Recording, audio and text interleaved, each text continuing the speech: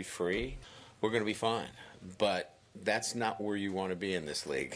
You have to, I think, go into a season and expect to lose some key players and still win this league. So I think that's probably our Achilles heel, if you will, is that we're still not at 85 scholarship players, and it's still going to require us to keep this team injury-free.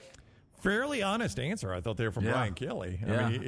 I mean, I'm a little surprised. Well, I guess I'm not surprised with the numbers, but you could really dive into that portal just to get the numbers where you needed them. Yeah, you would think just to add some depth. I mean, a kid that, say, is at, I don't know, Eastern Michigan in the transfer portal, you're like, come to LSU, you're going to play in front of more people you ever played in front of.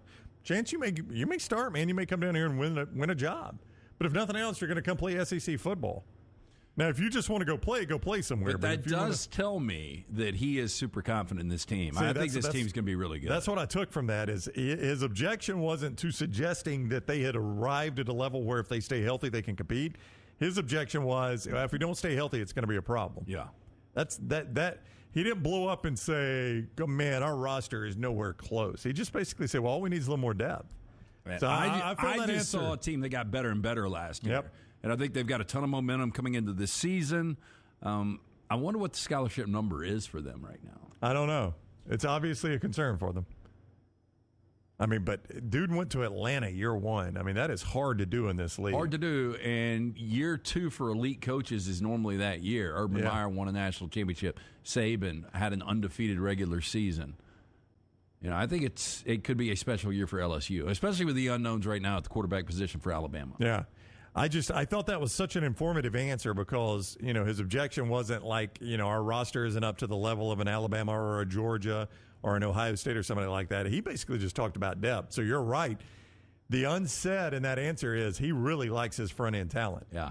I mean, his frontline skill guys, his frontline talent, he thinks is good enough to compete in the SEC and win the West again. You could tell by hearing him talk. Well, look, I think their goals they were in the game last year, so it's got to be winning the SEC. And if you win the SEC, why can you not win the national championship? Yeah. I mean, if you win the SEC, you've probably beaten an undefeated Georgia team this year. Yeah, you're probably the 1 seed. Yeah, I mean, Georgia's probably I don't know that Georgia is going to lose a game. So how they're not number one going into that final weekend, I do not know. So you're probably going to be playing a number one undefeated Georgia team in the conference championship game. You win that, you're in the playoffs. Easy. Yeah. And like you said, you're probably the 1 seed in the playoffs. As VolFan205 says, and he is right about this one, it's going to be increasingly more uncommon that teams start a season with 85 scholarship players. Now, Dabo Swinney actually is over the number. He was asked about that after their spring game last weekend, I believe it was, and basically said, look, we put some walk-ons on scholarship. They get that they're year to year. If I have to pull that scholarship back from them, that's what I'm going to have to do. So he was very honest in his answer, too. So they're actually over the number. Well, which is pretty rare. So where do we sit on the 24th? So we've got a week tomorrow for the last transfer portal window. So some of these numbers could actually go down for LSU. Yeah. If somebody takes off. Yeah. I would assume you would have it probably the other way. Yeah, they're probably adding, as you said, but I think VolFan205 is right. It's going to be increasingly more difficult to start your season at your scholarship number. All right, we thank everybody for joining the show today. Very much appreciate Clint Lamb for being with us, talking Alabama AD. You can go get that anywhere you get our show on demand. Coming up tomorrow, Trent Dilfer is sitting right here between me and Lance. We will talk with him about his first few months as the UAB head coach. Clay Travis is going to join us. Andy Staples talks college football. That's all coming up on tomorrow's show. But until then, have a great afternoon. We'll talk to you tomorrow on the next round. See you at 9 o'clock.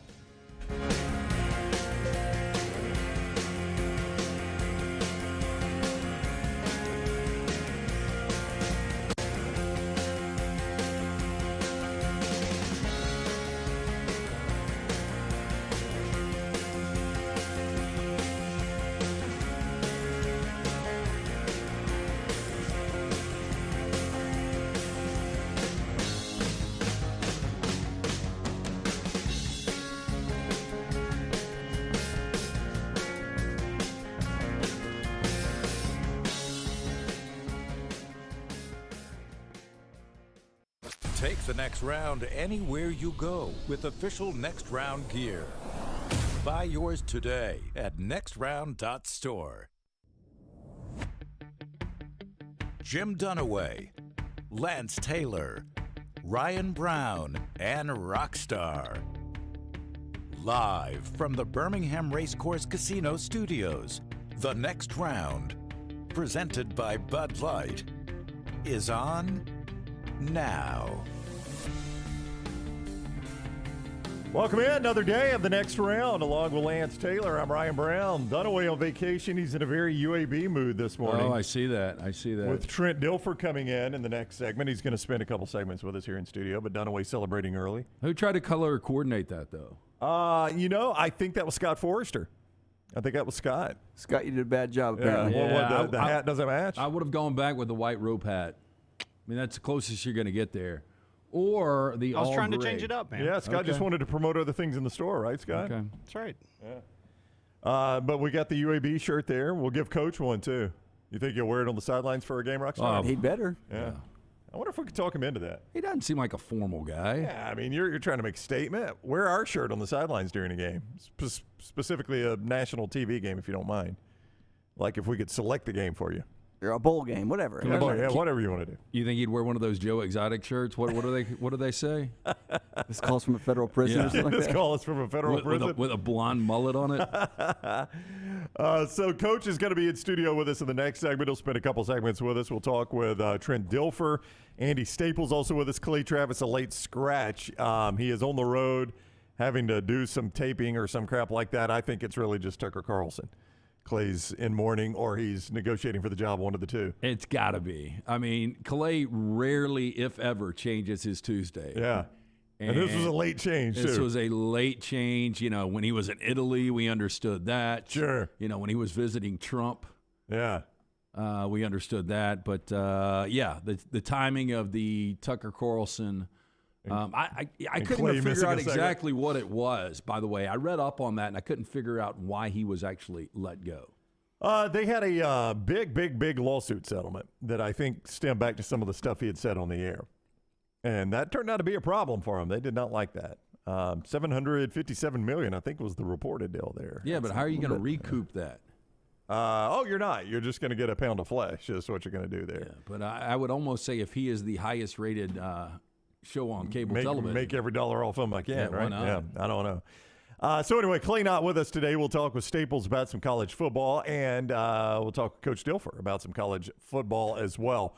Boy, a lot to get to. We had a fun night in the NBA with a couple games, including an overtime thriller in L.A. We've got some draft odds movement. C.J. Stroud is falling like a rock. We're going to get to that and who might benefit from it, according to Las Vegas.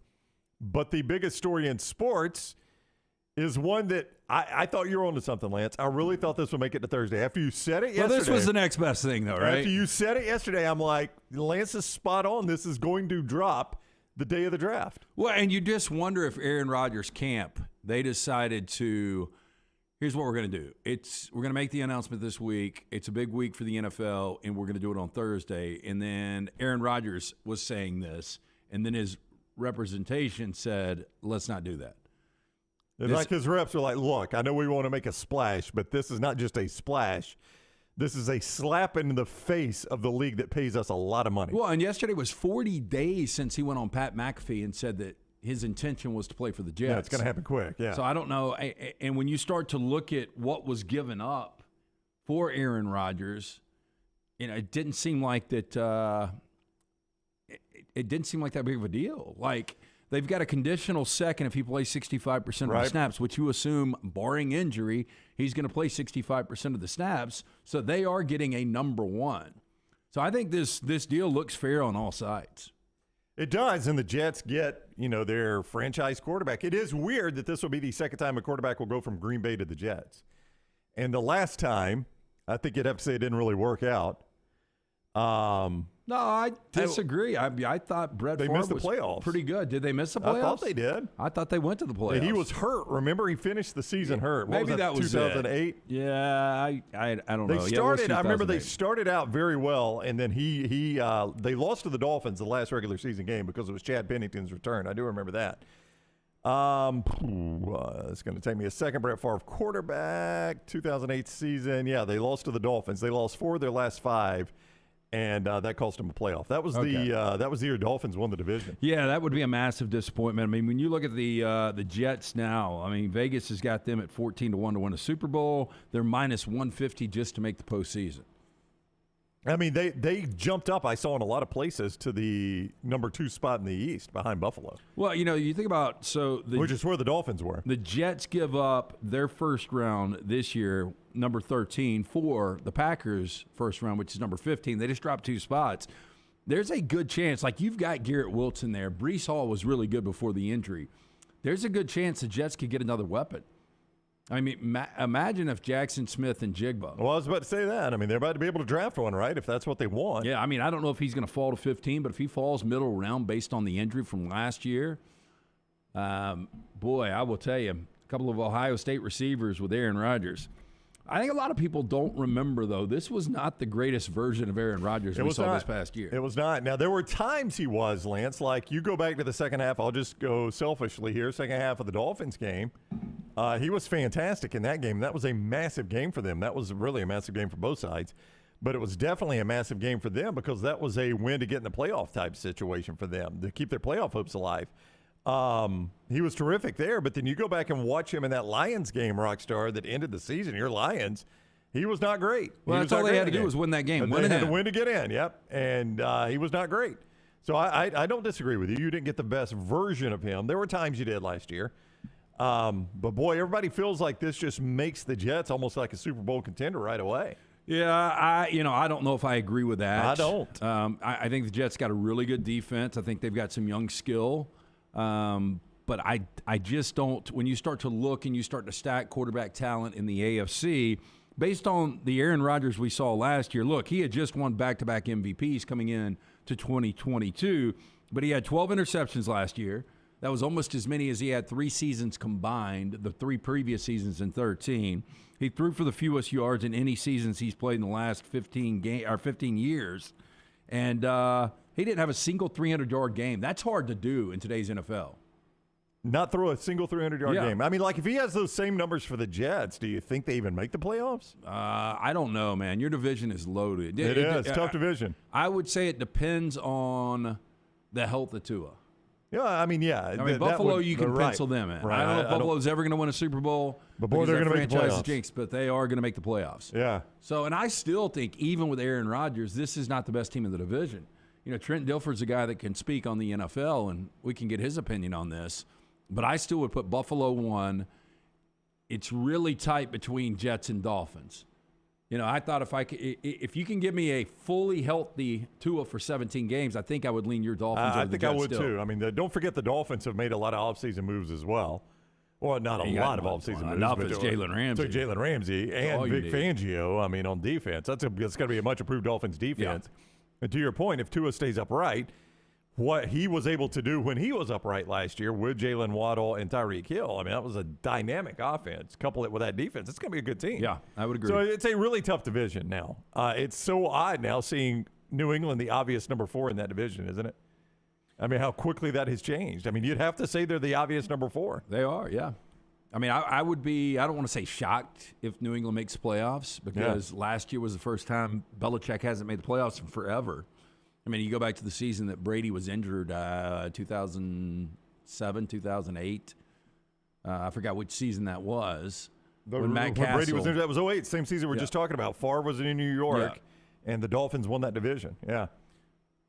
But it would be borderline shocking if they make the postseason, if all quarterbacks in that division stay healthy. Yeah, I would kind of agree with you there. Let's get some feedback on that. A lot of talk about. I'm just going to try to pick through this. A lot of talk about your pullover there from Roback TNR. Hey, I will tell you, if you've never had a Roback pullover, and again, the code TNR20. That's right. I think it's TNR20. It right? is correct. TNR20. These are some of the softest, highly functional hoodies that you can get out there. A variety of colors. I ordered the boys a couple. They've got some cool. I think people have seen my gray camo, but I got a blue camo for Jace. I got kind of a tie-dye blue for Jack. They've got pink for everybody that is really secure. and their masculinity. You wear pink, right? Yeah, I've worn some pink before. Yeah, I love pink. I like pink. But I'm just saying they've got pops. a variety of colors, styles. So check it out. And not just the hoodies. They've got the golf shirts. I'm not a big golfer, so I would much rather have the hoodie. But check it out. Go to Roback and put in TNR20. Goose says the holdout was the Jets were requiring minimum weekly shower. Rodgers wanted a monthly shower. I knew you'd like that one. Charles says he's mirroring Brett Favre. One Super Bowl goes to the Jets. He'll be in Minnesota in a couple of years. I don't think he'll make it that long. No, I will tell you, if he was with Minnesota right now, just with how wide open the NFC is, it's going to be. If you'd have just flipped him from Green Bay to Minnesota. It will be fascinating to see Aaron Rodgers with how outspoken and how sensitive he can be with this New York media whenever it turns. Yeah. John says, lifelong Green Bay fan, glad Weirdo is gone. Bye-bye, Aaron. Patrick says, Jets going to draft a cornerback just for Aaron Rodgers. Cornerback, not quarterback, but cornerback just for Aaron Rodgers. That was one of his complaints in Green Bay is they never would put weapons around him.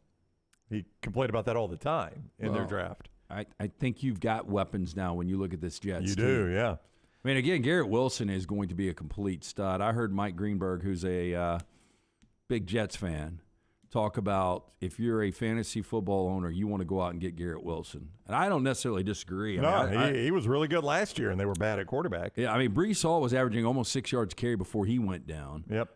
Elijah Moore, decent receiver. You do need what I would say would be a compliment to Garrett Wilson. Right. And I think you can get that at number 15. Whether it's Quentin Johnston out of TCU, right. Jordan Addison out of USC. Yeah, go get a quality guy. Yeah, I mean, if Smith and Jigba is there, I think that is a given. And, I mean, can you imagine how excited Aaron Rodgers would be after Green Bay went so long without selecting a receiver in the first round? And he gets one right away. Yeah, the Jets do it right away. Lance, tell him about Bromberg's and then some more comments on this. And Elijah Brown was traded to the Browns. Yeah. Bromberg's, they are your diamond specialist, Brown. It is springtime. A lot of people are going to be popping the question. And if you are popping the question, you need to go see the diamond specialist. Two great locations, Mountain Brook and the Summit. And don't forget, our friends at Bromberg's, they are thrilled to be the official Oris jeweler, introduce another fine timekeeping brand to the Birmingham community. You'll find a wide selection of classics, rugged sports models, even limited edition novelty timepieces at the Summit store. Check it out today. You can also go online, specifically brombergs.com/watches/Oris. Tripp says his biggest win total bet in the NFL is currently under on Packers 7.5 and under on Bears 7.5. Obviously, Packers affected by this. That does feel like a good play under 7.5. It does. I don't know what we're going to get out of Jordan Love. We saw him in spots. He looked okay. They barely went over 7.5 with Rodgers last year. Right. So I would ask you, what is the Jets total now? 10.5? I'd have to go look. I don't have it in front of me. I would think it's 10.5. Boy, if I could grab 11 or 11.5, I would play the under 10.5. That's tough. Yeah, I don't know if I see them 11-6 even though. I think I would play the under 10.5. Yeah. I can see if I can find that. I had some draft stuff open here for a little bit later on, but Robert Salah. It is Salah, right? Mm-hmm. And Joe Douglas. These guys are now on the hook for the New York Jets. If they don't make the postseason, I think both guys are out. Probably so. I mean, once you do this, right? Once you do this, it feels like it is a win now or get fired type. Yeah, and if this was a complete implosion for the Jets, who started 7-4, by the way, last year, if they were to miss the postseason, do you think this is a situation where Aaron Rodgers could be one and done? Yeah, absolutely. Yeah, I could totally. I think anything is on the table with him, right? I've got right now. Oh, that's from September 7th. Tripp saying Jets is 9.5. Yeah, but it says September. Oh no, that's when they start their season. Yeah, I see it at 9.5 at FanDuel. You take the over on that? 9.5. Yeah, it seems too low. I probably play the under. Yeah. And boy, 9-8 would be a disappointment, wouldn't it? Yeah, so you can get a lot of Jets props right now. Aaron Rodgers passing TDs, over under 29.5. Garrett Wilson, total receiving yards, over under 1,150.5. I think I would play that over. You think you'd play the over? Yeah. Would you go over Aaron Rodgers, 20.5 touchdowns? Oh, I don't know about that. Aaron Rodgers, over under passing yards, 4,000.5. Oh, I'd play under. You play under that? Mm-hmm. Jets regular season wins over under 9.5. Yeah, I think I'd play under. You'd play under that? Yeah, I think I might just play all unders on Aaron Rodgers. Just fade Aaron Rodgers. Fade Aaron Rodgers, huh? Jets to make the playoffs, minus 162. I mean, what's going to make the playoffs this year? 9-8's not going to do it. You got to get to 10 wins, right? I would think, yeah. Yeah, I don't know. Yeah. So there you go. That's the Aaron Rodgers talk. And if you wondered what it did to the AFC East, right now, well, in fact, the AFC Championship, they are fourth best odds. The Jets are only behind Kansas City, Buffalo, and Cincinnati. Fourth best. I mean, that's pretty good. In the East, the Bills are plus 130, the Jets are plus 250, the Dolphins are plus 290. So Dolphins and Jets pretty tight right there. But to my point on the Patriots, plus 750. I mean, they're almost forgotten. They're almost forgotten right now. So there you go. That's Aaron Rodgers. We'll talk more about that later. We're also going to come back to the NFL draft because the steam is building for polarizing chat room quarterback Will Levis. There are some that love the Will Levis content Scott gives, some that hate the Will Levis content Scott gives. It's polarizing. I mean, I tell you what's going to be amazing is if Will Levis ends up being the next Josh Allen. I mean, he's never going to go away. Josh Allen was. I mean, you thought about him the way you think about Will Levis, don't you?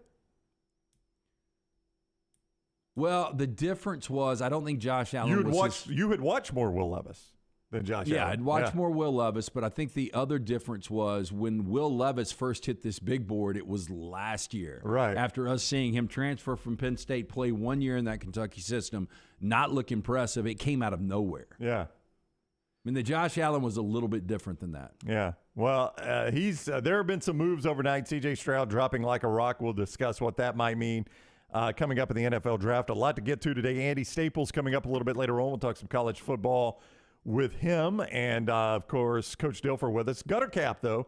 For years been capping those gutters, keeping the leaves out. Yeah, look, it's a dirty, dangerous job. You don't want to get on the roof. You fall, you snap the neck and die. You're no good to the wife or kids. Cap it, don't snap it. Gutter cap, it's a patented aluminum cover system. It fits over most existing gutters. It will keep debris out. You will never have to clean the gutters again. It's back with a lifetime warranty. Call my good friend Chris Stewart today, 205-823-2212. That's 205-823-2212 or guttercapbirmingham.com. Braves back in action tonight as they start a series with the Marlins over at Truist after getting swept by the Astros. Also, NBA playoffs continuing tonight. We'll discuss the Lakers-Grizzlies overtime win and the Heat maybe putting the dagger in the Bucks tonight. Hawks-Celtics as the Celtics close that one out in Boston. Timberwolves-Nuggets as the Nuggets look to close that one out in Denver. And Clippers-Suns as the Suns look to close that out in Phoenix. If you just had to guess, 3 closeout opportunities, how many do we get tonight? I haven't checked. Well, hold it then. We'll come back to it. I won't put you on the spot there. 3 closeout opportunities. But I will tell tonight. you, last night's playoff action was fantastic. It really was. It really was. Of course, I went to bed at halftime of the Lakers Jimmy game. Butler was so good, especially in the fourth quarter. It was so much fun to watch. Yep. Lakers killed me because I needed the Lakers to win but not cover. And I've told you before, overtime is where dogs go to die. Underdogs go to die, right? I had plus 4.5. Yeah, tough lost loss. by 6. Tough loss.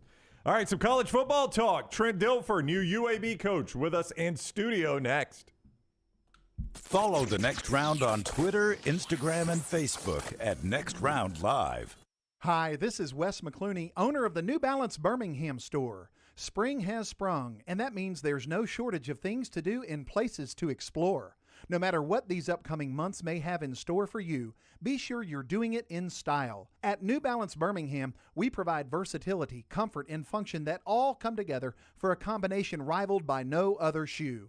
Come find a shoe that fits your lifestyle at the New Balance Birmingham store, located on Highway 280 next to Chick-fil-A. There are so many things I love about Walk-Ons. Authentic, mouth-watering Louisiana cuisine, prepared fresh, daily from scratch. A great beer selection and TVs everywhere to watch the big game every day of the week. And of course, they've got 2 great locations on Highway 280 and 119 and at Hoover near the Hoover Met. Walk-Ons is also a great place for happy hour, 2 to 6 Monday through Friday with $5 moonshine swirls, $5 house pours, and half-price appetizers. And it's an easy take-home experience for the family as well. Highway 280 and Hoover with Walk-Ons. Man, I love a good meal. I'm Jim Dunaway. A good meal is what you get with my friend Sterling at Champy's Chicken on Highway 119 in Alabaster. We're talking great southern fried chicken, wonderful sides, hand-cut chicken fingers, po' boys, and those Mississippi Delta recipe tamales. You got a perfect menu for everybody. Champy's Chicken is perfect for watching the big game, or taking a meal to the lake house, down to the coast, or stay in the restaurant and dine in a great atmosphere. It's all made fresh to order right there on 119 in Alabaster, Champy's Chicken. Saturday, April 29th is Legends Day. Professional football right here in Birmingham. When your Birmingham Stallions take on the New Orleans Breakers. Get your tickets today and bring the whole family to Protective Stadium and get autographs from Alabama sports legends. You feel the energy. Fantastic seats get you right next to the action for just $10. Stallions all the way to the house. Buy your tickets today at theusfl.com. Hey, Lance Taylor from the next round to tell you about my friends at Michelson Laser Vision, located conveniently UAB Highlands. Almost 20 years ago, I went in for the procedure. Only took 12 minutes for both eyes. When I went in, I had 2200 vision. I was legally blind. Now I have 20/15 vision, still 19 years later. Make the call today. Schedule a hassle-free consultation, 969-8100. Dr. Mark Michelson, Dr. Jen Michelson, Michelson Laser Vision. Make sure you tell them the next round sent you, 969-8100 or MichelsonLaserVision.com. The next round is so much more than the show you get from 9 to 1 each day. So make sure to head to our official YouTube channel at Next Round Live and subscribe to get all of our latest content. We, of course, have plenty of specialty content and shorts based all around the sports in the heart of the SEC. But we also talk pro sports, gambling, lifestyle and entertainment, and so much more. It's the Next Round YouTube channel where you never know what you're going to find next. Subscribe now to see the latest content and get notifications when we go live. That's at Next Round Live on YouTube.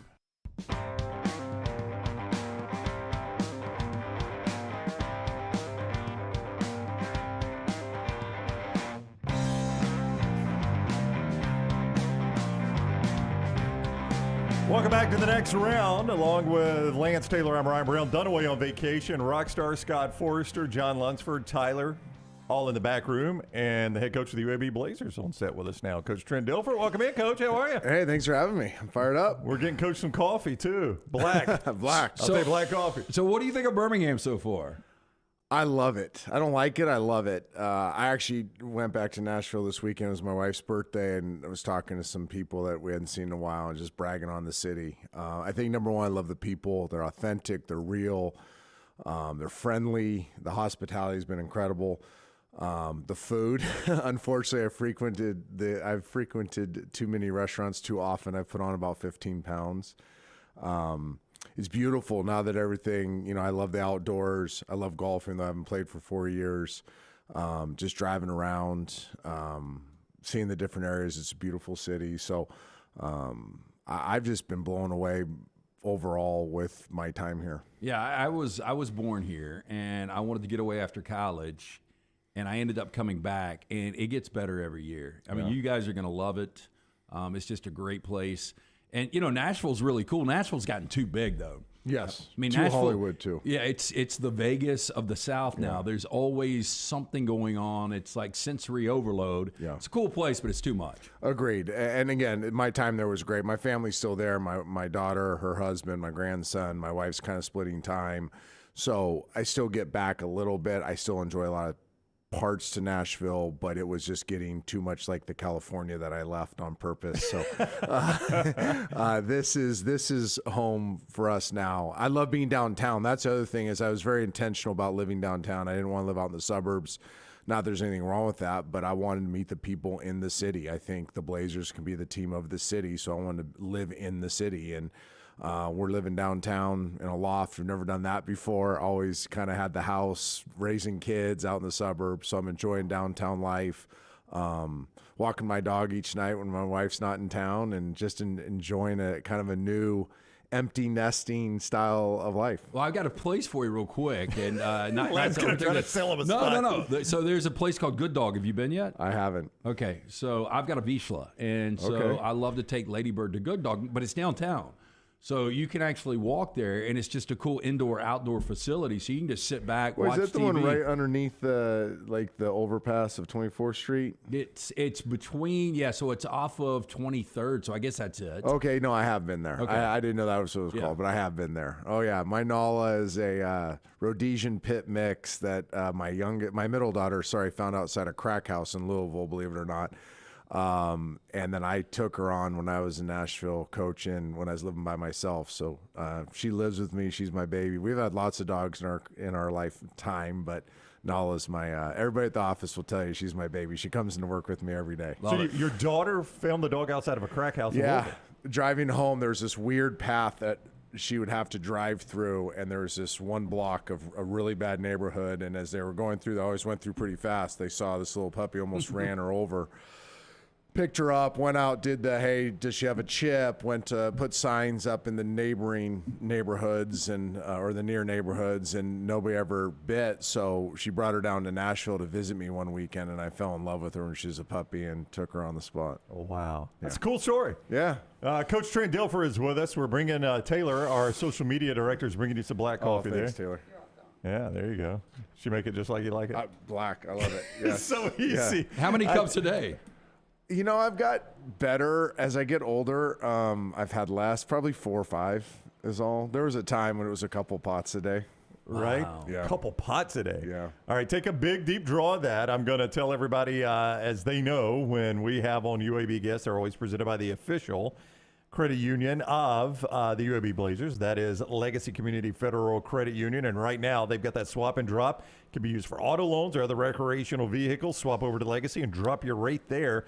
9 branches, the greater Birmingham area, are online, legacycreditunion.com. Also, lifestyle loans, no collateral required, affordable low rates. Update the backyard, go on dream vacation, medical expenses, whatever. Right there at Legacy Community Federal Credit Union, the official credit union of UAB. This might be the first piece of UAB clothing. I was just making an observation when Coach sat down. The first piece of UAB clothing that I have seen that's got the American logo on it. Yeah, it's pretty cool. Yeah, it is. I mean, I don't guess I have seen another piece of clothing, so you're the first. Yeah, so Cole Peterson, our DFO, is a swag guy. Right.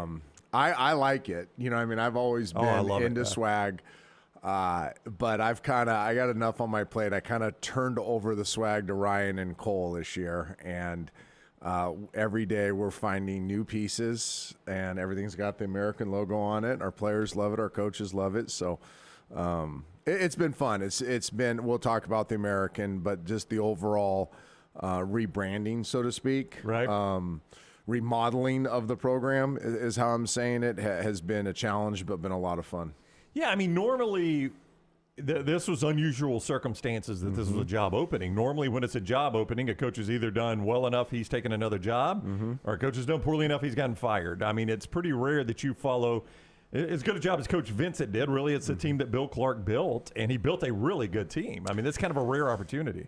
They did. It's been I think some people think I'm just like speaking hyperbole all the time about what a great job Bill did and what Bryant did last year considering the circumstances, but they really left a strong foundation. You know, you have, and it's not my perspective. I think a lot of times as I'm doing these interviews, I'm probably the person you shouldn't listen to, right? I'm the high school football coach. You should listen to my guys that came from Georgia and Alabama and South Carolina and Ohio State and, you know, pretty accomplished coaches. And they all walked in the building and were like, oh, okay. Like, we got something to build around here. Like, Bill, obviously, everybody knew who Bill Clark was, and, you know, a defensive mastermind and a great builder of programs. And what he had left is pretty tremendous. You know, a lot of times you go into a program and you want to put your own flavor on it, and, you know, the old Parcellian method, which he told me to do the same, is you fire everybody, blow it up, and make it your own. And that just would have been ignorant because there was so much good here. So from staff, you know, we kept some staff members that are great coaches, great developers. We kept auxiliary staff people that have done a really nice job. The building was in place. And the kids, you know, there was a foundation of work ethic. There was a foundation of toughness. There was a foundation of buy-in to a greater good. that usually that's the first year. You know, the first year of building something is establishing your core values, making sure people are thinking the right thoughts, making sure they're in line, all moving the same direction. And we started that process, and I'm like, they're kind of already doing it. Like, a lot of my core values had been Bill's, had been Bryant's. So these kids had been introduced to them and actually were buying into something bigger than themselves. So again, that's what I'm saying, the remodel. You know, it just needs some tweaking, it needs some remodeling, it needs some honing. And I think we have a chance to be pretty darn good. You know, obviously, if a guy gets an opportunity to go from the high school level to Division I, especially in the American, everybody's going to take that, but you didn't necessarily need to take it. Yeah. What led you to UAB? I know you're a spiritual guy, but were there influences that told you needed to take this job? Yeah, there was. You know, my wife mainly. You know, we loved what we were doing, and again, I don't want this to sound funny, but we didn't need to coach it in Nashville. We didn't need to coach here. I was very fortunate, had a long career in the NFL, had a long post career in TV. I had retired in Texas and really never had to work another day in my life, and really felt called into coaching and felt like we had something really important to do in Nashville that was more than coaching a football team. And I wanted to keep doing it because I think the competitive side of me said, you know, we just built the best team in the history of Tennessee high school football. And I don't think that's really arguable with what we did in a short amount of time. But I wanted to keep going. Like, I was like, well, let's win 6, 7, 8. Let's not lose a game for 8 years. How cool would that be? Like, let's have the longest winning streak. These are the conversations around. But the opposing schools loved you, didn't they? and my wife one night sits down and goes, "What more can you guys do? Like, is winning why we did this, or like, did you accomplish what you felt like you were called to accomplish?" And I'm like, honestly, yes. And she's like, well, you know, somebody else, another program should experience this, not what you do, Trent. She wasn't blowing smoke up my butt. She's my harshest critic, but just my team of people and how we roll and the influence we have on kids. And she's like, you know, somebody else should experience this, and you need another challenge. Like this past year, not that I was bored, but, you know, we knew we were going to beat people by 40, 50, and we're in the state championship game, and we're like, you know, how quickly are we going to have a running clock? Is the conversation before the state championship game. So she was like, you need another hill to climb. Basically, it came down to that. Like, you need another giant mountain peak to summit. You need to bring your people in. You need to help not just change a program, but change the community that you're in with how you do things. And she was really the one that got me thinking really hard about going to the next level. But you also increase your workload significantly, infinitely. You know, I wouldn't say that. You know, it's interesting. Well, I would say that because you never had to go on the road recruiting. But they don't let you recruit. The head coach doesn't get to recruit. Like, everybody says, the head coach is the least travel of any person in the building. I got to go out. You know, there's that period of time during that high school period where you can go out and recruit. And I did, man. I was in Mobile. I was everywhere. Florida. So there's a month stint where you're on the road, but like right now, our coach is on the road grinding. I can't leave the building. You know, you can't do anything as that coach. They call it the Saban rule because before this rule is implemented, I guess Nick would just go dominate this time of year. Yes, and it is accidentally bump into recruits. It is a way of balancing out the arms race, the economic challenges that a group of 5 has that a power 5 doesn't have. Is, you know, they have the private jet, right, or a few of them. So if you're this time of year, if you're at one of the big SEC logo schools, like, you can jump in the jet and you can hit a bunch of schools where we don't have that luxury. So it'd be a huge disadvantage what Coach Dilfer could go see and go interact with, and what, you know, SEC coach could go interact with this time of year. So it's probably a good rule. It puts our assistants, the burden on them. It's why you hire recruiters, not just great coaches. But no, I'm not any busier. I'm really not. That's interesting. I mean, in fact, there's an argument that I will work less hours because I have to at this level than I did in high school. You got to remember, I had 5th grade through 12th grade. I had 3 sport athletes who are juggling schedules. We took on the academic mentoring of our team. Like, you wore every hat. You know, the nutritional component, I'm meeting with nutritionists, strength coaches all the time and educating them. They're not educating me. Like, when you build a high school program the way we built it, which was like a Power 5 program, you did everything. I wore every hat. Parents could get a hold of me up till 10 o'clock at night and sometimes after. You're dealing with, you know, every issue that was a kitchen table issue to that family became the biggest issue to you as the coach, because that kid mattered. You had 170 from 5th grade to 12th grade, and everyone mattered the same. Every parent mattered the same, whether they're Johnny and he can't catch a ball or whether he's Edwin, who's one of the top recruits in the country. It's like they all mattered the same. So I was endlessly busy. I didn't have vacation time. I'd take a big chunk of vacation after the state game. But my summers, I didn't have any vacation time. Now they kick you out of the office. Like, there's dead periods. There's times you can't do anything with your players. So I think at the net of a 365-day calendar, I bet you I'll work less hours, not because I want to, because I have to. That blows me away. It really does. I mean, because, but here's the thing. Like, the truth of the matter is, you probably had built a program that you didn't have to do that. No, we didn't have to do that. But you're not wired that way. Yeah, I only know one way, and people that know me, I hate talking about myself, but people that know me will tell you that I only know one way. I've always been that way. You know, one of the reasons I didn't coach when the girls were young, for those who don't know, I have 3 daughters, was because I didn't want to be a bad dad. And I'd only seen a couple coaches in my playing career, my TV career, that had done it right with daughters. Now with sons, a lot of coaches do it great because they can be around the building. They can go to work with dad. They can interact with the players. Like, the facility kind of becomes an extension of the household for a boy. But for a girl, you can't do that in football. So I knew, and my wife knew, that I went into coach. I remember turning down the assistant GM job of the 49ers, and I turned down a couple of NFL jobs right when I was done playing. And it was hard because my heart was in that. But my wife and I both knew that I don't have an off switch. So if I did that, then the family was going to take the brunt of that. They were going to be neglected for whatever path I chose. So that's really why I went to TV, because it gave me flexibility to stay in the game a little bit, which became a lot, but still be an active dad and read, you know, bedtime stories and cook dinner and do laundry and take them to stuff and go to their ball games and kind of co-parent with my wife, which was one of the best, 9-year stints of my life while they're in those impressionable years.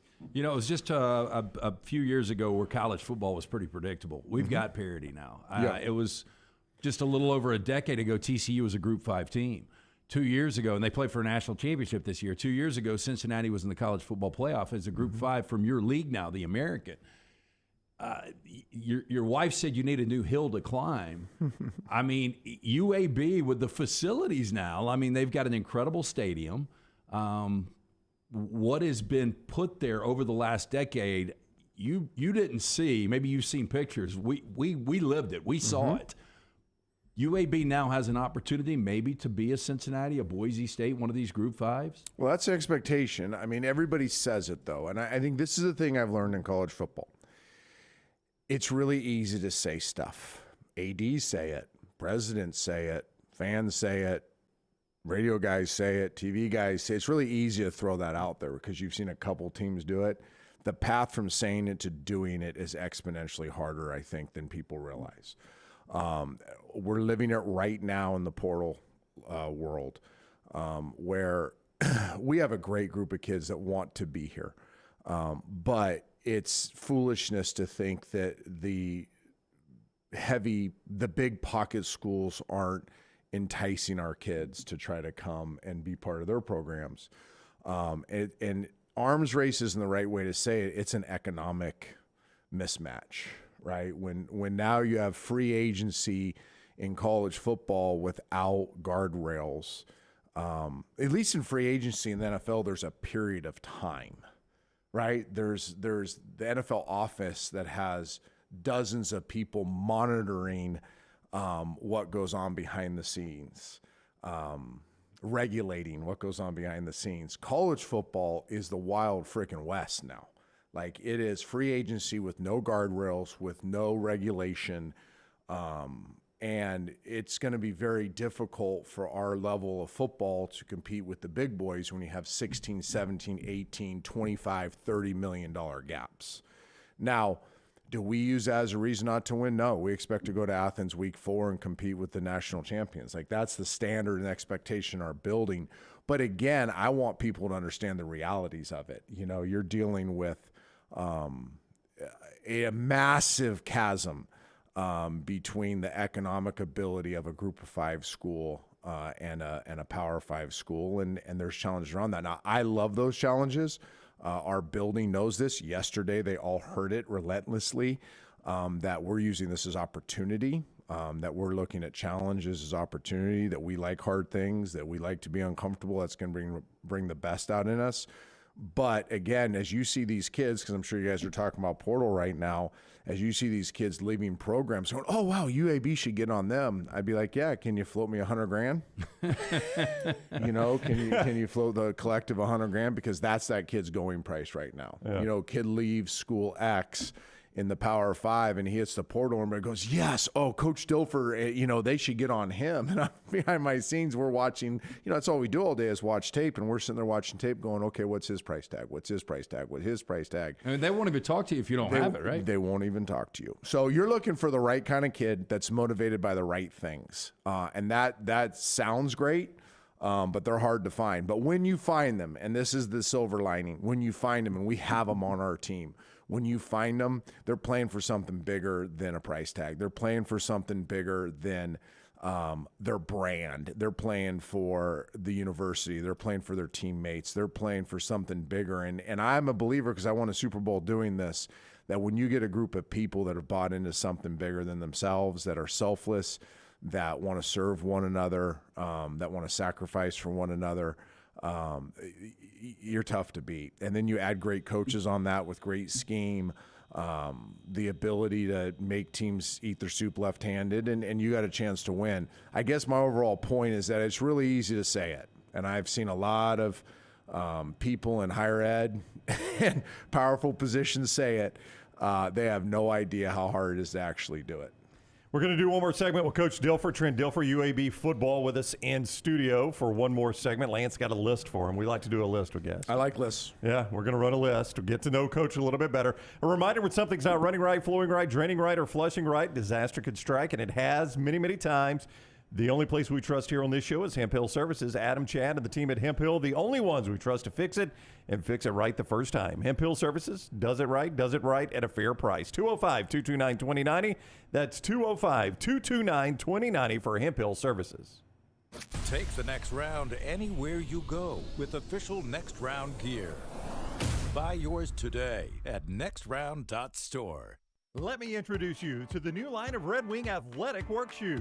This great new line is perfect for the industrial athlete, the guy who is working on concrete or running through the warehouse all day long. Red Wing Athletics use the same technology found in a running shoe, with soft mesh uppers, a lightweight aluminum toe for protection, and non-slip soles. This shoe is a winner. This comfortable new line of safety shoes are perfect for warehousing and light manufacturing. Plus, the colors look great. Stop by your local Red Wing shoe store, have your feet measured, and test drive a new pair of Red Wing athletic work shoes. April showers bring May flowers, but they also bring flood damage to your home or business. If that happens to you, Dry Tech is ready to help. Call Dry Tech first, not the insurance company. Dry Tech responds quickly and has 5 crews ready to work for you. Remember the Dry Tech number, 205-637-0143, or online at mydrytech.com. Remember, Dry Tech goes to work for you, not the insurance company. So if you have flood or fire damage to your home or business, call Dry Tech immediately. 205-637-0143. Saturday, April 29th is Legends Day. Professional football right here in Birmingham. When your Birmingham Stallions take on the New Orleans Breakers. Get your tickets today and bring the whole family to Protective Stadium and get autographs from Alabama sports legends. You feel the energy. Fantastic seats get you right next to the action for just $10. Stallions all the way to the house. Buy your tickets today at theusfl.com. Winners of every major championship in golf. Legends to an entire generation of sports fans. This is the region's tradition at Greystone. May 10th through the 14th. Ernie Els, Bernhard Langer, Padraig Harrington, and defending champion Steve Stricker are a few of the golf greats who will be fighting for another shot at history. I like this matchup, huh? How can you not love this group? The Regions Tradition. Buy your tickets today. You could win a Ford Bronco or your share of $25,000 cash during the Birmingham Racecourse Casino's Bronco and Bucks giveaway. Come play the latest, most exciting games around. With fun bonuses and big jackpots, you could win a Ford Bronco or your share of $25,000 cash. The more you visit, the more chances you have to win. Drawings May 5th and 6th at Birmingham Racecourse Casino, located off I-459, exit 31, Derby Parkway. Must be 21 or older. Must be present to win. Follow Next Round Live on Twitter, Instagram, Facebook, and YouTube. The social media team at Next Round Live will share the latest interviews and videos from UAB, Alabama, Auburn, and campuses all over the college landscape. You'll also get the latest highlights and news from the Next Round Live Daily Show. Jim, Lance, and Ryan will share their thoughts, and remember, you can always see the old shows on the Next Round Live YouTube channel. Subscribe, like, and don't forget to comment. Turn on the notifications so you don't miss a thing. It's Next Round Live on Twitter, Instagram, Facebook, and YouTube.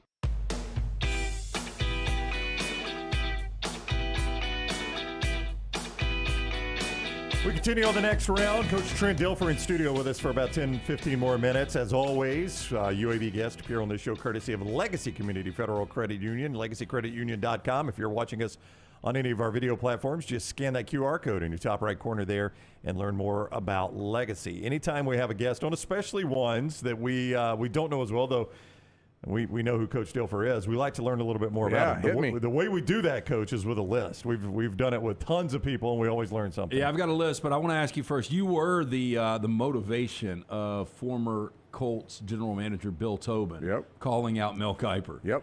Did you realize that, Brown? Yeah, I did not until I had to do something on that recently, and I looked back, and I'd forgotten who the argument was about. It was about Trent Dilfer. Well, I feel bad for Bill. The story, I've told this on ESPN, but the story behind that is that my agent would not let me play for the Colts. And we told them, remember, that was the year before expansion, and the Panthers had the first pick of the next year, and Polian loved me, and they had already told me if I sit out the year, I'd be the first pick the following year. So we use that as leverage to have the Colts not pick us. Now, it's a dumb thing in retrospect because I could have played with Marshall Faulk, who was a friend in college, guy I competed against. But for whatever reason, my agents thought the Colts were the worst franchise in the NFL, was adamant about me not playing there. So we used that as leverage. So Bill got stuck. They couldn't draft me. So when they passed up on me, he looks like an idiot. They were trying to draft me. And the Kiper thing happened, and to this day I feel bad for Bill Tobin. Yeah, because Kiper comes right back on and says, the one thing the Colts need is quarterback. And there's Trent Dilfer right there, and they pass on. And he basically said the Colts, this is why the Colts are the Colts. That's right, yeah. And then that was Tobin that said, my mailman knows more than Mel.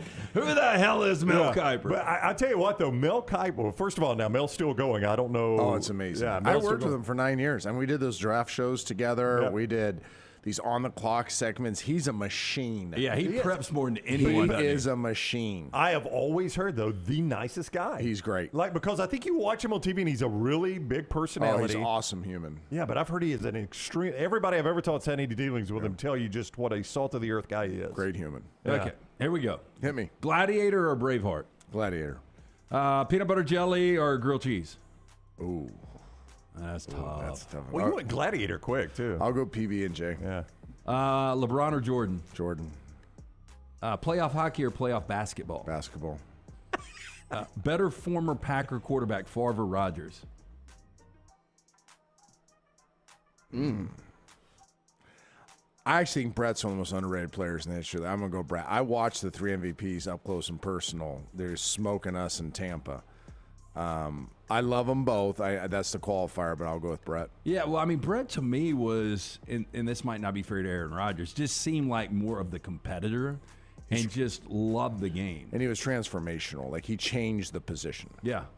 He changed the way the guys played the position. You wouldn't have Patrick Mahomes if you didn't have Brett Favre. Where will you stack right now the AFC East? If Tua stays healthy with the Dolphins, we saw how good that offense can be.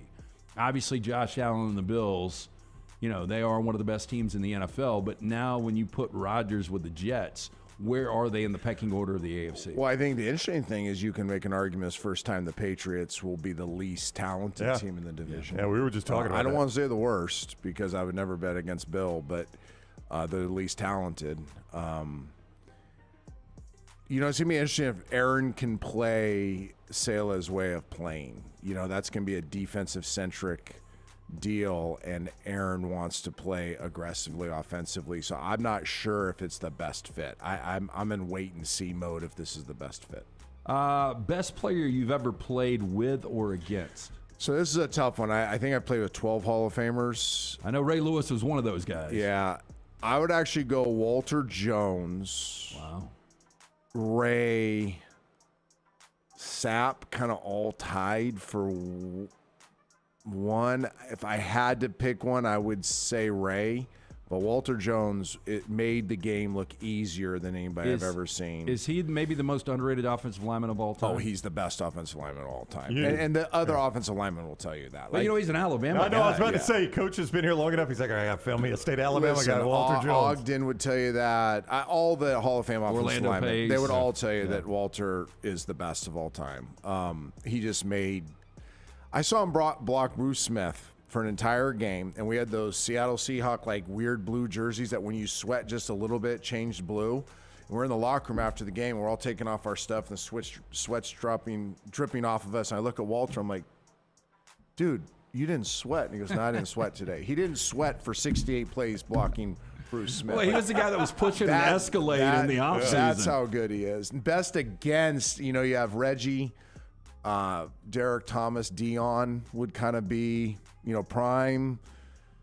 Prime was really good, man. I know he gets all the attention now for what a great coach he is when he's doing in Colorado, but Prime was like Walter. He just made the game look super simple. Reggie White was unblockable. Did you even look to Prime's his third? I was dumb enough. My rookie year, my first start in '94 was in Candlestick against him, and I tried to throw a post route against me. Baited me, played like two bodies underneath the post route, so I thought it was open.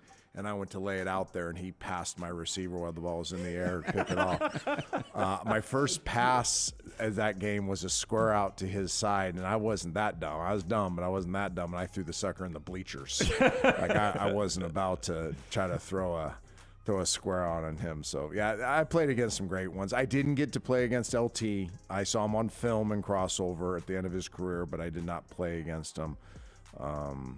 Man, there's a lot of them I played against. In my generation of, the era I played in, the defensive players were some of the greatest of all time. Phil Simms tells a story that one of the biggest chewings he ever got from Bill Parcells was they were playing the Redskins, and he's like, I don't care what you see. Mm-hmm. You do not throw at Darrell Green. Yeah. Whatever side of the field he's on, you do not throw. And then Phil Simms is like, I get flushed one time. I'm rolling to my left on Green's side. I got a wide open receiver, complete it for a first down. I'm clapping, headed back to the huddle, and Parcells is out at the numbers cussing me out because I threw it on that side. I threw 117 interceptions NFL, which I'm not proud about, but I remember each one. The one that still keeps me up at night, we're playing the Redskins on a Sunday night, and we're marching down to beat them, and we have a deep in cut to the left, and kind of clear in the middle, and then a high-low, and Darrell's over there, and the window's perfect. I make a perfect, low inside throw where they would say only your guy can get it, and somehow Darrell got out in front of it and scooped it off the ground to beat us. And that one still eats at me because I made the perfect read, I made the perfect throw, and it's the wrong matchup. The wrong guy's running the route and the right guy's covering it. Better Fresno quarterback, Derek or David Carr? David was a better college player. Yeah. David was a much better college player. Derek's become the best of all of us in the NFL. But, man, David in college, that was and they played good people. They did. That's when Pat Hill wasn't afraid to play anybody. That's when they'd go play anybody, anywhere. And David had a tremendous college career. There's a reason he was the first pick of the draft. Yeah. Was it legit? What they said about him in Houston was he just got pressured so much he lost his mechanics. Is that what happened? It's 48 times his first season. Yes, I mean, so did a lot of us. So I don't want to use it as a total. They didn't surround him with very good people. He got beat up. And I do think, and David would probably tell you this, I think there was at some point you're on the bottom, right? I think a lot of us go through that, and some people at that moment can pull themselves up and fight through all the crap and, carve away. And then some guys like, this isn't for me. I'm not willing to do that. And I think David just wasn't willing to pull himself out of the muck. Better 80s movie, Breakfast Club or Back to the Future? Breakfast Club. First concert you ever attended? Beach Boys, Candlestick Park. Oh, wow. Wow. A lot of stuff happens at Candlestick Park. I'm not Candlestick old. Park, huh? I'm not old. I heard You're not that old. That's what I was going to say. 51. Yeah, I mean, but you're not that old. Yeah, I mean, I know you're a Northern California guy, but I heard Candlestick was just a dump. Probably great memories for you, but yeah, Candlestick was a dump. AT&T's was awesome. AT&T's awesome. Spent a lot of time at both ballparks. Was a big baseball fan. Was that a good concert, though, the Beach Boys? I mean, I was 12 years old or whatever, so I don't remember a ton of it. But so your parents drug you? Parents took me. Yeah. Yeah, it was. I mean, it was fun. I remember listening to them for like junior high years. I thought it was cool listening to the Beach Boys until one of my friends told me I was a dork. First car you ever had? A 1971 Ford Maverick. Thing weighed about 9,000 pounds, I bet. So you would have gotten your driver's license, what, 88? Is that right? Did I do the math right? Yep, 88? 88, yep. And your first car was a 71, huh? 71 Ford Maverick cost, I think, $2,800. Yeah. I worked at a gas station to earn half of it, and my parents put up the other half, and then they paid for the insurance, and I paid for the gas. I bet that thing and burned that some sucker gas, went through some gas. That was regular gas, by the way, for those who don't remember rotary phones and regular gas. Finally, most influential coach you've ever played for? I know that's tough. It's a tie. I'll say this because I'll use life. Clyde Christensen. Clyde Christensen, I was, unfortunately, after he coached me, had to go coach Peyton and Tom Brady and Andrew Luck. So he had a real downside to his career after he coached me. But he was my quarterback coach in Tampa. But more than that, he's my football hero. He taught me a lot of football, but he was my football hero. Like, he did it right. A lot of how I coach is around how Clyde coached me. The way I run a building is a lot how Clyde led. But mainly how I parent is how Clyde parented. He had 3 girls. He's the one man I saw do it great, not good, great, as a professional coach and a father and as a husband. And I didn't ever want to sacrifice one for the other. And I learned that from Clyde. He to this day, in fact, he just took an analyst role with Mac Brown in North Carolina as he left the Tampa Bay Buccaneers. When Tom left, he left. So, he's had, you in the private football circles, when you mention the name Clyde Christensen, I think everybody that he's touched will say that's the best man and the best coach that ever coached him. Wow. Yeah. August 31, North Carolina A&T Protective Stadium is when UAB starts the Trent Dilfer era on the field there. If I could make it tomorrow or sell you 100 more days, which one would you do? Oh, gosh. We need the 100 more days. Okay, I'll sell you 100 more days. I think we all do. Yeah. Listen, we've made big strides. We feel really good about where we're at. But the way we run a program, these are professional standards. And I think our kids still need the summer months and fall camp to truly understand the level of football that we're trying to play. We want you to be at the ball game. Obviously, if you're not watching on TV, we want to show you a product that if you turn on Sunday football, would look pretty much exactly the same. Our level of complexity, execution, expectation for our kids is a Sunday expectation on and off the field. So that takes time. That takes, again, it's easy to say, hard to do. So we got a lot of work still to do. It's kind of ironic. Jacob Zeno, your quarterback, was an Elite 11 guy. Mm-hmm. So, I mean, did you guys build a rapport? How much time do we then? have? We own it. Yeah, all right, you own it. All go right, as far as you go. So Zeno was not just an Elite 11 guy. I went back to my notes. I took tons of notes back in those days, and I went back to that year's notes. And when I got here to kind of see what my evaluation of Zeno was at the time, and he was one of my favorite guys. Like, there was something to him. What I put was, this kid's made of the right stuff.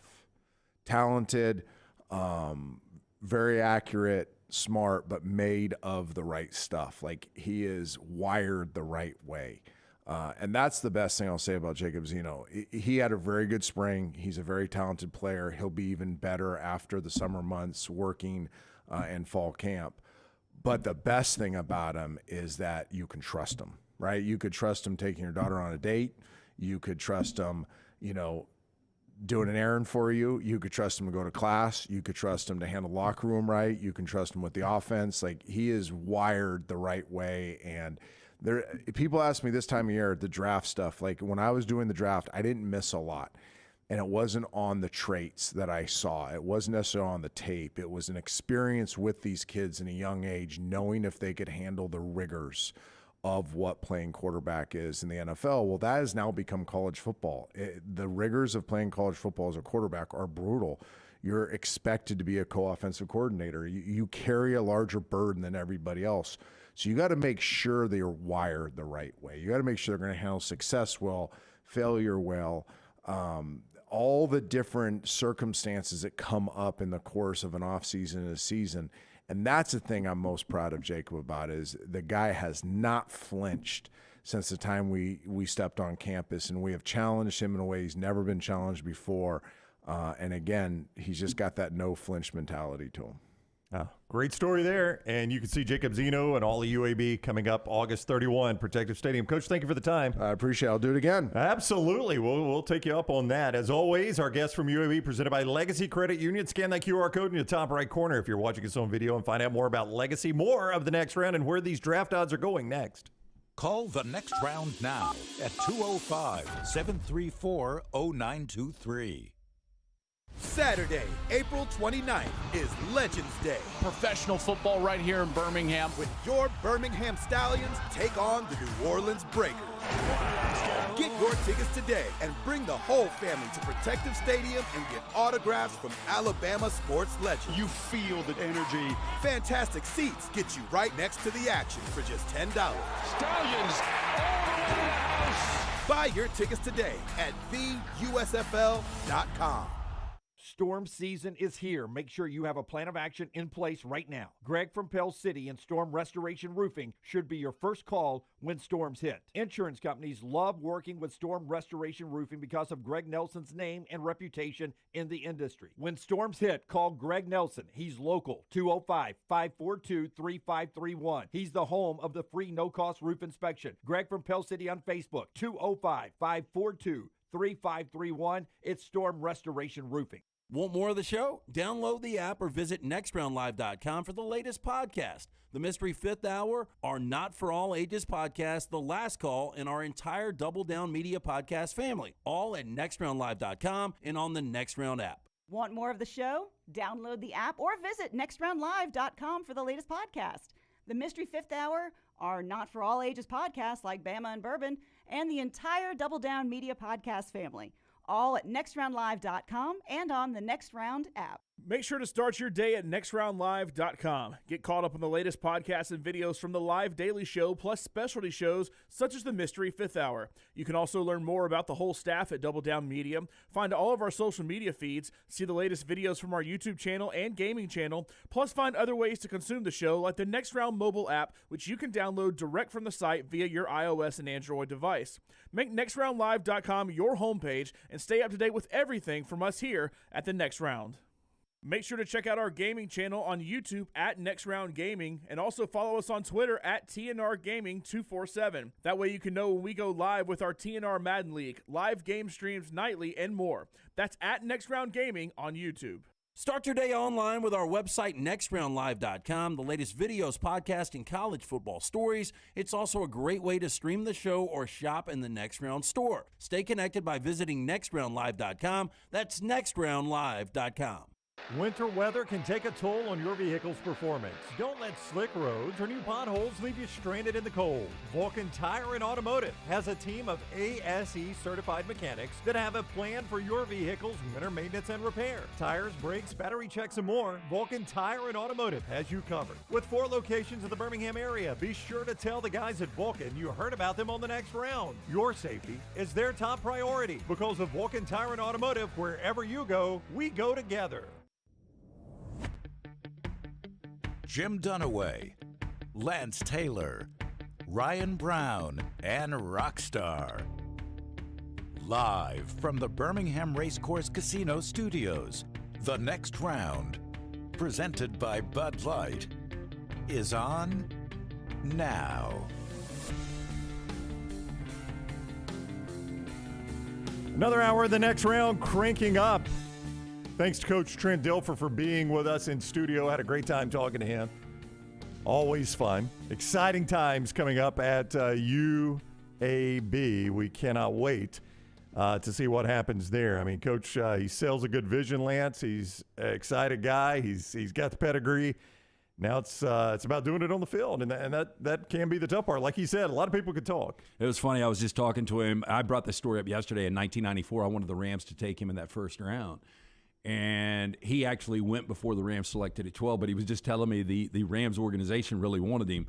And Chuck Knox, the Rams coach at the time, stood up and said, enough about Dilfer. He used some other words. We're not drafting him. I need to win now. I'm not getting fired over this. And he got fired anyway, by the way. That's right. Yeah. He got fired anyway. Coach was just showing me one of the hats he grabbed on the way out. So he said he loves swag. We tried to get him some swag. Hey, a reminder, our buddy Greg from Pell City, before we talk about some of this NFL stuff that is going on. Greg from Pell City, Storm Restoration Roofing. Look, if you think maybe you've had some damage on your roof, or if you just need a new roof. You know, we talk about the damage all the time. Sometimes you don't have damage. You just need a new roof. Those things wear out. Greg from Pell City can take great care of you. Just find him on Facebook, Greg from Pell City on Facebook, or call him. Here's his cell number, 205-542-3531. That's 205-542-3531. Get that no-cost inspection from Greg from Pell City. Also, if you're a veteran, pipe jack boots, flashing gutters, those things that can wear down over time, he'll inspect those for free. He'll take care of those for you, do that work. I mean, that's just the type of guy Greg is, to thank you for your service for our country. 205-542-3531. That's 205-542-3531. What quarterback did you end up getting instead of Dilfer? We ended up drafting Wayne Gandy that year out of Auburn. Did you get who ended I up think being Tony Banks was quarterbacking Tony Banks? then. Yeah. And then Chris Chandler came in. Tony Banks out of Tennessee? Michigan State. Who was I thinking of out of Tennessee? Tony. No, you were thinking. That was the quarterback in the 80s. He got hurt against Alabama. He got hurt against Tony Alabama. Robinson. Tony Robinson. You remember how good he was? Good. Oh, my gosh. Yeah. I think he ended up getting in a little trouble. Oh, did he? Yeah, I think so at the end. But, yeah, it was the injury that derailed them. They still went to the Sugar Bowl that year and beat Miami. Yeah. Looking at the first round where Dilfer went 6th overall to Tampa, that was not a good first round. I mean, Marshall Faulk was there. Antonio Langham was in that one. Boy, there were a lot of bust. The quarterback's taking there. The first quarterback taking Heath Schuler. How big of a bust was Schuler? Yeah, I mean, I remember he came out early, didn't he? I remember the story of him leaving Tennessee early, and he was such a good college quarterback. Oh, he was a great college quarterback. Yeah, and he went to Washington, right, to the Redskins? Was that who drafted him? Yeah, number 3. And then I think, is he still selling real estate? No, I think he's in politics now. Yeah, right. He's in politics. Yeah, I think he sold real estate, then went into politics. Yeah, real estate or insurance would be your safe bet there. But yeah, he ended up being a bust. Look, I always think these guys are going to be good. You know what I'm saying? Yeah. I mean, I look at these quarterbacks and I think they're all going to be good. Trev Alberts went in front of him to the Colts. That's who the Colts ended up taking on that whole deal we talked about with Mel Kiper Jr. And Trev was an incredible player at Nebraska. You'd call him a bust in the NFL, though. Well, I think he had a knee issue. Yeah. But, yeah, he was. Yeah. But now he's the AD at Nebraska. Now he deals with the headache of having a different coach every other year. That is true. I'm looking at some of the guys that went right after Dilfer. Bryant Young, Hall of Famer. Yeah, Bryant Young was great. Yeah, at the 49ers. Sam Adams, Seahawks. Antonio Langham, our buddy. Yep. Went to the Cleveland Browns that year. So, interesting draft there around Trent Dilfer. But the Bucs drafted him right after the Colts passed on him. I didn't know that part of the story, though, that he told. Because, as he said, the Colts kind of looked bad there, thanks to Mel Kiper Jr., but they were basically just doing what they felt like they had to do because of what his agent was saying. And see, now that's information now I think you would have, right? I would think so, yeah. Yeah, I mean, if you're Kiper, hey, look, Colts want this guy. They're not going to be able to draft him. Dilfer's camp doesn't want to go to Indianapolis. Yeah, you would get that out now. You may not then, out now.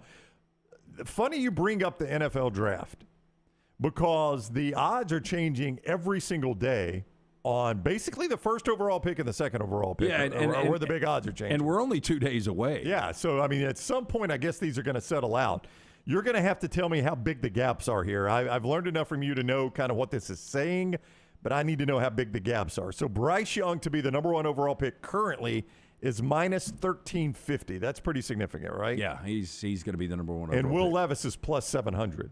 Yeah. So that's a huge gap. Yeah. C.J. Stroud is plus 3,000, so that's even a bigger gap. 30-1. Yeah, there's no way anybody but Bryce Young is going number 1 right now. Yeah.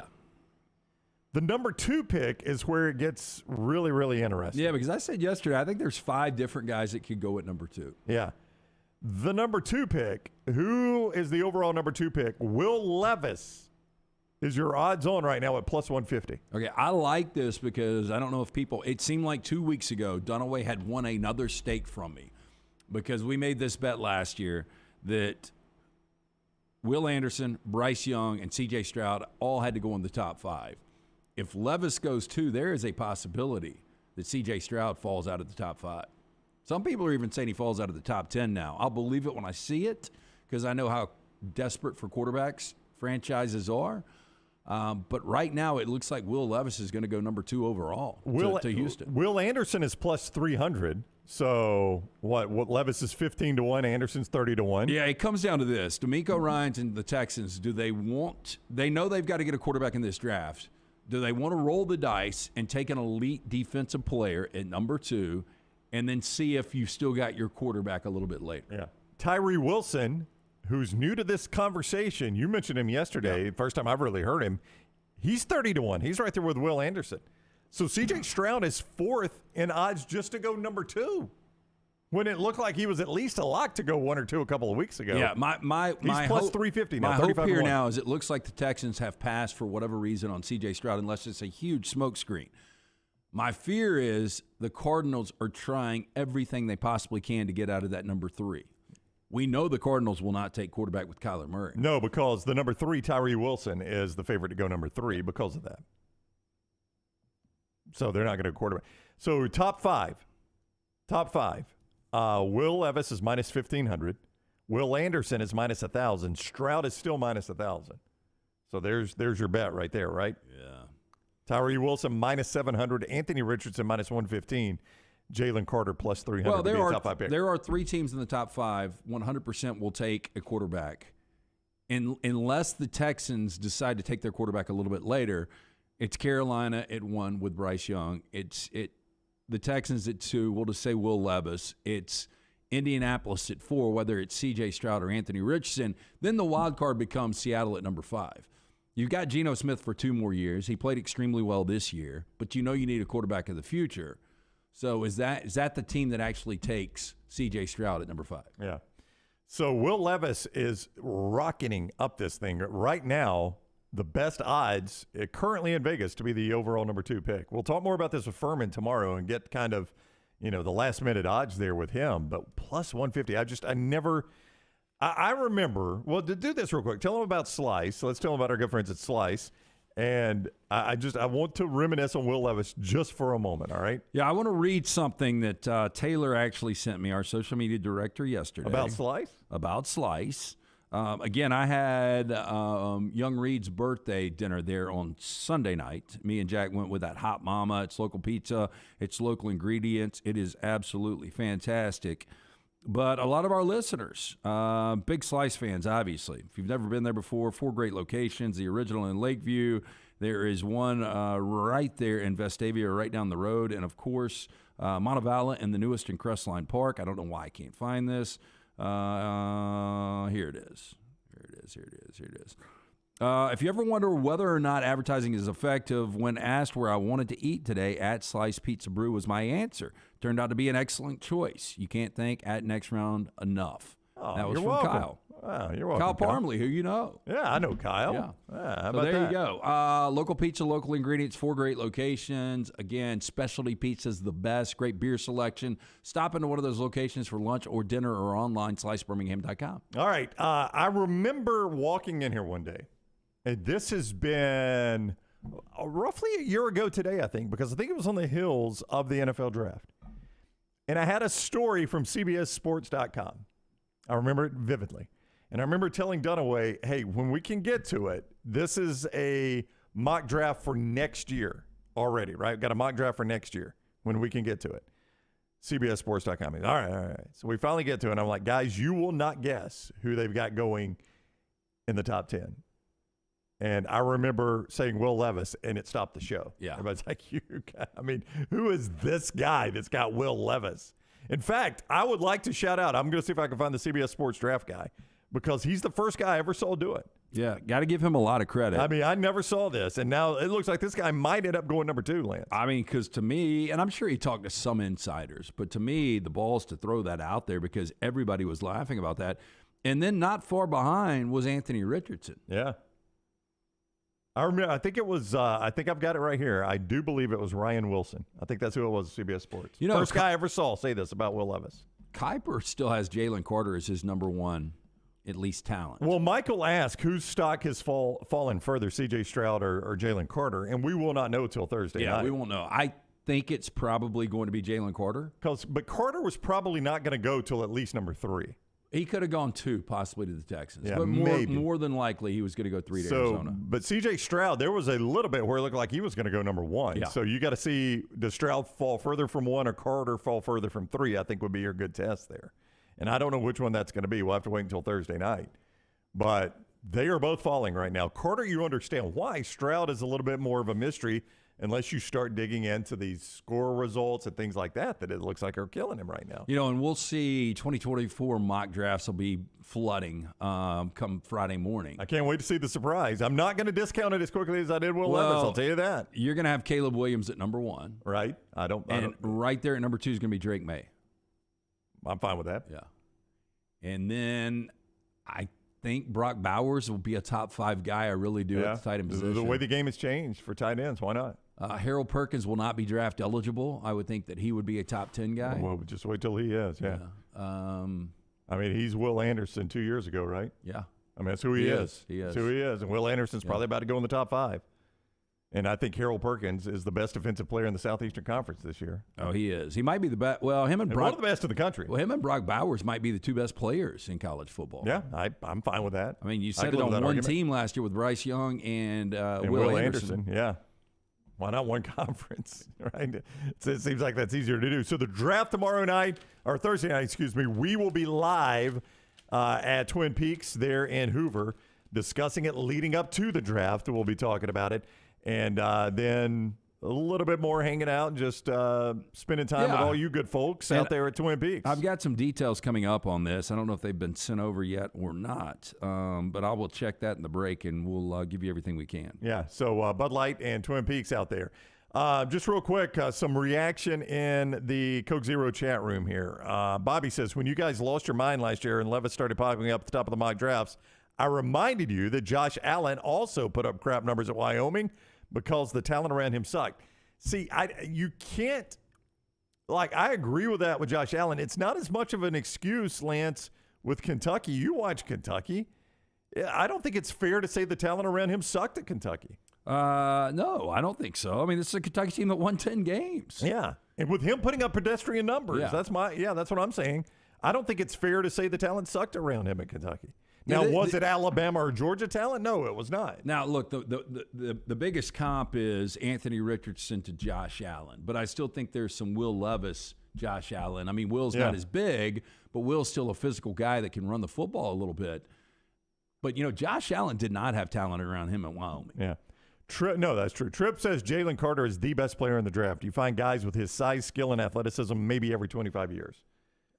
And that's why he won't fall far. I mean, I know he's got some off-the-field issues. I mean, look, he is a legit 315 pounds, and he moves like a grizzly bear. Yeah. That's true. You're right. That is a great comparison. I still think I would take Will Anderson over him. Yeah. But, Jalen Carter could end up being the next Aaron Donald. Yeah. Imagine Patrick says if Trent goes to Indianapolis, I wonder where Peyton Manning goes then, Trent Dilfer. Back to the Trent Dilfer. So if Indianapolis did take him, Manning, that spot would not have been open for Peyton Manning. Well, that was 94. Manning didn't come out until 98. Right. Right? Or 97? 97, I think, was his last year, yeah. Yeah, because I don't know. Well, it was the 98 draft. Yeah, maybe you had a good enough look at Dilfer to say that maybe he still goes, but that could have changed. That could have changed the NFL forever, right? Yeah. A lot of people, Brett says Will Levis is this generation's Heath Shuler. Heath Shuler was a much better college football player than Levis. Much better. Maybe they bust the same in the NFL. I don't know, but Shuler was a much better college football player. You know what's going to be amazing if Will Levis ends up being a franchise quarterback? Oh, if we're all wrong on him? Yeah. I mean, look, you've been wrong before. You were wrong about Patrick Mahomes. I was wrong about Mahomes and Josh Allen. Yeah, I've been wrong tons of times in the NFL draft. Everybody has. The NFL's wrong all the time. I'll never forget the year, I think it was Leinart, Vince Young, and who was the kid Jay out of Cutler. No, but there was one more out of Washington. Who am I thinking of that came out of Washington? You're thinking about Locker. Yeah, Jake Locker. And I remember saying, y'all are all talking about Leinart and Young or whoever it was in that draft. Maybe that was the same draft. Jake Locker is the best quarterback of this draft class. Yeah, that didn't work. Did it not? No. What, did he maybe play a year? I mean, he was a complete bust, right? He was. But I remember pounding the table for Jake Locker. That's the best quarterback in this draft is Jake Locker. Didn't work. We're wrong all the time. The NFL's wrong more than it is as much as we are. The most difficult position in any sport to predict, forecast what's going to happen at the next level. No doubt. There is absolutely no doubt. The NFL cannot get quarterback right. We can't get quarterback right. Draft analysts can't get quarterback right is the hardest thing to do. Odie's is where you guys will be tomorrow night. Is the team back together? I haven't heard from Will. Yep, I think Will is going to be back there, so it'll be me, Rocky, Will Haver. Looking forward to that. We'll start a little after 8 o'clock. Get there early. Enjoy the food from Rodney Davis. He's been doing it for more than 3 decades. Award-winning wings, delicious burgers, my personal favorite. That Diablo sandwich, inside or outside. Enjoy the spring weather on that patio. Ice-cold beer buckets full of the Bud Light. It's a Birmingham institution. It's Odie's Tavern, Crestline Village. DJ Manuel, remember? Big hands. Big Buffalo hands. loved Can him. throw in the wind, Can throw in the wind. Failure. It's so hard to do in the NFL. More the next round after this. Everything Next Round is on demand now in the podcast section at nextroundlive.com. Hey, if you're looking for Birmingham's best pizza, you need to stop in and see our friends at Slice Pizza and Brew. It's as local as you can get, from the ingredients that go into every pizza to the beer on tap. For a great lunch or dinner, go see our friends today, Vestavia or Lakeview at Slice. The Regions tradition returns to Greystone May 10th through the 14th. You can see golf legends compete, the Celebrity Pro-Am, and enjoy the biggest lawn party in Alabama. But it's so much more. It's about giving back to our community. The Regions tradition is proud to support Children's of Alabama as our primary beneficiary. In 31 years, the tournament has raised over $21 million for local charities. The Regions tradition, a great time for a great cause. Want more of the show? Download the app or visit nextroundlive.com for the latest podcast, The Mystery Fifth Hour, our Not For All Ages podcast, The Last Call, and the entire Double Down Media podcast family. All at nextroundlive.com and on the Next Round app. Saturday, April 29th is Legends Day. Professional football right here in Birmingham. When your Birmingham Stallions take on the New Orleans Breakers. Get your tickets today and bring the whole family to Protective Stadium and get autographs from Alabama sports legends. You feel the energy. Fantastic seats get you right next to the action for just $10. Stallions all the way to the house. Buy your tickets today at theusfl.com. Hey, Lance Taylor from the Next Round. You've heard me for years talk about our friends at Bromberg's Jewelers, and we welcome you to stop by and see that great customer service at the Mountain Brook and Summit locations. But we'd also love for you to check out their new online shop. They've got plenty to choose from. Great gifts, big and small. Available online, they've got David Yurman, Tudor watches, select diamond and gemstone jewelry, William Henry, seasonal and favorite giftware items and baby gifts as well. They've even got an online sale section. For more information, brombergs.com. Peanut butter and jelly, chicken and biscuits. Man, I love great combos, and you'll love our combo. It's the Bama and Bourbon Podcast. Yay, Alabama's Aaron Suttles is part of the Next Round family, and he joins LT weekly for the combo of Alabama sports and bourbon. Find a new bourbon to add to your collection and get all the inside information on Alabama football and Alabama basketball on the field or off the field, on the court or off the court. It's Bama and Bourbon with Aaron Suttles, only on the Next Round video and audio platforms. Stop by the New York Butcher Shop and pick up the finest in certified Angus prime beef steaks and burgers, premium pork chops, ribs, and all-natural chicken cut to order just for you. Their chef-prepared entrees and side dishes are the perfect dinner-to-go choice for your family and are ready to heat at home. With a great selection of fine wines and desserts, the New York Butcher Shop is your one-stop dinner shop. 2 locations to serve you, Cahaba Heights and on Highway 119 in Greystone. The New York Butcher Shop. Rare quality, well-done service.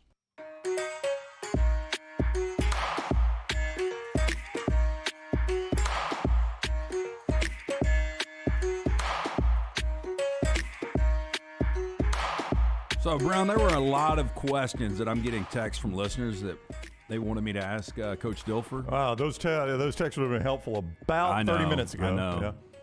I mean, we were having a good conversation in break, too, so it was hard. I try to return text. Right. I know people see me texting up here, but that's normally when the 3 of us are here, and I'm able to get away with that. Right. But we were engaged with Trent Dilfer, and then during break, we were also having conversations, so I just couldn't get to these. So I do apologize. Yeah. Next time, though. Yeah, I mean, he's going to be on with us plenty. I mean, he comes on with us once a week. Well, our buddy Jeff from New Life Art just wanted to ask about his non-conference scheduling philosophy. He's got Georgia week 4. He does. That's not a decision he made. No. It's a decision someone else made for him. That's a great question. I don't know. I think if you're in the American, well, I think anymore though, Lance. I mean, you go back to Cincinnati. Cincinnati does not get to the college football playoff if they don't play Notre Dame. That's right. That's right. Now, they beat Indiana that year, too, but Indiana was down. Notre Dame was the game they had to win, and then Notre Dame didn't completely crap the bed, Lance. I mean, Notre Dame still played in the Fiesta Bowl that year, right? Yep. So, I mean, that's what I always talk about. That's the needle you have to thread now. But I do think, Lance, with a 12-game playoff, a 12-team playoff, you can schedule a little bit more aggressively, I think, if you're on the what we now call the group of 5 level. I think you could probably be a little bit more aggressive. But think about this. If you are a Group 5 now that we've got a 12-team playoff coming up, yeah, really all you got to do in the American, and much more difficult to do, easier said than done, is if you go undefeated, even with an American schedule, you should be able to get in. You should be able to, yeah. Yeah, if you're considered the best so group I don't of know 5 how undefeated. difficult I would schedule out of conference. Yeah, I don't know. It's a great question. You know, I think the scheduling philosophy UAB has used of late is the FCS Thursday night opponent to ease into the season, right, and do that Thursday night game. A road game against an SEC team to get a big check, be it LSU, be it Georgia, be it whoever, to get the guarantee money. And then maybe a bigger name like a Georgia Southern, that's a name you would recognize, but it is a game like they won last year. So I think that's kind of been the scheduling philosophy for Mark Ingram and Bill Clark, and we'll see if that continues with Trent Dilfer. So, yeah, I would that is an interesting question to me. Where are UAB fans on this hire? I think they're a little bit wait and see. I do think they are excited because, as you just saw with us, the guy sells a good vision, and it's a name you recognize. It's not Joe Smith that was a football coach I've never heard of, and he's selling a vision. It's Trent Dilfer, who I remember watching play in the NFL. I remember seeing on ESPN, and he's selling a good vision. So I think fans are cautiously excited about it. Yeah, no, I agree. It seems like he's got a plan. He seems like a tireless worker. Thought it was interesting the question you asked him about working the most ever. That would be the opposite answer that Dunaway would ever give, right? That I'm actually going to work not as much. He did say that. Now, still a lot of work, though. But, I mean, for me to think about, all right, so I'm not going to lie that I'm wired differently than a guy like Trent Dilfer, right? Why even try to suggest I'm not? The grind, Lance, is not for me. I would not want to be a college coach. Oh, I would not. The grind is not for me. That's who I am. I know who I am. I know my strengths. I know my weaknesses. Well, right? And honestly, I don't want to. I think it'd be really difficult to placate to 17 and 18-year-olds all the time. But if I were the coach at Lipscomb Academy, like he was, I felt like, and I didn't want to insinuate this because I don't know, but he was talking about how they were the best high school football team in Tennessee history, right? So my guess is, though he's obviously a good coach, he'd probably built the roster that every time they rolled out there, they were significantly better than everybody else on their roster. So the inclination would be, look, I've built this roster. There's nobody that can play within 3 touchdowns of us. I'm going to take 2 weeks off. I mean, it's not – if I take 2 weeks off right now, it's not going to impact our record one bit. Our record – now, we might not win by 49. We might win by 35. But our record's still going to be the same. I'm going to tap the brakes. See, that's the way I would operate. I'll be honest with you. I'm not going to pretend That's the way I would operate. I would have dialed it back a little bit because I've built this powerhouse.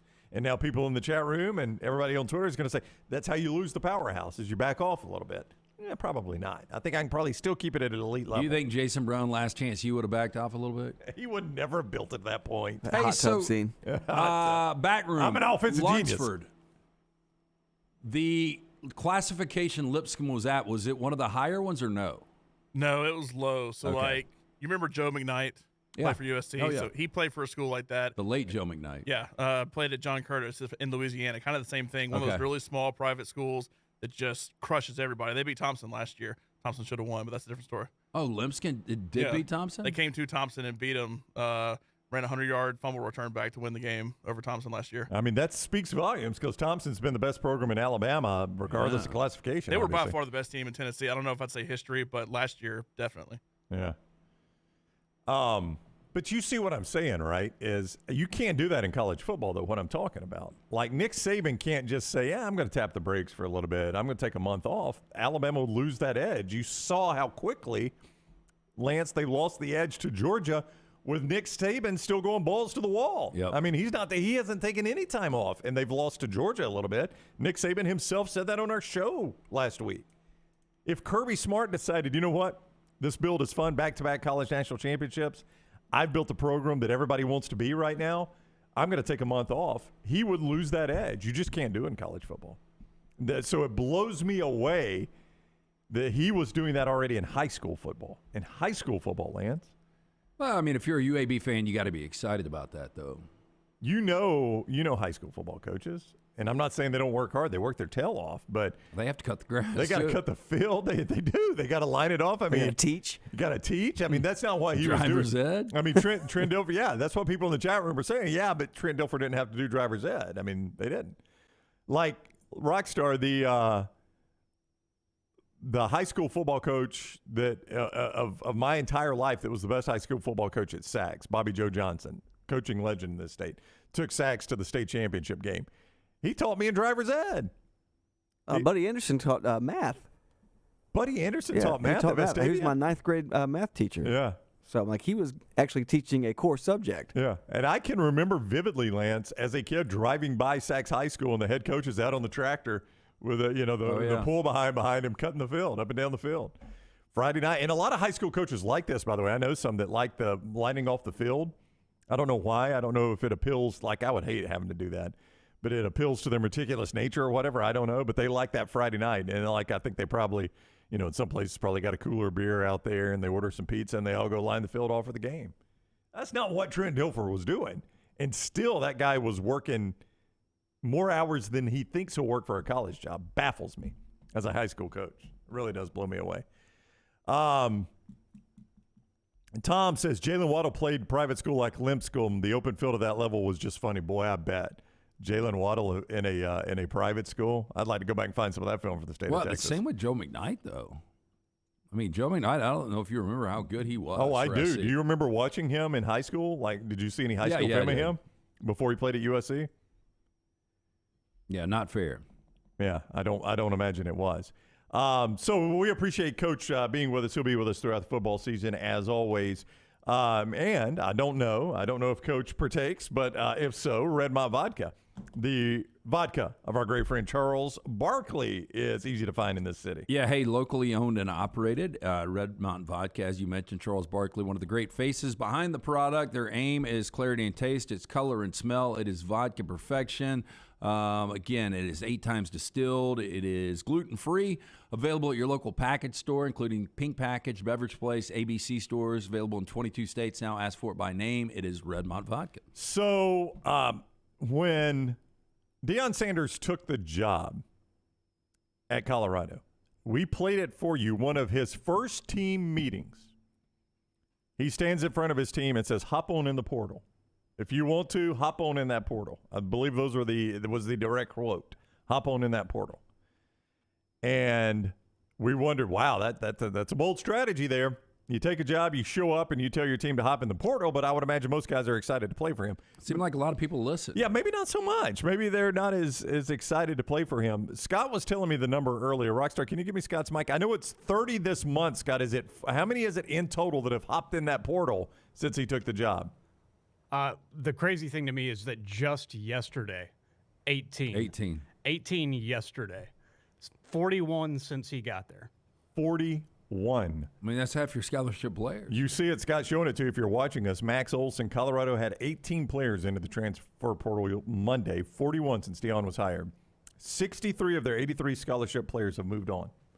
Now, I want to say that number again. Of their 83 scholarship players from 2022, 63 either graduated, went to the NFL, or hopped in the portal. And Max says the numbers behind the most dramatic roster flip of the portal, the most dramatic roster flip of the history of college football. There's no doubt. There is no doubt. I mean, Scott gave me that number this morning, and Scott, when you said it, just because I knew it had been 30 this month, 41 overall. That's an incredible number. Well, you heard Brian Kelly yesterday talking about, are you guys there yet?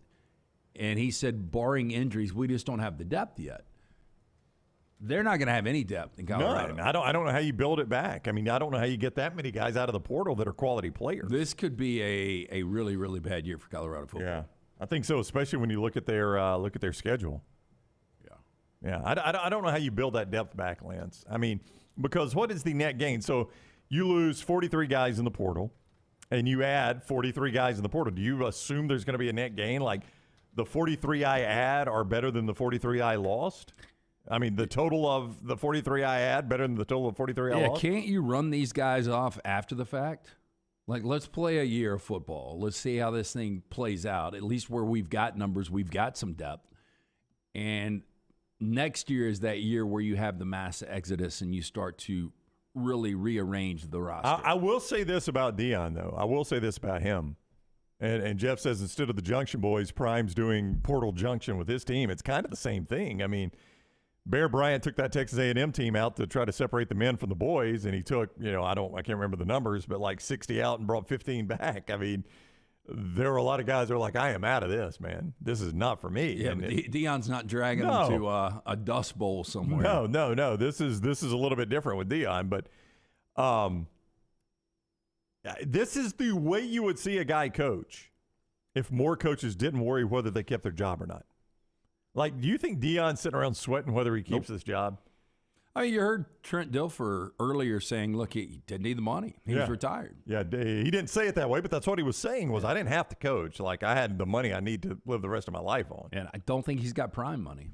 I don't think he does. I mean, I think a few of us do. Yeah, a few of us do. I mean, I don't even think Deion could blow what he had, Rockstar. Now, I remember, what was the reality show he was on where he was riding around his house in a scooter?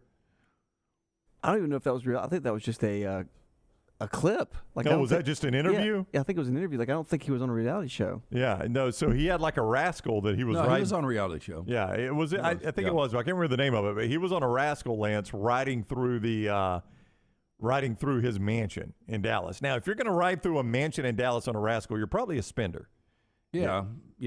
I've always viewed Deion as a spender. Yeah, but I'm saying I don't know that Deion could even spend through what he earned, both in his career and with Under Armour and with Barstool and with anybody else he pimped and with the NFL Network. Ask Evander Holyfield about that. How much did he blow through? Oh my gosh! I bet Evander Holyfield blew through $250 million. I'm guessing. I'll tell you right now, he's worth $1 million right now. I saw that the other day. So you're going to look at his career earnings? I mean, I think they're just throwing him a bone saying he's worth $1 million. It was called Deion's Family Playbook. 2 seasons from 2014. What was in the Family Playbook? It was on the USA. Deion Sanders is a multi-field professional athlete and the one who's retiring from sport. The club has settled down a family man and a businessman. This follows the Hall of Fame's too long of a damn thing. Oh, wow. Tom says he's twice divorced. I did not know that. That's going to cost you a little bit right there. Yeah, well, hopefully a second time he was smart enough to get the prenup. Probably did. Maverick Hammerfist, MC Hammer, spent $300 million. Yeah. But my point with those guys is, and I get all that, they had stopped making money when they blew through all this. Prime had not stopped making money. Even in retirement, the guy was still making money. Okay, but Holyfield They said that they pinned his total earnings to $513 million, with nearly half coming from endorsements. But the problem is, he had a lot of kids. That's one problem. Yeah, well, he also more than he could count. Spent $10 million on a massive house that had 109 rooms, gigantic 135-seat theater, 100-seat dining room, bowling alley. But they also, I remember there's a story we put that Holyfield, his power bill was something ridiculous for that house. I remember. And he didn't pay it or something like that. Yeah, he was well behind on his power bill. And then when it came out how much it was, everybody's like, my gosh, his power bill's more than my house. This is amazing, though. It says his wealth was quickly slashed in two after the divorce. This is Primetime or Evander? This is Evander. Okay. He agreed to $36,000 in yearly payments for child support. That's not a lot for him. No, I would think that was monthly payments. I think that probably is. It says yearly. Yeah. Bobby says MC Hammer went through all his money because he put his childhood friends and extended family on payroll. Bobby's dead on. He did. I think he had like 50-something guys on payroll that were all childhood friends. I mean, good for them, bad for him. Yeah.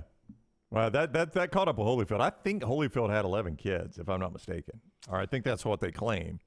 I'll tell you right now. I do remember this. Bama Crimson's right. Didn't Rick Ross buy Evander's house in Georgia? I think Rick Ross, and I think he might have bought it for pennies on the dollar. Hey, Rick Ross got a bunch of horses, so that makes sense. Yeah, no, Evander had a big old house.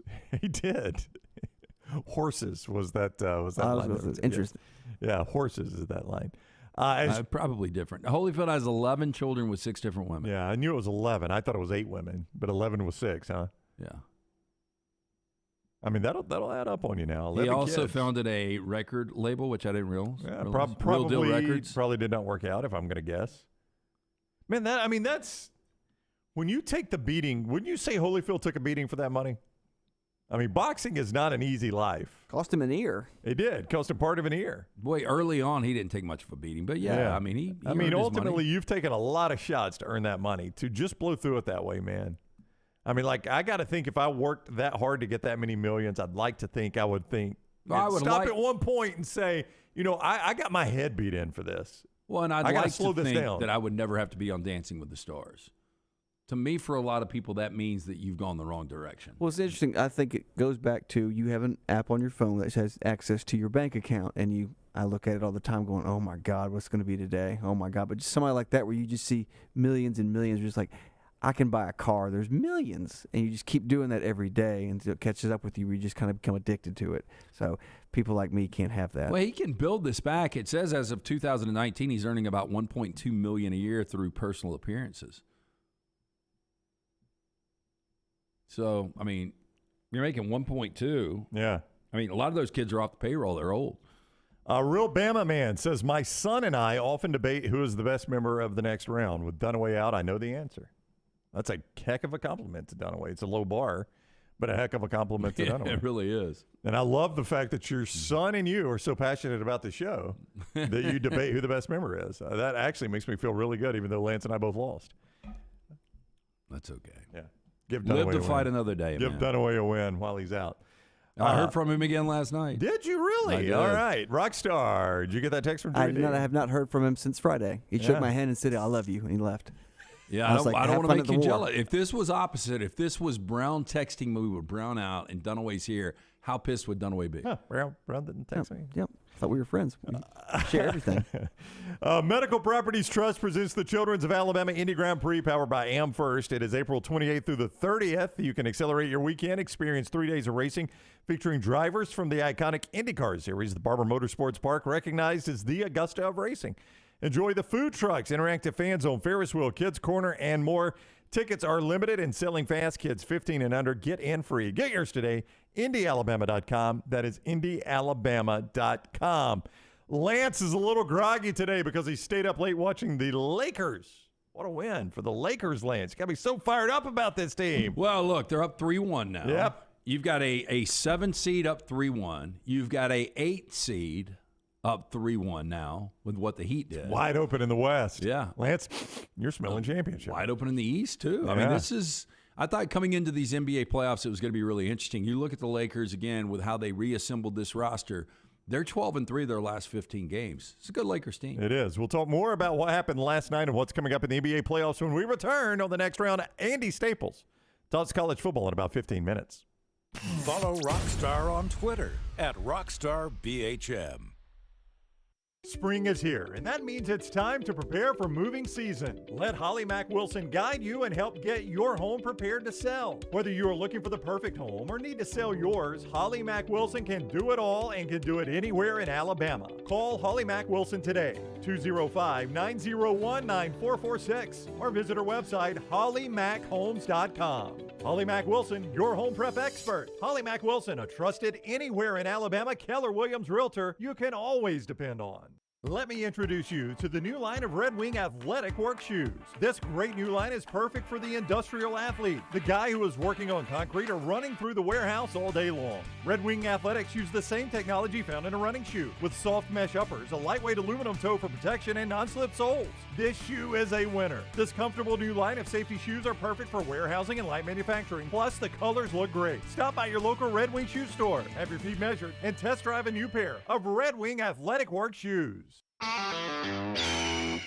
This is for the men who never settle, the ones who miss the fairway all day and still pull out the big stick, the type of guys who will always prefer to be behind the grill than in front of the camera, and the men who never let their friends forget about a high school nickname. This is the Lodge mentality. This is Twin Peaks. Who wants to settle for a single TV? With more TVs, bigger screens, plus our fabulous scenic views, there's more to watch at Twin Peaks. Saturday, April 29th is Legends Day. Professional football right here in Birmingham. When your Birmingham Stallions take on the New Orleans Breakers.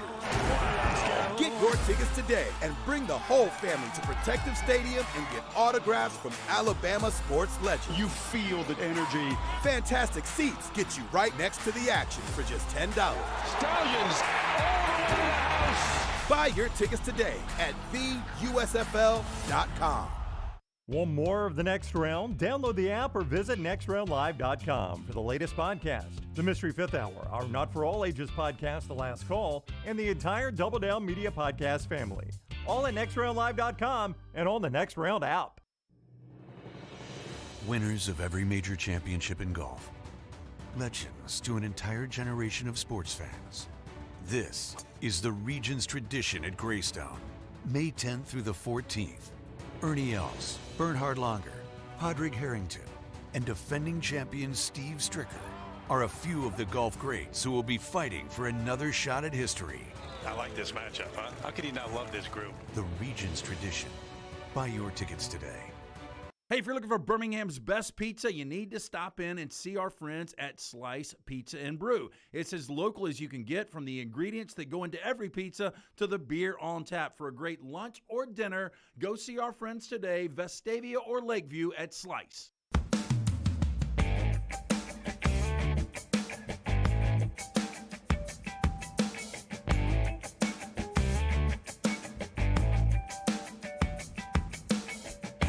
Scott showing you in the break the Photoshop of Aaron Rodgers in a 12 Rams jersey. He's going to be in the 12 Jets jersey. It appears, though, that is Joe Namath's number. Now, Joe Namath has said, hey, use my number. I'm fine with it. Well, look, Joe has been a outspoken critic of his former franchise That's for right. a long time. He's very visible on social media.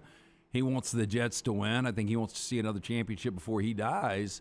And I'm not surprised that he's giving his blessing, but I kind of like the fact that Aaron Rodgers said, you know what, that's yours. I'm going to go back to number 8. I wore it in Berkeley, and I'll tell you, it was a hell of a quarterback at Cal. Yep, it was not Joe Namath that said, don't wear the 12. Joe was all cool with it.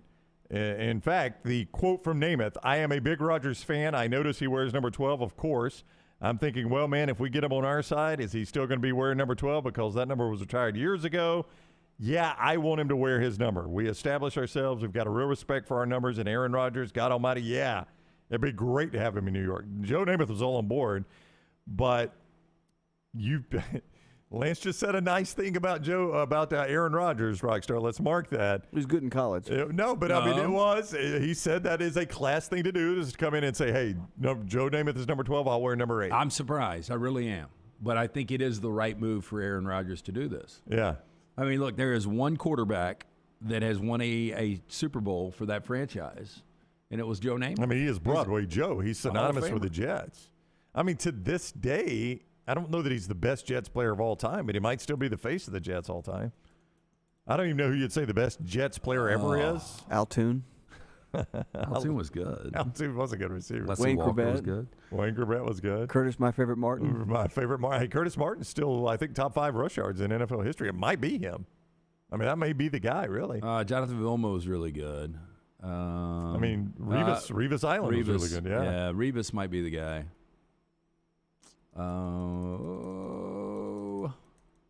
I do think Curtis Martin is still top 5 all time. Brickashaw Ferguson was good. So Scott's showing you a photo of Aaron Rodgers in the 8 at Cal. Well, it does look weird. I only view him as number 12. One of the best games I ever kept up with but never got to see. That's a weird qualifier. It really is. Yeah. But I was so pissed because I had gone in an RV to Lexington, Kentucky, my only game day weekend ever up there. And I had done the show from Claremont, Kentucky at the Jim Beam headquarters at their distillery. All right. And that was on Friday. And on Saturday, we went to the game, and my whole thing was like, at 2:30, I have got to watch Cal and USC. I absolutely have to watch this game. Nobody else on the trip had any interest in Cal and USC. They didn't care, but they had DirecTV. Right. But we could not get the DirecTV to go onto that ABC. I needed to move. This is before I knew how to move. That's right. So it was on ABC, but it was regional on ABC. Yeah, it was a regional game. And you were probably 2:30. getting an ACC game here in the South. So I was having to keep up with the updates, and so they would break in because it was a back-and-forth game. But I think at one point, Aaron Rodgers had completed like 21 consecutive passes against USC. And that was a USC team that won the national championship, I think, in 2004. I think that's right. But Cal almost beat him. I mean, he was a great college player. He's been a great NFL quarterback. I mean, I know you don't like him, and a lot of people don't like him, and a lot of people are put off by how long this has taken and how it always seems to be about him. But he is a great NFL quarterback. He's been a great NFL quarterback. Oh, yeah. I mean, there's no other way you can put it. I mean, technically, he's one of the best we've ever seen. Yeah. Now, the results, I feel like I didn't get everything that I should have gotten from Aaron Rodgers. If you win 4 MVPs and you're hosting NFC championship games year after year and you've only got 1 Super Bowl championship, I feel like I've been slighted a little bit. Yeah, well, I want to ask you a question. Tell us about Precision Sports. And I do want to ask you this question about, we've asked it before, but it is official now, so I want to ask it again. Yeah, Precision Sports Medicine, orthopedic provider. Remember the number, 205-512-3885. The website, precisionsportsortho.com/2023. Maybe you tweaked that shoulder, putting something in the attic. You injured your elbow shooting hoops in the backyard. Maybe you just hurt the knee getting up from the couch at halftime. Let 2023 be the year Precision Sports Medicine and Orthopedics gets your life back on track. Orthopedic care, better together. Find your provider today. Again, call 205-512-3885 or visit precisionsportsortho.com/2023. I had forgotten that Adrian Peterson passed Curtis Martin, Rockstar. So Curtis Martin's 6th all time in rushing yards. You also got Kerry Rhodes. Don't even mention Kerry Rhodes. We did not mention Kerry Rhodes. You're right about that. How much of Curtis Martin was with the Patriots? I don't know. I'd have to go back and look. I've already changed the page. Yeah. Give me 2 seconds. Here you go. I got you. Curtis Martin, only the first 3 years with the Patriots. Most of that came with the New York Jets. Okay. I mean, he did not have a long career. He only played 10 years, but my gosh, in 10 years had 14,000 rush yards. Think about that for a second. Yeah. I mean, that's pretty good career. 11 years, 14,000 rush yards. I think R2D4 over in the Coke Zero chat room is talking about my man Aaron Rodgers. Great player, greater prick. Good combo. Well, I mean, listen, we give Lance a lot of grief for this. Lance is far from alone in this. I mean, there are a lot of people that feel that way about Aaron Rodgers. He is a polarizing guy. The question I was going to ask you. Look at Terrence. Kill one, best friends for life with one. Go on vacation with one. Oh, so it's kill, best friend, or vacation. Aaron Rodgers, LeBron James, Jimbo Fisher. It's a different version on, Mary. Boy, this is tough. All right, so you got to kill one, you got to be best friends with life for one, and you got to go on vacation with the one. Your choices are Aaron Rodgers, LeBron James, Jimbo Fisher. Oh, my gosh. Boy, this sucks. You want to be going on vacation with Jimbo? I'm going to kill Aaron. All right. How? It's I don't know. His kappa got detated. With a butcher knife at the library. It sounded very... I just don't want to be best friends for life. I could handle vacation with either. LeBron loves great wine, So I just go get hammered with LeBron. I just don't want to be best friends for life with any of them. I guess Jimbo, Jimbo's at the office a lot, though, as a college football coach, so you won't see him much. Yep. Yeah. Whew, that's a tough one. That might be Lance's most Daniel says he thinks you and LeBron would actually get along. Maybe we just didn't talk politics, maybe. Yeah. 20 rebounds last night in a playoff game for the first time in his career. Yeah. I mean, 20 and 22, or 22 and 20 last night, right? It's a pretty good night for him. No, the question I was going to ask you is, you were mentioning this, as a Packers fan, I have now, in back-to-back now, had the number 4 and number 9 overall passer in NFL history. Those guys played back-to-back. There was not a guy between them. Yeah, this is the last 30 years, decades. 30 years, I've had 2 top 10 passers, and the vast majority of those yards have come from my franchise. Yet I've got 2 Super Bowl rings to show for it. But you do have 2 Super Bowl rings. That's you think more about than a lot has. How good Dan Marino was for all of those years for you guys. You got 0. 0. 1 Super Bowl appearance. Yeah, look, in the Rams, as much as that franchise has been up and down, we've got just as many. I would take it, but if you're being honest as a Packers fan, you feel like you haven't accomplished enough. You've had 3 Super Bowl appearances between the 2, right? Favre had 2, Aaron had 1. In 30 years, I've had 3 Super Bowl appearances, and I've had 2 guys that are top 10 passers of all time back-to-back. I mean, I feel like I didn't get enough. Is that more surprising, or the fact that Peyton Manning only has 2? I think it's more surprising with Rodgers and Favre. I've got 2 guys, and they've both been elite guys. And that's all I got to show for it. I just consider Peyton Manning a better quarterback than either. Would you give me that? Yeah, Peyton Manning's the best of the 3. Yeah. And the Colts, much like the Packers, let's just take away Denver, because that was more of the cerebral, time had passed him. I called him Fat Elvis back in the day, Peyton Manning.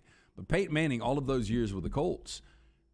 And, I guess the problem was you were going against Brady and the Patriots so many times. But the Colts were always in good playoff position. They were the 1 or 2 seed every year. Right. And they only have 1 championship to show. Well, I mean, they had a Tom Brady New England Patriot problem. Is what they had. And I don't really think you can look at that with Green Bay and say there was a team or a player that was a problem for them. Well, Dallas was good when Favre. Dallas and San Francisco were good for Favre. Aaron Rodgers, not so much. Not so much with Aaron Rodgers. I mean, who was the NFC team that you would say was a problem for them? For Peyton Manning, it was Tom Brady and the Patriots. I mean, that was hard to get through for them. Yep. But, I mean, there's nobody like that with Aaron Rodgers. I don't know. While right now as a Dolphins fan, I would take 2 world championships in 30 years, trust me. On the other side, if I'm a Packers fan, I feel a little underwhelmed. I got to be honest with you. I just feel a little underwhelmed by that. Do you think Jets fans now, it's Super Bowl or bust? I mean, I think it's got to be. You go do this. That's the way it was and this is Matt Stafford. This is not Aaron Rodgers. But when the Rams gave up what they did for Matt Stafford, to me, it was Super Bowl or bust. Yeah, and it really was for you guys, because you went to the Super Bowl and still busted. I mean, you busted after the Super Bowl, right? You're in the bust right now. So it was Super Bowl or bust for you guys. I don't know that they've mortgaged their future that much. I don't know that. Maybe I don't think they gave up. I mean, they didn't give up a ton. It doesn't seem like. I mean, they're going to pay the close to $60 million in salary. But outside of that, possibly you gave up a first round if he plays 65% of the snaps in 2024, which he should. But if he can just get you to the playoffs, I don't know if you realize this. Of the 4 major sports, the franchise that has the longest playoff drought is the New York Jets. Yeah. I do realize that. Yeah. And I think their last playoff appearance was an AFC Championship game, wasn't it? Have they been since? Brody with a great college comp for Aaron Rodgers and Brett Favre. I'll start Andy Staples with that when he joins us. Wayne's is celebrating 50 years. You can celebrate with them by saving $50 each on their services that we use at our home.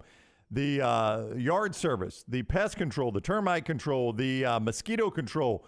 All 3 of those, $50. You could stack it and save $150 whether you're an existing customer or a new customer. It's the way Wayne's is celebrating 50 years in business. Jump on board now. Call Waynes.com. That is callwaynes.com or 866-WAYNES-1 to get on board with this. The mosquitoes out of my backyard thanks to Wayne's. My yard looking great thanks to Wayne's. My termite service, don't have to worry about it thanks to Wayne's. My pest control, You got it, thanks to Wayne's. All of that right now at Wayne's. Call Waynes.com. Use code TNR to save $50 on each of those services. TNR. When you go to callwaynes.com or 866-WAYNES1. Follow Scott Forrester on Twitter at ScottForresterTV. Hey, there's nothing worse than waking up to a plumbing problem. Don't get caught in a flooded house. Call the guys at Hemp Hill Services. Adam, Chad, and the team at Hemp Hill are the only ones I trust to fix it and fix it right the first time. Hemp Hill Services does it right and always at a fair price. For all of your plumbing, cooling, and heating needs, trust the name that Birmingham has trusted since 1954. That is Hemp Hill Services. Call now, 205-229-2090. That's 205-229-2090.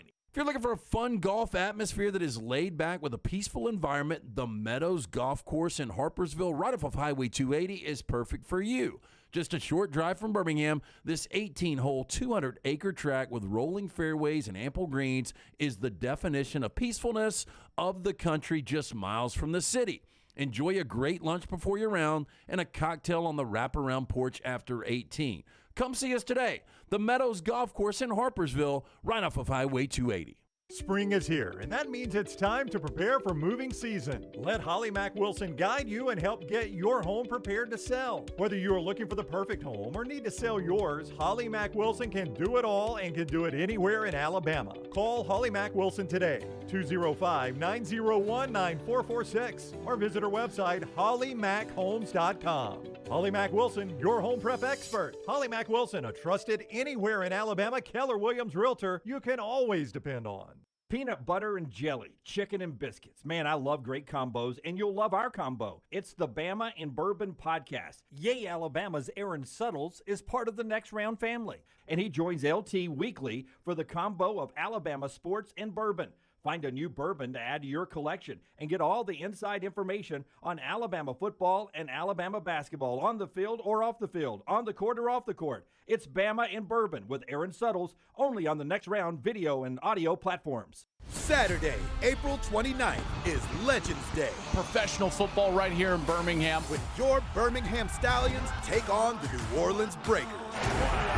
Get your tickets today and bring the whole family to Protective Stadium and get autographs from Alabama sports legends. You feel the energy. Fantastic seats get you right next to the action for just $10. Stallions all the way to the house. Buy your tickets today at theusfl.com.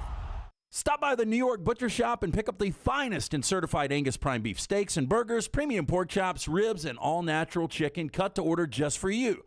Their chef-prepared entrees and side dishes are the perfect dinner-to-go choice for your family and are ready to heat at home.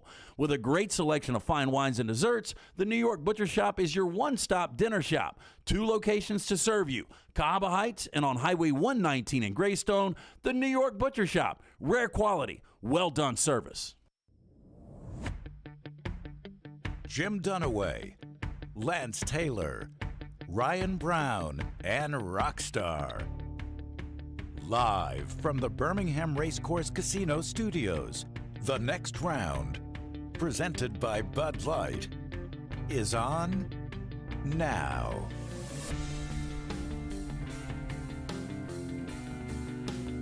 Time for another hour of the Next Round. This hour is always presented by your local Champy's world famous fried chicken. Go get those po' boys, the Mississippi Delta tamales, the great chicken fingers, the great sides, the great desserts. Great place for lunch or dinner. Locally in Alabaster off 119, Champy's world famous fried chicken. Andy Staples talks college football in his podcast, the Andy Staples Podcast. Wherever you get our show, you can get his. You can read him at The Athletic. You can follow him on Twitter at Andy_Staples. He is with us now on the JohnstonRVCenter.com hotline. What is up, Andy? How are you? Oh, I'm doing good, Just working around the house, squeezing in radio hits, getting ready for the draft, getting ready to wrap up spring football everywhere and see how many people jumped into the portal. Yeah, a lot in Colorado, by the way, is the answer to that question there. Yes. I wanted to start. We were just talking about the fact that Green Bay had Aaron Rodgers and Brett Favre basically for 30 years, and they got 2 Super Bowls out of it, which does feel a little underwhelming with all those guys accomplished. This sounds like the Ohio State argument. Okay. look how good they've been and how many good players and first-round draft picks they've pumped out, and they've got 2002 and 2014. It kind of feels a little bit the same. And my podcast co-host, Ari Wasserman, who used to cover Ohio State as a beat, he continuously calls them kind of the most underachieving program in college football. And I always push back on that because like they're really good. It's hard to win a national title, but then you see what Georgia's done the past few years and obviously what Alabama's done, and it's the same thing. And so, yeah, like how did the Packers not wind up being more like the Patriots? The college, Brody said that his college comp was Oklahoma, but you're right. I mean, Oklahoma's got that one championship. Similar. Yeah, it's similar. I mean, they've tons of, but Oklahoma's had an easier conference. When you look at the Big 12, they've had arguably better quarterbacks than Ohio State. It's pretty close. But for Oklahoma only to have the one. Yeah, with all those Heisman guys. And that was forever ago. At least Ohio State spread theirs out a little bit. Can you say the same about the NFC North? Because it's not like the Bears or the Lions or the Vikings have been great. Very true. There's some good Vikings teams, but the Vikings have never won one though. Yep. The Lions have never won one. The Bears have won, and the Bears have won in '85. Yeah. So I mean, maybe they're more like Oklahoma because at least Ohio State always had to deal with Michigan. Yeah, that's a good point. Hey, so yesterday, Andy, we were talking about, in the West, it's going to be LSU or Alabama. One of those two teams is going to be in Atlanta. I don't think there's any doubt. How difficult is it, though, to pick number 3 in the West this year? Very difficult. Very difficult. I was thinking about this yesterday because, if Arkansas the ball bounces a few different ways last year, they have a different season. They've got a lot of those guys back. Now, they're changing offenses, so maybe that changes things. But I feel like they're in position to do that. We don't know what Mississippi State exactly is going to look like under Zach Arnett, but my guess is they'll be pretty good defensively, and we'll see offensively. We do know what Ole Miss will look like, and they should be pretty good. The wild card is Texas A&M because from a talent standpoint, their top 22, their starting 22, looks more like Alabama's or LSU's than those other schools do. But what happens if they have some injuries? And this is what happened to them last year. They had some injuries on the offensive line, and their offense just fell apart. So you've got Bobby Petrino in there calling plays. And I do think it's funny because we've imagined all these scenarios where it explodes spectacularly. But, I mean, you think about it, he is maybe the one guy who could tell Jimbo Fisher where to shove it if Jimbo's like, no, I want to call plays again. But, and then Petrino is a very accomplished schematic mastermind on offense. I mean, let's be real here. He's very good at that. And so I do think they should be better, but I do worry about their depth because it does feel like they are a few key injuries away from having last year all over again. And if they do, man, those people are going to go nuts. They are. And, if Sark, I mean, there are a lot of people that think Texas can be good this year. And I do not discount the fact, Andy, that if Sark does have a good year as they're coming into the SEC, that's only going to crank that up. Yes, it makes it worse. And I think there's pressure on Sark, too, at Texas this season because they are the most talented team in the Big 12. Like, they should be able to win the Big 12 on their way out. Will they? No idea. Because how many times have we seen Texas as either the most talented or the second most talented team in that league and then do nothing? So I think you're right about that. But the pressure at A&M is enormous because the idea behind hiring Jimbo Fisher was you're going to get into this echelon with Alabama, with LSU, with Georgia, and they're not there. They've not shown they're going to get there or that they can, they had the one good year in 2020, but the further we get away from 2020, and this is not just a Texas A&M thing, I just think you kind of discount everything that happened that year because it was weird. None of this, a lot of the stuff that happened there doesn't match what happened after or before. So, can A&M get into that echelon? And yes, it gets harder when suddenly your in-state rival shows up in the league. And oh, by the way, the other team that was in your old league that was actually the good one is showing up too. It was actually the good one. That's a great way of putting it. If I told you that TCU will have the biggest drop in wins in Power 5 this year, would that surprise you at all? No, because they won 13 last year, and it's pretty darn hard to win that many games, and they lost a lot. They're changing offenses. Now, I do think that Morris at quarterback, I think there's a reason he was the opening day starter last year, and people really like Chandler Morris and think that he could be an NFL quarterback someday. So it may be that you lose Max Duggan and you think, okay, that's the draw. It's not necessarily that. I think at quarterback, they're going to be all right. But guys like Steve Avila, I don't know if he got enough credit. He played center. He played guard. He was just a steadying force on that offensive line. Really important player for them. Quentin Johnston was such a weapon for them. And Kendre Miller, I mean, I don't know that he gets as much credit because he gets hurt in that Fiesta Bowl, and so people didn't really get to see him in the national championship game, but it was very important for them all season last year. So I do think, given what they lost, and you look at last year, there were some games that were tight that went their way. And we were talking about the Big 12, like Iowa State was the opposite of that. They had a bunch of tight games that did not go their way. And that's how they end up 0 for the league, basically.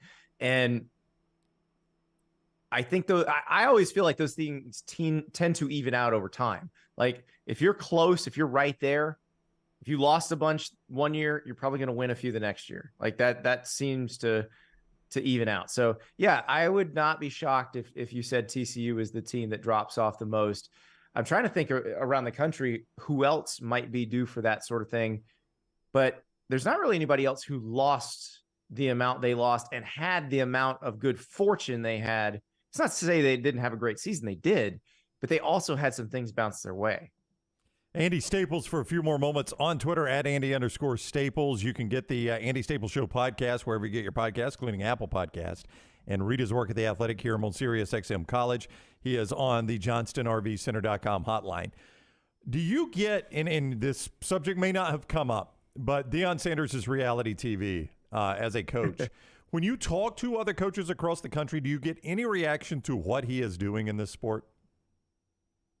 I think it depends on the coach you're talking to. I think some coaches think a lot of it's for show, but I also think some coaches see what he's doing and understand that they can apply it to how they do their jobs and go, you know what, he's pretty good at some of these things.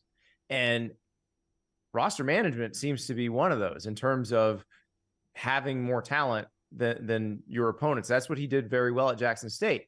He's going to try to do that at Colorado. It's not as easy, but I look at what he did at Jackson State, where you can get the #1 recruit in the country to come play for you at Jackson State.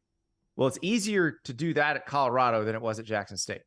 So you can get some pretty highly rated recruits. You might be able to get some guys out of the transfer portal who are looking for a change of scenery. And you can have maybe not the best roster in that league, but USC and UCLA are leaving.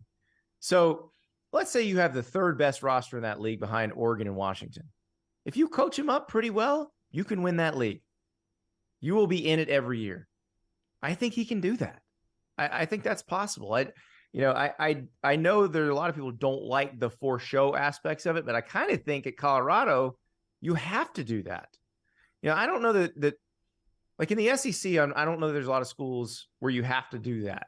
Maybe the Mississippi schools, you got to have a little showmanship to make them top of mind. But you don't have to, because they're so popular. Their fan bases are so big and passionate that they're going to get talked about quite a bit. But like the ACC, like NC State, like Dave Doran's not the most exciting guy in the world. No. You put a guy like Deion at NC State, we'd be talking about NC State all the time. Like, think about how much we're talking about Colorado now. Oh, I know. And how much did we talk about Colorado in the previous 20 years? Yeah. I mean, outside of us constantly busting Joel Klatt about how bad they are, I don't know how much we've ever talked to him. The year Lane was at Tennessee, he was trying to do that there. Yeah. And I don't know that you necessarily have to do that at Tennessee, because they do have such a huge fan base. It's a big brand. Like, they don't need to be, brought into the mainstream like that, because they're already kind of there. Colorado definitely does. They do. And my we were talking about this yesterday, though, Andy. If I'm Deion, I want to recruit the Southeast. I mean, that's where the mass of good players are, right? Mm-hmm. And if I call a kid from Florida, you live in Florida, you've played football in Florida, Andy. I call a kid from Florida, I'm like, hey, You know whose spring game is on ESPN? It's ours. We're the only one on. Watch us. And that kid turns on and they're having to shovel snow. That's going to be a problem in recruiting. Which is weird because Boulder's not that cold. It's not like going to Wisconsin. Like, it's not that bad. They just had a weird weather pattern. That was bad timing for him, though. I mean, that was a great recruiting commercial, and they got to push snow off the field to play their spring game. If I'm a kid in Florida, I think twice on that one. Yeah, it's strange because Colorado's climate is not as extreme in terms of cold as say Minnesota or Wisconsin or maybe even Michigan. It's just they had a bad weekend to have a snowstorm. They really did. Look cool in HD though. Oh yeah, they look great. Yeah. I love snow games from the couch. Who are you buying more for college football playoff this year, Penn State or Florida State? Oh man, probably Penn State.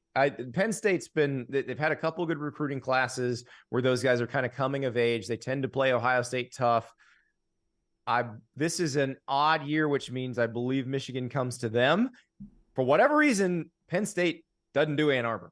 They don't like Ann Arbor, but they can deal with Michigan when they play them in State College. So I think there's a good chance that maybe this is the year. So the deal with Ohio State is, if they ever get their defense fixed, they're going back ahead of Michigan. They're owning that league again. I don't know that they're going to, though. Like now it's become a thing. Like 2019, Ryan Day's first year as a head coach, that defense was awesome. And it feels like it's declined since. Even hiring Jim Knowles, who had a great defense at Oklahoma State, didn't seem to make them any less susceptible to really big plays. So, I do think if you're Penn State, you look at that as a game that you can win because you play them tough every single year. And then you look at Michigan as a game you can win. So it's not a 2-game schedule, but those are the two teams you got to beat. Love from Jay Price in the chat room for the old school Optimus Prime over your left shoulder there. So there you go. That's the greatest leader in the history of the galaxy. He is Andy Staples. You can follow him on Twitter at Andy_Staples. Listen to his podcast, The Andy Staples Show. Read him at The Athletic. Hear him on Sirius XM. Thank you very much for the time, Andy. Have a great week. All right. Thanks, guys. All right, buddy. Take care. Andy with us on the JohnstonRVCenter.com hotline. I was going to try to independently confirm this. Here it is. On FanDuel, since we were talking about Colorado, when we mentioned this yesterday, I gave you their start, Lance, and you were trying to project where they would be dogs or favored. Colorado at TCU to open the primetime era. TCU favored 21.5 in that game to highlight the problems Colorado will face with a very unknown, fluctuating roster and a first-year coach on a team that won one game last year. Yeah, look, and I think TCU is going to be overrated this year, but I probably would lay the 21.5. I was about to say, so which way are you going there? They're going to be lucky to be 3-2 to start the year, Colorado will. Well, Colorado might be lucky to win 4 games. Or 2 and 3, excuse me. 2 and 3, not 3 and 2. That'd be great to be 3 and 2. So you think maybe 4 games? Yeah. But if they won one last year, that's not that bad an improvement. Major improvement. Yeah. But nobody will really think about it as an improvement. No, but when you flipped your roster, if you won 4 or 5 games, that's actually really good coaching by Prime. Lance is growing his hair back thanks to our buddy, Dr. B. Yeah, when it started to thin out, I asked around. Dr. Beckenstein is the name that everybody mentioned. Look, if you're starting to thin out, it happens to a lot of us. The older you get, things start to fall apart. Things start to fall out. Started to happen to me with the hair. Dr. Beckenstein is the guy I went to see. My hair already 14% thicker. T3hair.net for more information. Dr. B right now offering that Sensus Transdermal Infuser. This enables Dr. B to get various medicines and therapies into the scalp where the hair follicles are without using any injections. This is revolutionary as Dr. B can pinpoint delivery of a patient's genetically specific products without any needles. Again, T3hair.net, 205-319-0316. For more than 20 years, women and men have turned to Dr. Beckenstein for a range of cosmetic and reconstructive procedures. For more information, to set up a consultation, 205-319-0316 or T3hair.net. Shout out to Amanda Minton joining us in the Facebook chat room. She's watching the show on Facebook today, and she says, shout out to her husband, Kevin, a daily viewer of the show. They've been married 15 years today. Well, congratulations. Happy anniversary. Happy anniversry to the old Minton family. Y'all get them something nice. 15 years and both consuming the show today. I mean, that's a gift in and of itself. No. I mean, there are different ways to do it. We get, listeners, we get viewers, people watching Twitter, Rockstar. 15 years ago, run. 15 is a good run. Well, hope for 15 and many, many more. Give us a thumbs up if you're watching us there on YouTube. Make sure you're subscribed and liked our channel. Hit that thumbs up. It does help us a ton. Make sure you subscribe and set your alerts there on YouTube if you're watching us there, and follow us on all social media at Next Round Live, at Next Round Live. But that thumbs up helps us a lot. We appreciate you doing that if you watch us there on YouTube. Elliot says, I may be completely wrong. 41 players in the portal ain't a good sign. In case you missed it, that's the number Colorado was up to since Prime took over. It's not a good sign because I really don't know how you rebuild those numbers. There's no way you're going to be able to go out and get half of that in the portal. But as Tripp points out, Deion took over a team that won one game. If you lose 41 guys, what have you really lost? Now, I mean, the receiver that left yesterday, we talked about him, the guy that Shadur Sanders said, you stuck around for a spring game because you knew it was going to be on ESPN so you could increase your stock. Montana Lamonious Craig. Yeah, that guy. And he looked like he was going to be a player. I mean, he could probably be a good player for somebody. Yeah, so it's not just bad players that are losing. Yeah, he's probably – there are people that are going to clash with Deion. That's just when you have a major a big alpha personality like that, it's going to happen. But that guy's got to spot some other places, so he knew that. Yeah. And as you said yesterday – including Deion's son, a lot of players upset with him because showcase skilled and then decided to get out after that. Yeah. Which we didn't blame him. Rockstar, while we're talking about it, can you give me cut number 2? This is Deion talking about recruiting. I mean, to Andy's point, and I don't really know what to do with this because they're not going to be a good team, I don't think. But Deion is good entertainment to me. Well, I hope he wears that cowboy hat every time. This is post-game. I love him going white hat, too. He's not a me person, do you think? No. Okay. This is post-game after their spring game in the snow. Coach Prime talking about the recruiting there at Colorado. You got to understand, a lot of coaches attack it differently. Oftentimes, the kid is holding all the cards, and you're trying to see if he's going to choose you. We're trying to see if we really want him. So this whole thing is somewhat different, and some people approach it differently. I have a certain approach, and I don't fluctuate from that. And I want what I want, and I'm going to get what I want. And I'm not going to – what's the word? Give me a word, somebody. Compromise. You go, girl. I'm not going to compromise my thoughts in any of that. I'm going to stand for what I believe, and we going to get them. A me guy, Rocky. That would be like you having a jacket that says Rockstar on it. You've got a shirt that says that. Well, I mean, that's my head coach. Oh, I know, but he wears sunglasses at press conferences. Okay, and a cowboy hat. I was looking at some numbers yesterday. Hang on, give me 2 seconds, and I'll pull these numbers up there, Rocky. Say that we're going to have – they're not going to go to a bowl. 12 postseason press conferences. How many does he wear sunglasses in? Oh, well, probably all of them. 13. Yeah, because it wasn't like it was sunny in Boulder this weekend, right? No, I'm like Rockstar. I hope he wears the cowboy hat. I mean, Bum Phillips used to do it, right? He did. Didn't Bum Phillips do that? Prime time. So the last, I had these numbers yesterday, and if you'll give me 2 seconds pulling them up. All right, so at Jackson State, prime time took over. The previous coaches had 21 wins. The 3 previous coaches had combined for 21 wins. Katie Nida. She's a girl. So I remember that from Colorado. Yeah. Hey, we're going to do trash when we return on the next round. But I do want to remind you that our friends at the University of Montevallo have educated the Fighting Dunaways there. Montevallo.edu. That is Montevallo.edu. That is where you go. If you want to find out more about the University of Montevallo, schedule an in-person tour or that immersive 3D tour. You can find out more at Montevallo.edu. It is a great value and a great education here in the Deep South. Montevallo.edu. That is Montevallo.edu. Take the next round anywhere you go with official Next Round gear. Buy yours today at nextround.store. For 50 years, our friends at Wayne's have been doing things around your house that you don't have time to do. Warm weather is coming. You want that lawn looking great. You want mosquitoes not around. Our friends at Wayne's, they can help you out. Right now, they will do $50 off for each of those services to continue to celebrate their 50th anniversary. Again, our friends at Wayne's, they take care of all of us here on the Next Round. You don't want those mosquitoes. You want the lawn looking great. Call them today, 866-WAYNES1 or call Waynes.com. Saturday, April 29th is Legends Day. Professional football right here in Birmingham. When your Birmingham Stallions take on the New Orleans Breakers. Get your tickets today and bring the whole family to Protective Stadium and get autographs from Alabama sports legends. You feel the energy. Fantastic seats get you right next to the action for just $10. Stallions all the way to the house. Buy your tickets today at theusfl.com.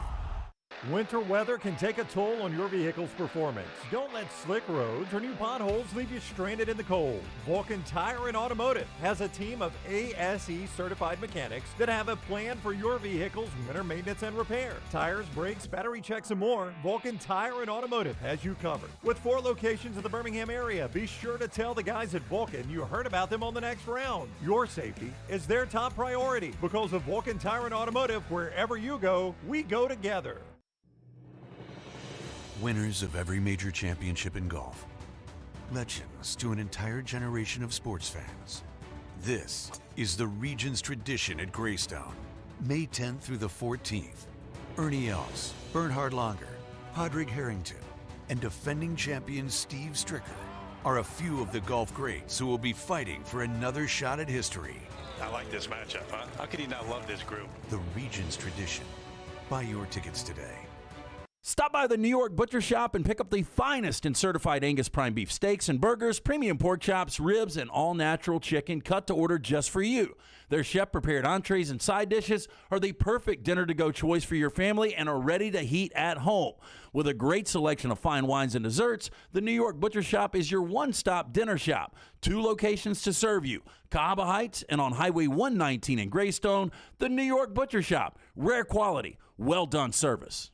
The manicured rolling hills of Timberline Golf Club is located just minutes from Birmingham. And right now, the area's best value membership drive is going on through April 30th. No initiation fee, unlimited green fees, practice range, and the TrackMan. Timberline's a fun place to be a member, and you get preferred membership tee times. To book those tee times at this Jerry Payton designed course and for more information on membership opportunities, go online to timberlinegc.com. timberlinegc.com.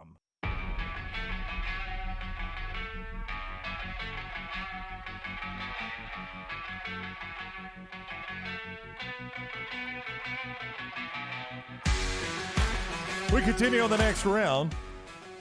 Apologies to those watching on YouTube. Lunsford said it was a YouTube issue.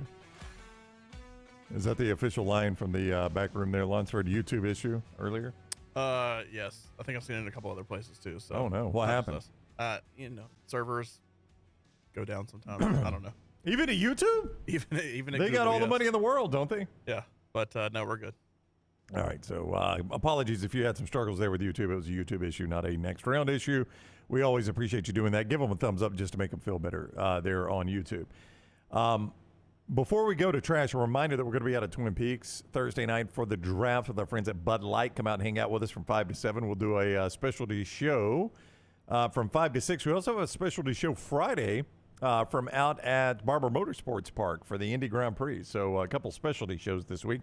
Extra shows. We'll do some Ask Us Anythings there if you would like to join us from that. So that's what you got coming up here on the show right now.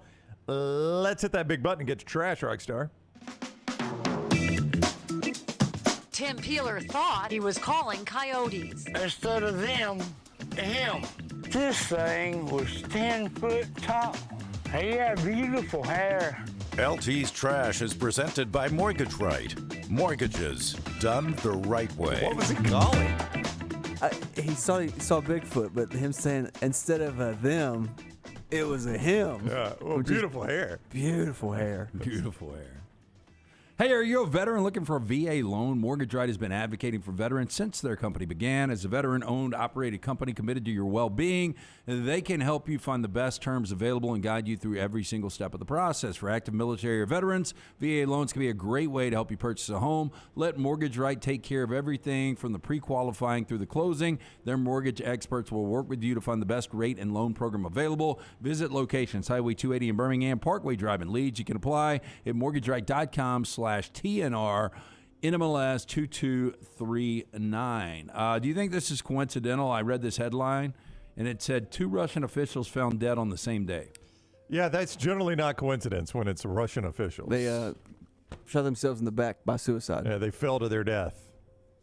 That happens a lot over there, I think, is they fall out of the hotel to their death. Don't they, Rockstar? It's very unfortunate. Yeah, nurses do it. It's weird. Yeah. Hey, a zoo is trying to recruit a team of people to wear bird costumes and scare away nuisance seagulls.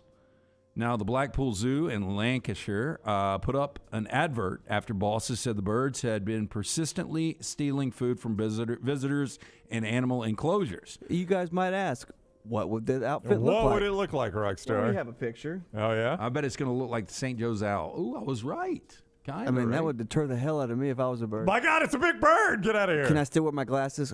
We'll let it slide. But the St. Joe's, and I don't know if any of you guys were at my house when it happened. It was during a basketball game, and dude got hurt. I was there. Oh, yeah. I remember and the that. hog kept flapping. Yep. You know, I think it was on a for like 30 minutes. I think it was on a was Super Bowl down. Sunday. I really do. Yeah, I think it was. I think we were either that or a championship Sunday. We were all over at your house, and the guy got hurt, and we were laughing that the bird, like they're putting him up on the stretcher into the background. The bird's just standing back there It's flapping. determination, man. You got to do it. Well, you can't stop once you're in that costume. They don't allow you to stop. Yeah, I would have had to take a little breather there, I think. So this bird is scaring away other birds, Rockstar? Yeah, it's a deterrent. It's kind of like a scarecrow. Somebody was telling me they had a woodpecker problem. I remember my old man, I think statute of limitations, it doesn't matter anyway, he's passed away. But there was a yellowhammer on one of our old houses growing up, and it kept popping. And some old man got a pellet gun and took care of the yellowhammer, which I think is illegal, right? It's a state bird, but that's fine. But I mean, it's putting holes in the house. What do you do in that situation? Well, you wear a bird costume and deter it. We had a similar situation when I was a kid, and I killed some squirrels with a rat shot. Yeah. I mean, is that a problem? Well, no. I mean, it's a squirrel, which we know is the rat with the fancy tail. We've always said that.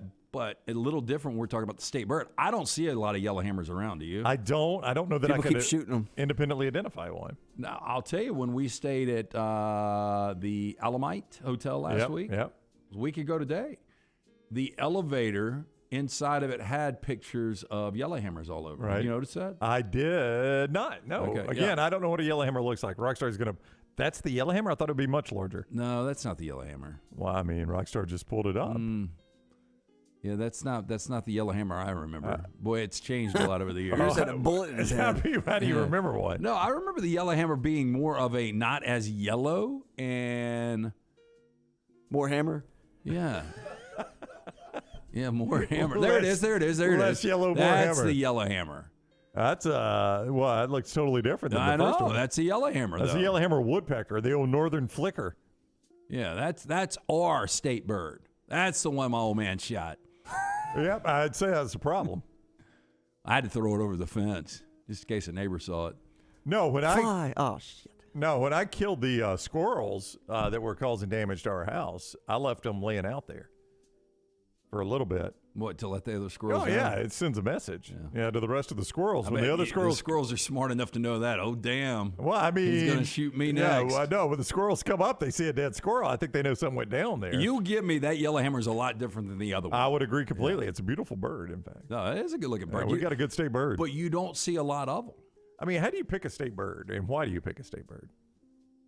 Why do you have a state flower? Why do you have a state tree? Why do you have all Well, this that's what I'm saying. I mean, I get a state flag. Something to recognize. Yeah, I guess. We've got the arrival of electric vehicles has allowed for a huge number of new players in the automotive world to emerge. So these companies are staking out new territory, competing against established brands in the EV sector. Lovely is a Swedish firm, one of them. The car manufacturer wants to stand out for its emission-free tiny cars and for its peculiar delivery system. I'd say it's peculiar. Which has already caused a commotion. Now, with the aim of reducing costs, Lovely has created a system very similar to that of a compatriot, IKEA.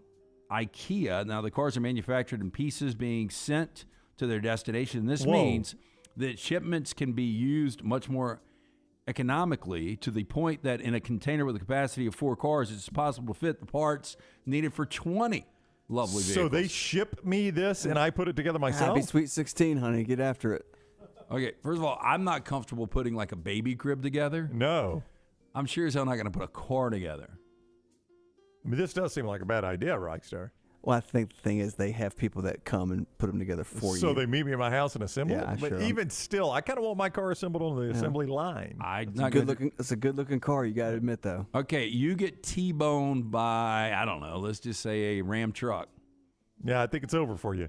But let me ask you this, even more than getting T-boned. Like, if you get to the end of the dresser you've put together and you've got like 10 screws left, you're like, well, crap, I missed something. Well, they give me extra. That's all. You get to the end of the car and you got a few bolts left. You're like, this could be critical right here. Well, and look at those headlights. What are the chances those will work through some thick fog? Those are flashlights. And they got this is over in Europe too. Go-kart tires. Yeah. How about this? A woman had shared how she was asked to complete her husband's DoorDash order despite the fact that he was in the emergency room. So he's the DoorDash driver? DoorDash is U.S.-based online food ordering platform that connects customers and local restaurants. Orders are passed to DoorDash drivers. We know one here, Tyler. That's right. Independent contractors who fulfill the orders delivering from restaurants to customers. Now, when Miranda's husband got into a car accident while working his DoorDash job, she was shocked by the company's reaction. In a screenshot of the conversation, which Rockstar is showing us here, Miranda told the DoorDash support worker that her husband was in the emergency room and she wasn't sure how to cancel the order. The support worker replied, quote, "Too bad to know about that situation. Will you be able to complete the order?" Too bad to know about that situation. Yeah. You think they might have been in another country? Well, that sucks, but this guy really wants his calzone. Yeah. Or that was a bot, right? Yeah, that or a bot, one of those two. She went on to say, quote, "I honestly let out a laugh when I was asked if I could deliver the food. I showed my husband. It cheered him up for a bit." Well, that's good. It didn't surprise me, but at the same time, my husband and I both are like, "Are you effing for real?" A DoorDash spokesperson told Newsweek this interaction with our support team falls below the high standards we set for ourselves at DoorDash. I would kind of agree, and I don't even work for DoorDash. Do you get it a lot? I have. My teenage daughter gets it a decent amount, I guess. I mean, I shouldn't say a decent amount. I have never, and Tyler, I'm sorry to say this, I've never once ordered DoorDash in my entire life. I've had somebody order it for me. I can't. This is stunning. Yeah, I don't really know how to. A stunning admission. He can't do it. Yeah. I have done shipped the grocery delivery. We've done that a little bit.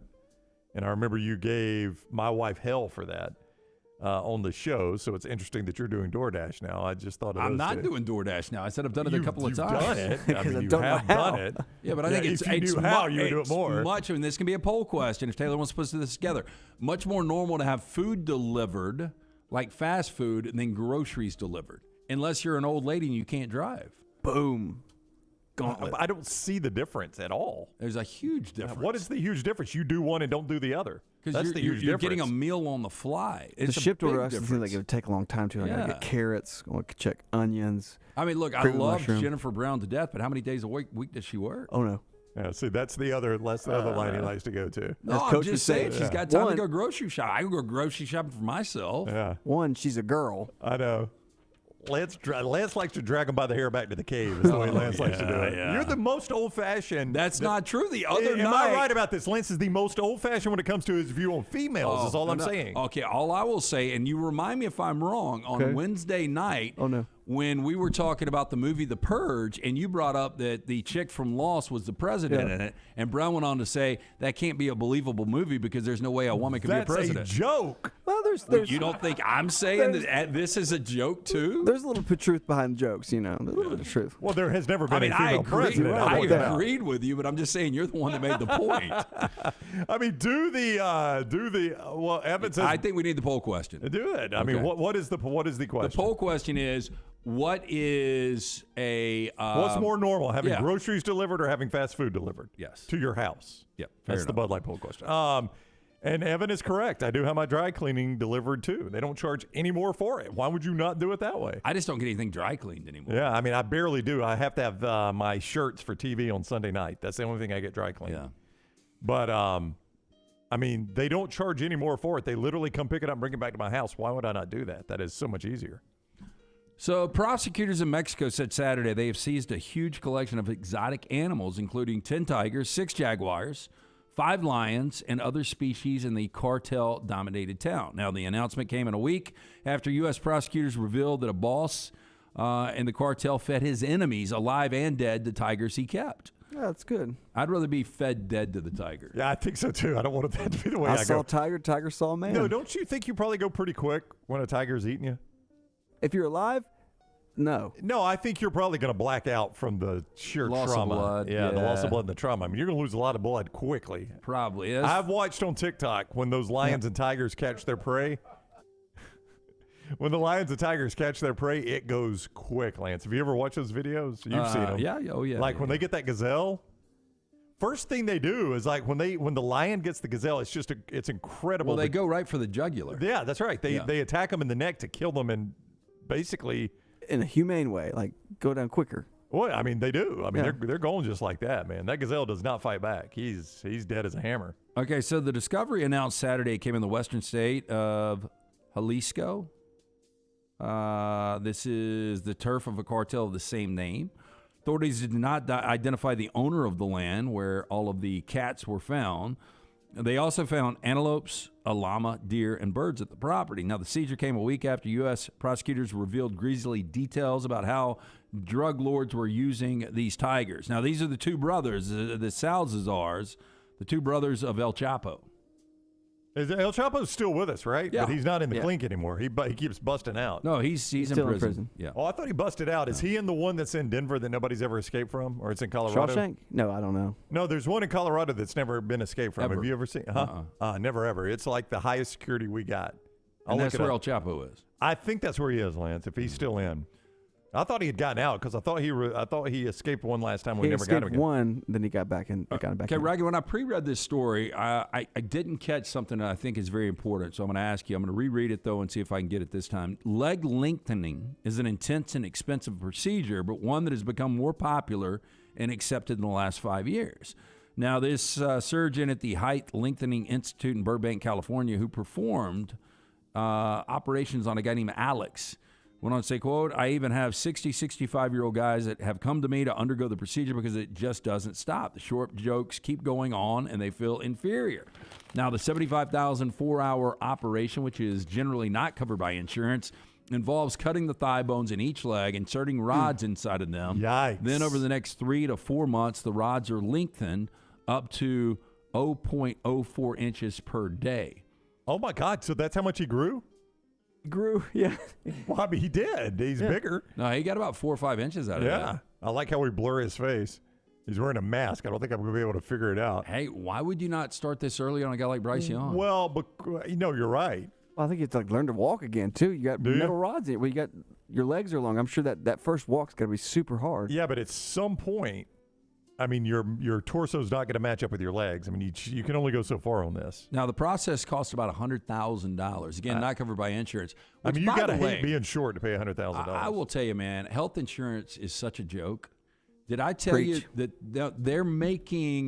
they're calling my tonsillectomy elective? Yeah, but I thought the people at the office said you're going to be charged the same either way. I thought that's what the doctor's office told you. Yeah, but it doesn't make any sense. If it's an emergency, it's considered, it is taken care under the insurance. If it's elective, then I forgot exactly what I've got to pay out of pocket. But I mean, who elects to take their tonsils out? You wouldn't think. A lot of people, right? I wouldn't think anybody. Yeah. Is that it? That's it.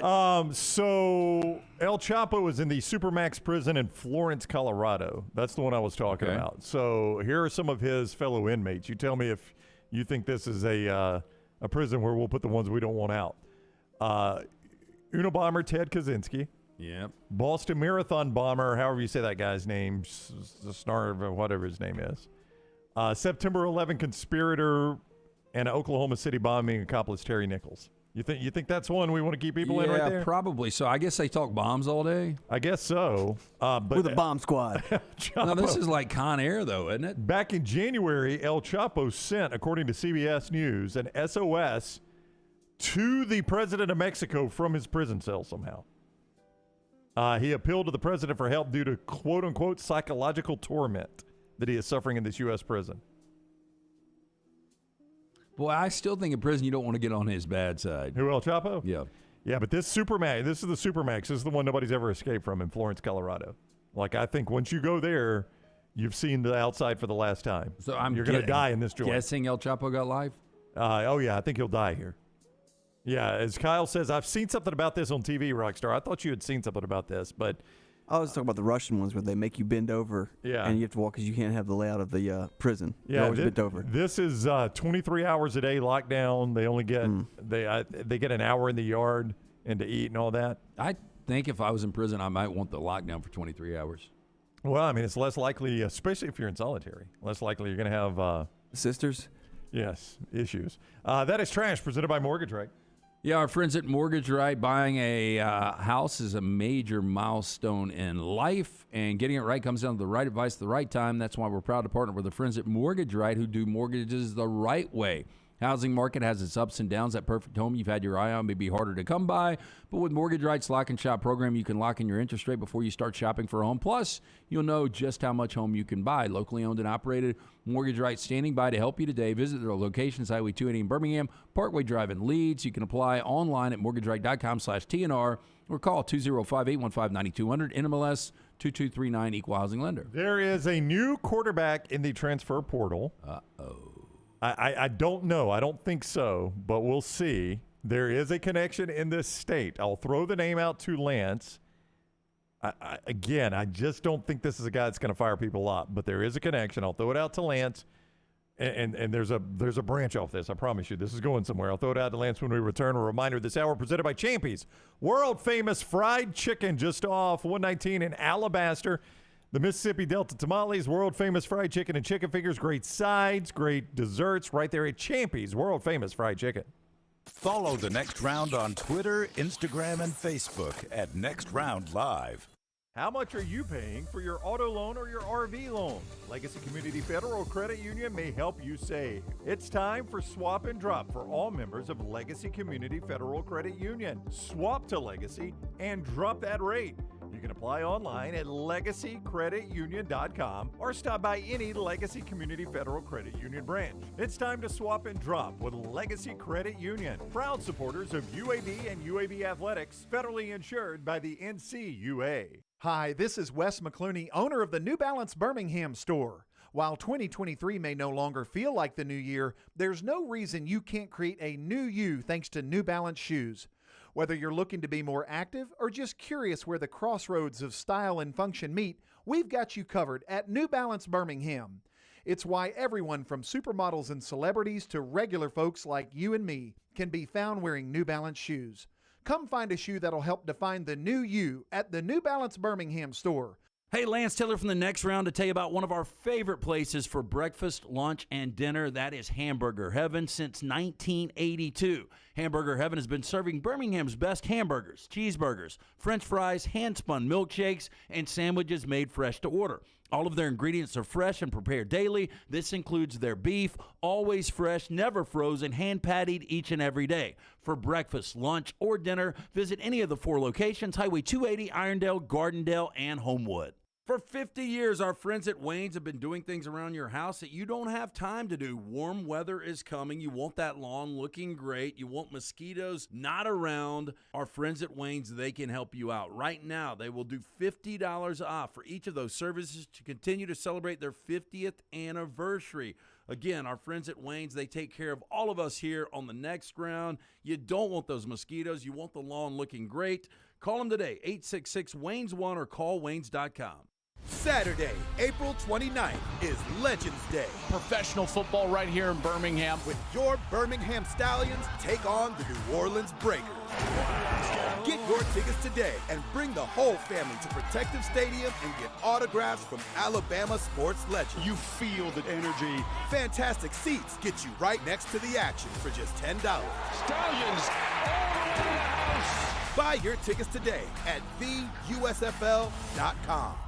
Follow Next Round Live on Twitter, Instagram, Facebook, and YouTube. The social media team at Next Round Live is dedicated to giving you daily news conferences and practice video from UAB, Alabama, Auburn, and around college football. Follow and compare to the sites you used to visit. You'll also get the latest highlights and news from the Next Round Daily Show. Turn on the notifications so you don't miss a thing. Follow Next Round Live on Twitter, Instagram, Facebook, and YouTube. See more at nextroundlive.com.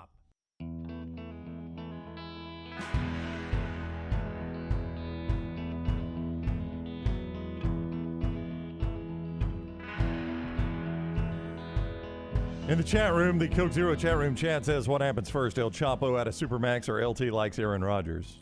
El Chapo out. Yeah, you got a better shot at El Chapo escaping a prison that's never been escaped from. Who was the airline? It was Qantas? Yeah, the Australian airline. That used to advertise they've never. Did they advertise they've never crashed, or we just knew that was Southwest? Okay, I thought Qantas had never crashed either, and then eventually it comes for everybody at some point in the airline industry, right? Yeah. I mean, you're just going to have bad luck if you're on that first flight that goes down. Yeah, it's just tough on Somebody's going to get out of that, Max. It's good. They literally call it Supermax. I mean, but why would everybody? Why would everybody else not actually? What am I looking for? Build their prison the same way? Yeah. Well, I think it's expensive. I mean, I think they probably have had to do a lot of things to make that an inescapable prison.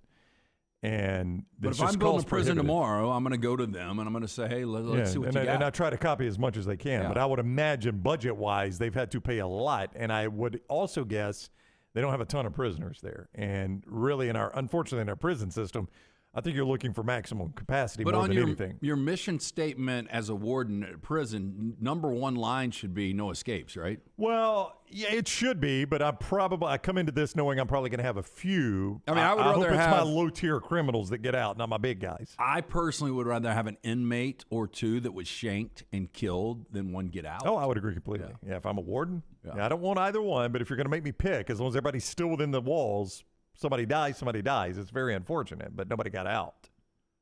Warden Norton did not deal with it well in Shawshank Rock. Do you think food end up in Venice like a fart in the wind? Yep. Is like quality food one of the top things on a mission statement? No, I don't think so. I think they're trying to keep them alive and trying to stay within the budget. Again, budget's going to be big right there on that mission statement. The state or the feds are going to give you a budget, and you got to work in those numbers. The commissary, though, you get normal food, right?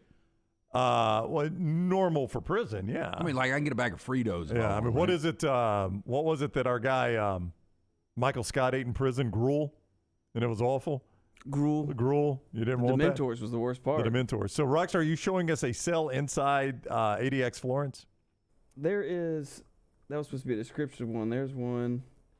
I mean, that's not that bad. A prison cell, really. A little stool. Yeah. See, I mean, if I had to stay in a prison cell, that one's not awful. 23 hours a day, that would be great. That'd suck, but that would suck. But hey, you could be in a lot worse than that in prison. Show the aerial so Lance can get a. There you go. So, well, there's not a lot of places to go. That's right. I mean, they have built this. There's a baseball field. They've built it in the middle of nowhere, and even if you escape, it's very unlikely you're going to survive, I would think. Well, I mean, El Chapo does have access to. Well, if he escapes, there's going to be a helicopter waiting on him out there. Yeah, I guess a private jet would be tough to land there. Chad says at one time Alcatraz was Supermax. It was just a matter of time and resources. Time caught up with Alcatraz. Yeah, but we really don't have like the official if those two guys got away. Yeah. Three guys. Yeah, Chris says Supermax low pop 23 to 24 hour a day lockdown, so it's expensive to staff because of that. So you've watched specials on prisons. Charles said, "Is Rockstar showing us the old Candlestick Park?" Seriously, I think Smithsonian was called Inside the Big House or something. Right. But I've watched a million of these documentaries. But do you think a good reality show would be if you, like at that prison, for 2 hours a day, you opened a bar and you just let all the inmates come into the bar and drink? Happy hour. I mean, what do you think the fights are going to be like at that God. bar? It's just going to be a bloodbath. Count my stars. Is that El Chapo? The hell you doing here, boy? But you just you serve everything in like red Solo cups. Because, with the bottles or the glasses, it's going to be impossible. He walks in, he goes, "Hello, everybody. El Chapo!" Hey. They're funny guys. Just kill one of them. Get them tequila. What's tequila? El Chapo I like walks beer. in. I like beer. He said, "Everybody, they've got his drink ready to go. They know what his El Chapo's getting every time." Piano stops. The quarterback that is in the transfer portal, and again, I want to point out, I don't think this is that big a story for a starter at Alabama, but you never know with depth if somebody transfers out, say a Jalen Milroe, Tyler Buckner is in the transfer portal. The only reason I bring it up is his connection to Tommy Rees. Now, for those, and by the way, Tommy Rees didn't really like him starting. It should be pointed out. But for those that don't know, Buckner is a quarterback at Notre Dame. Very limited action at Notre Dame. No numbers that are going to blow you away. But the fact that he is in the transfer portal with Sam Hartman there, Lance, I think there are some people that would look at that connection. Right now, there's really no room for him at Alabama. That quarterback room's pretty full. So if people want to paint that connection, it just doesn't make sense right now unless somebody transfers. I just don't see this being an option at all. Yeah, now he was injured, right? That's why he missed most of the time last year. But when he played, he wasn't tremendous. Yeah, he was. Played a little bit early, got injured, then came back and played in the bowl game. But the numbers, 55% completion rate, 3 touchdowns, 5 picks. Nope. Yeah, I just don't think this is your guy. If Drew Pine was a guy that would have been in the transfer portal, then, maybe that's a guy that gets looked at. But Sam Hartman is going to be the starting quarterback at Notre Dame, and that's why Buckner, who went into last year as the starter before he got a little bit banged up, that's why he's in the transfer portal. Again, if Alabama were skinny on numbers, I could see this. But as long as you've got Simpson, Milroe, Holstein, and Lonergan in the quarterback room, what more do you need? Why would you even take on another guy? This is the first time they've carried 4 quarterbacks on scholarship since 2019. Yeah. So this is more of the anomaly than the norm. Yeah. So I don't think you're going to see anything. There are people that are going to draw that connection because of Tommy Rees. I just don't see that happening. But Tyler Buckner is in the transfer portal. You wish the best for him. Sam Hartman is going to be that starting quarterback there, unless he decides to transfer, which I don't think he would. But he's going to be the starting quarterback there, and stands, I think, to have a really good year there. Oh, I agree. Sam Hartman's a fantastic quarterback. He's going to be running a different offense, though. He's running he was that mesh, slow mesh that he ran at Wake under Dave Clawson. So this will be different, but he's going to have more talent around him, and I think he's a really, really good quarterback. Yeah, and when you look at Notre Dame's schedule, it's early on Tennessee State at NC State, Central Michigan. I know you say NC State, that's not a layup for them, and it's not, but I think there's a likelihood they're 3-0 going into that Ohio State game that they will play at home this year. Well, they'd be 4-0. Oh, that's right. They open against Navy. I keep forgetting that game because that's the week 0 game. So I think they could be 4-0 before Ohio State comes to their place. They got a really tough schedule though, because I think NC State, again, that is a coin flip to me. You've got Ohio State at home. You've got SC at home, and then you got to go to Clemson. Yeah, that's 4 really difficult. That's 3 games. Legit national championship contenders right there that you got to play. But only one of those is on the road, so that's the good news for them. They get Ohio State and Notre Dame at home. So anyway, Tyler Buckner in the portal. Some will draw a connection to Tommy Rees. Don't see that one happening unless Alabama starts losing quarterbacks, and you might need them. All right, we go to the top of the hour. In the next hour, we are going to do a little bit of 4 downs, take some of your phone calls as well if you'd like to join us, 205-734-0923 on the next round. Follow LT on Twitter at @TheLanceTaylor. It's the spring sales event at Alfa Romeo of Birmingham. Now you can get $10,000 off plus rates as low as 4.7% on new 2022 Alfa Romeo Stelvios and new 2022 Alfa Romeo Giulias. Come see the team at Alfa Romeo of Birmingham, exit 27 just off I-459 on Grants Mill Road, or visit them online at alfaromeousa of Birmingham.com. Hurry down before they're all gone. All incentives applied, in stock units only with approved credit. alfaromeousa of Birmingham.com. Hey, Lance Taylor from the Next Round. You've heard me for years talk about our friends at Bromberg's Jewelers, and we welcome you to stop by and see that great customer service at the Mountain Brook and Summit locations. But we'd also love for you to check out their new online shop. They've got plenty to choose from. Great gifts, big and small. Available online, they've got David Yurman, Tudor watches, select diamond and gemstone jewelry, William Henry, seasonal and favorite giftware items, and baby gifts as well. They've even got an online sale section. For more information, Brombergs.com. Did you tweak your shoulder putting up Christmas decorations? Injure your elbow shooting hoops in the backyard? Or hurt your knees getting up from the couch at halftime? Let 2023 be the year precision sports medicine and orthopedics gets your life back on track. Orthopedic care is better together. Find your provider today. Call 205-512-3885. That's 205-512-3885. Or visit precisionsportsortho.com/2023. Saturday, April 29th is Legends Day. Professional football right here in Birmingham. With your Birmingham Stallions take on the New Orleans Breakers. Get your tickets today and bring the whole family to Protective Stadium and get autographs from Alabama sports legends. You feel the energy. Fantastic seats get you right next to the action for just $10. Stallions all the way to the house. Buy your tickets today at theusfl.com. Spring is here, and that means it's time to prepare for moving season. Let Holly Mack Wilson guide you and help get your home prepared to sell. Whether you are looking for the perfect home or need to sell yours, Holly Mack Wilson can do it all and can do it anywhere in Alabama. Call Holly Mack Wilson today, 205-901-9446, or visit her website, hollymachomes.com. Holly Mack Wilson, your home prep expert. Holly Mack Wilson, a trusted anywhere in Alabama Keller Williams realtor you can always depend on. Peanut butter and jelly, chicken and biscuits. Man, I love great combos, and you'll love our combo. It's the Bama and Bourbon Podcast. Yay, Alabama's Aaron Suttles is part of the Next Round family, and he joins LT weekly for the combo of Alabama sports and bourbon. Find a new bourbon to add to your collection and get all the inside information on Alabama football and Alabama basketball on the field or off the field, on the court or off the court. It's Bama and Bourbon with Aaron Suttles, only on the Next Round video and audio platforms. Jim Dunaway, Lance Taylor, Ryan Brown, and Rockstar. Live from the Birmingham Racecourse Casino Studios, The Next Round, presented by Bud Light, is on now. Charles asks, is he of the Red Sox Buckners? No, Tyler Buckner is not related to Bill Buckner. They spell it differently, in fact. It has already started. J.D. Piquel on 3 Sports does a nice job with them. Sam Hartman dropped the mic in Notre Dame's spring game, 13 of 16, 189, 3 total touchdowns. Alabama offensive coordinator Tommy Rees named Buckner the starter when he called the offense at Notre Dame last year. ... Again, just, I don't know that Buckner, well, I do know.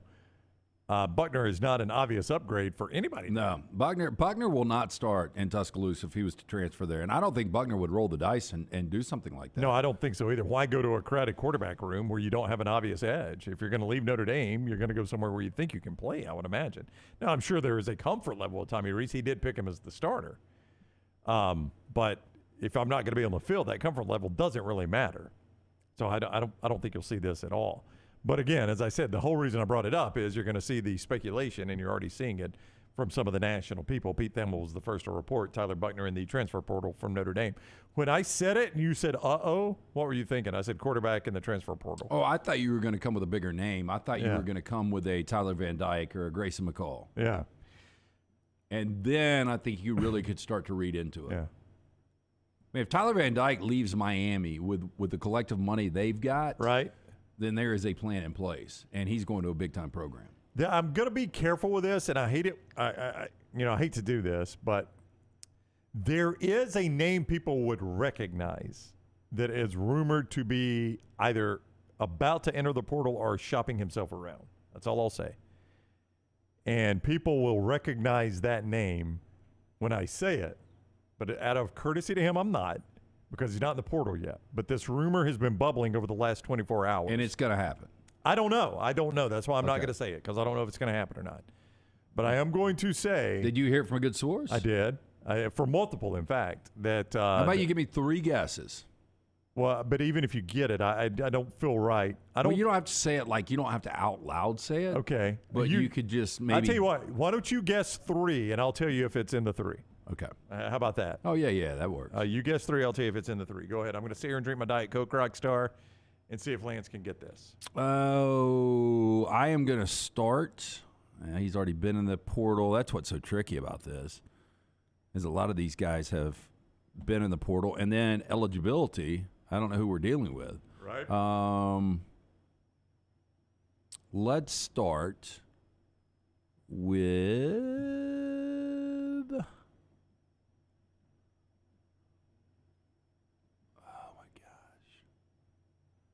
Let's start. I know Rockstar's loving this. Yes, first one's always the hardest. Yeah, so, I mean, we're gonna Let's start with Ben Bryant from Cincinnati. He's in the portal. Already? Yeah. Okay.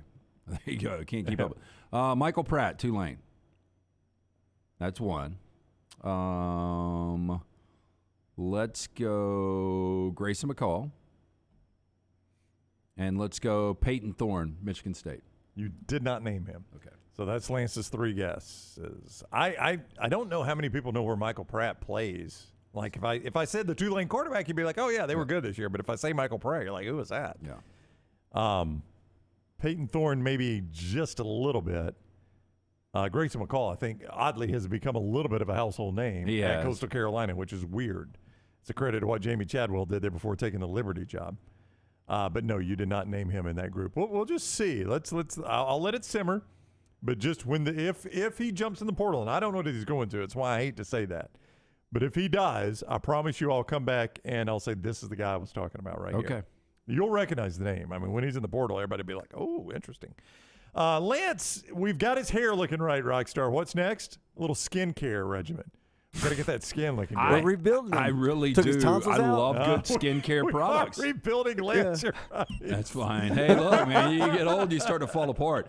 No, there's a lot of guys out there that they'll have like the 3-for-1 body wash, you know what I'm talking about? And they'll use it for their hair and on their ass and on their face.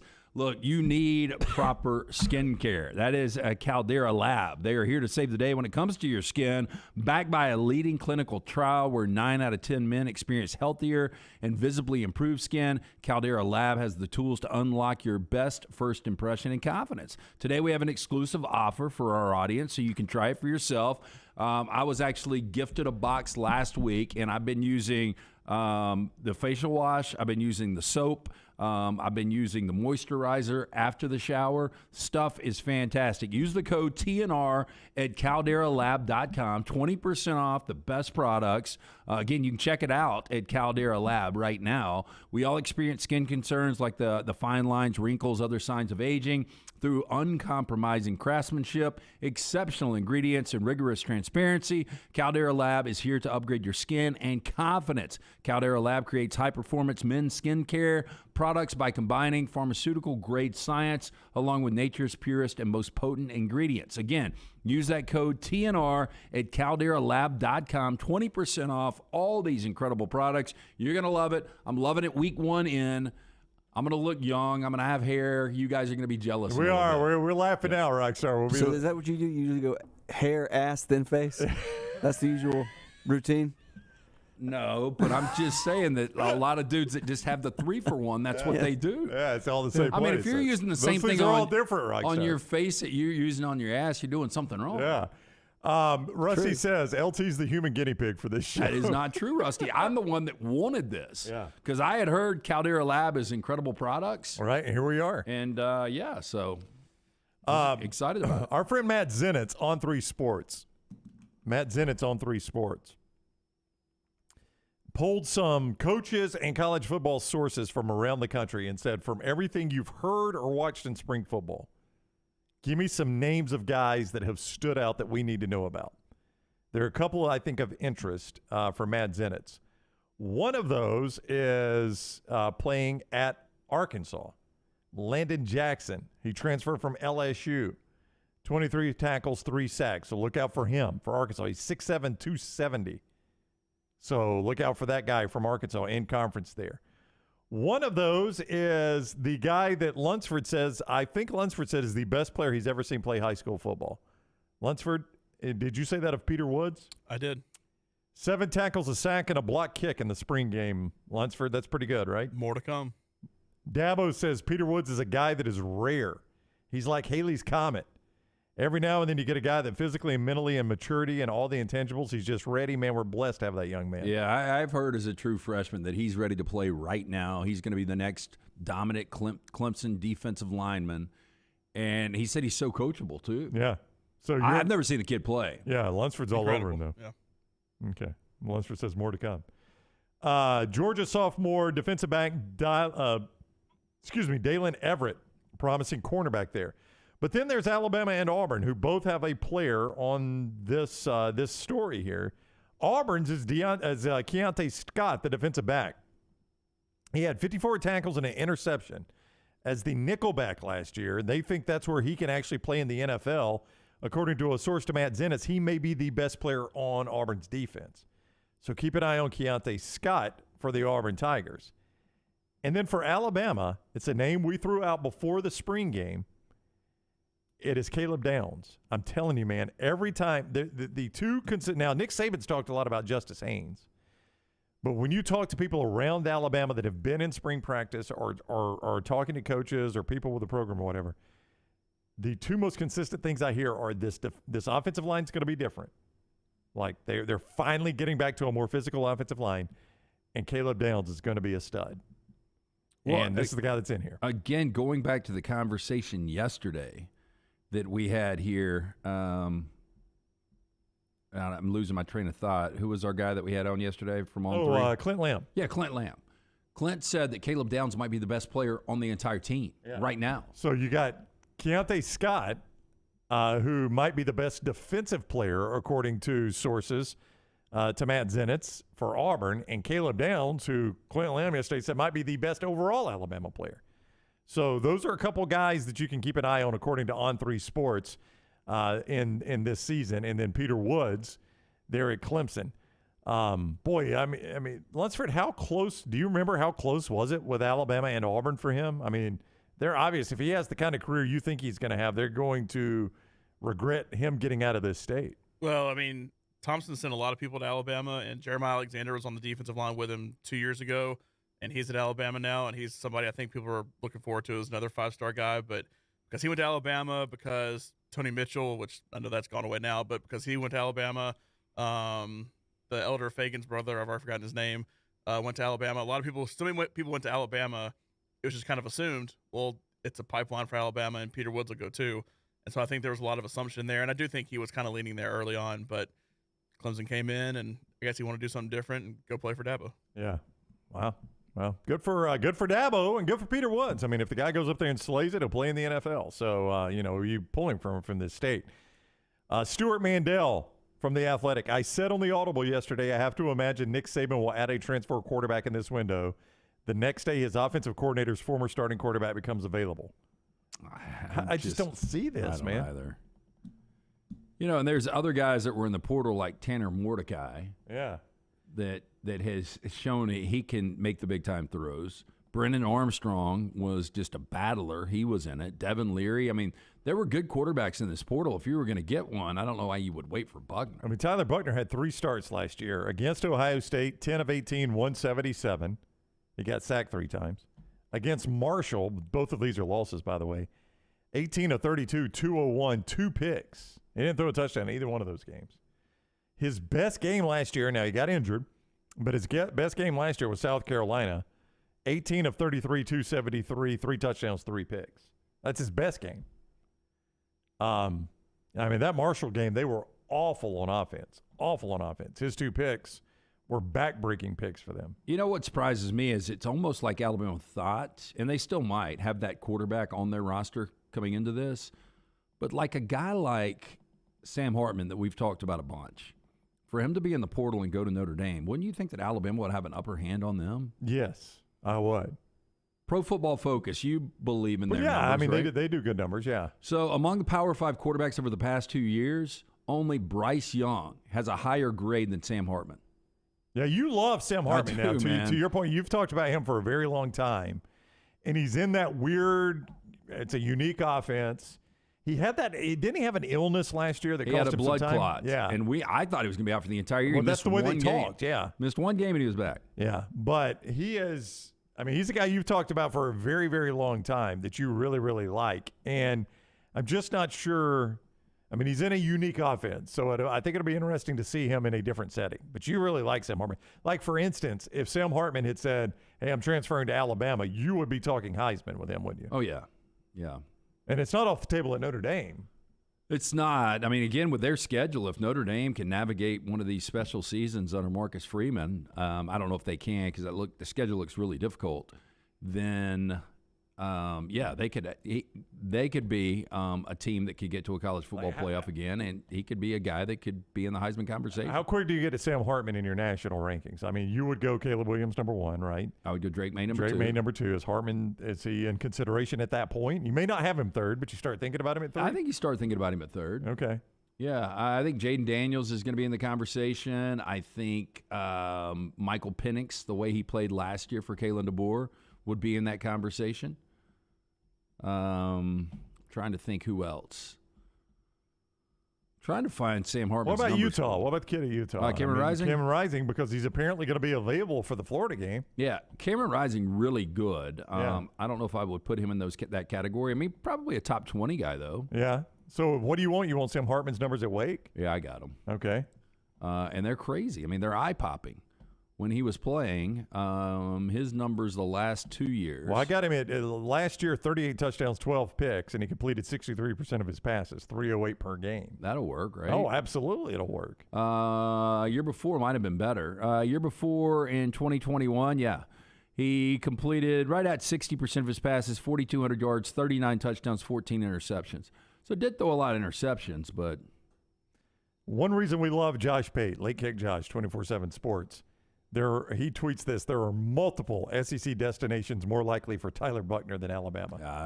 I'm not disagreeing. Yeah, and I don't even know, Auburn is in more of a quarterback, it's perceived to be anyway, and more of a need for quarterback transfer portal than Alabama.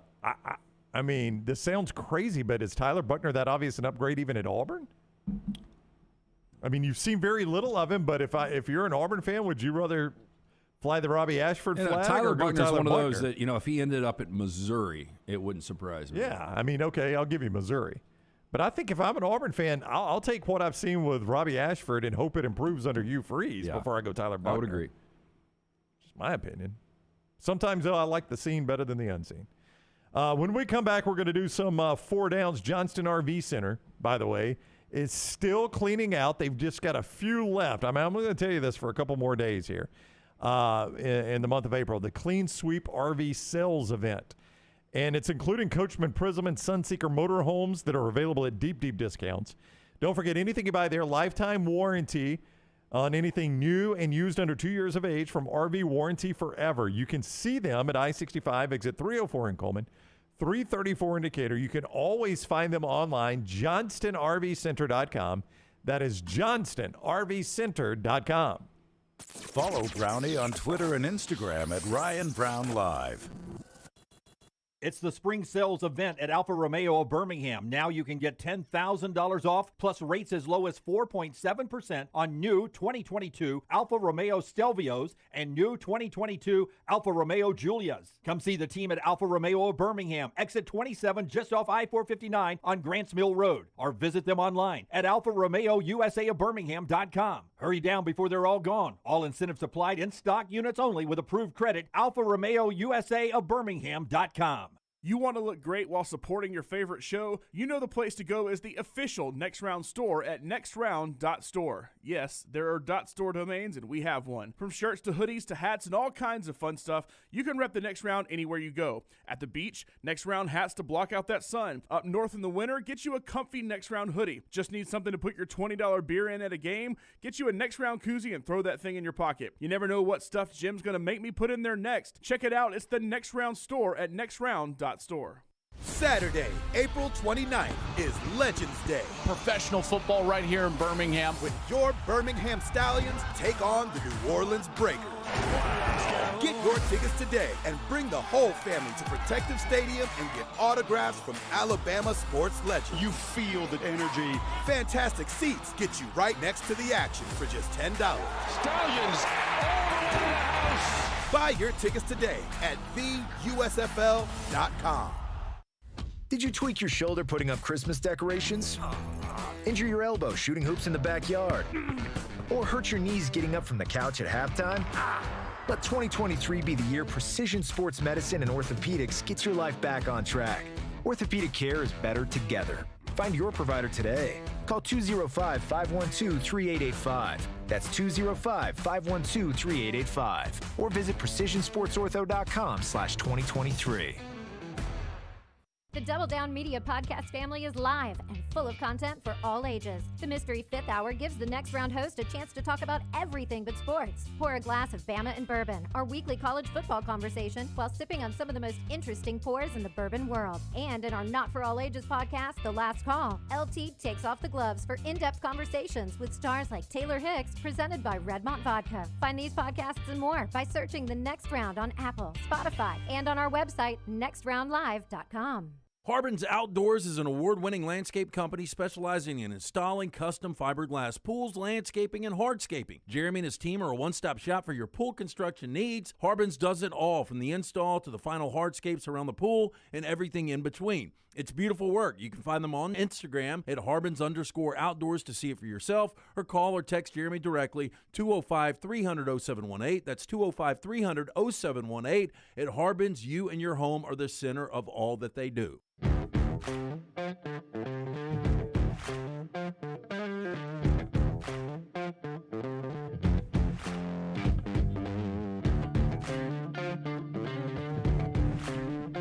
We continue on the next round.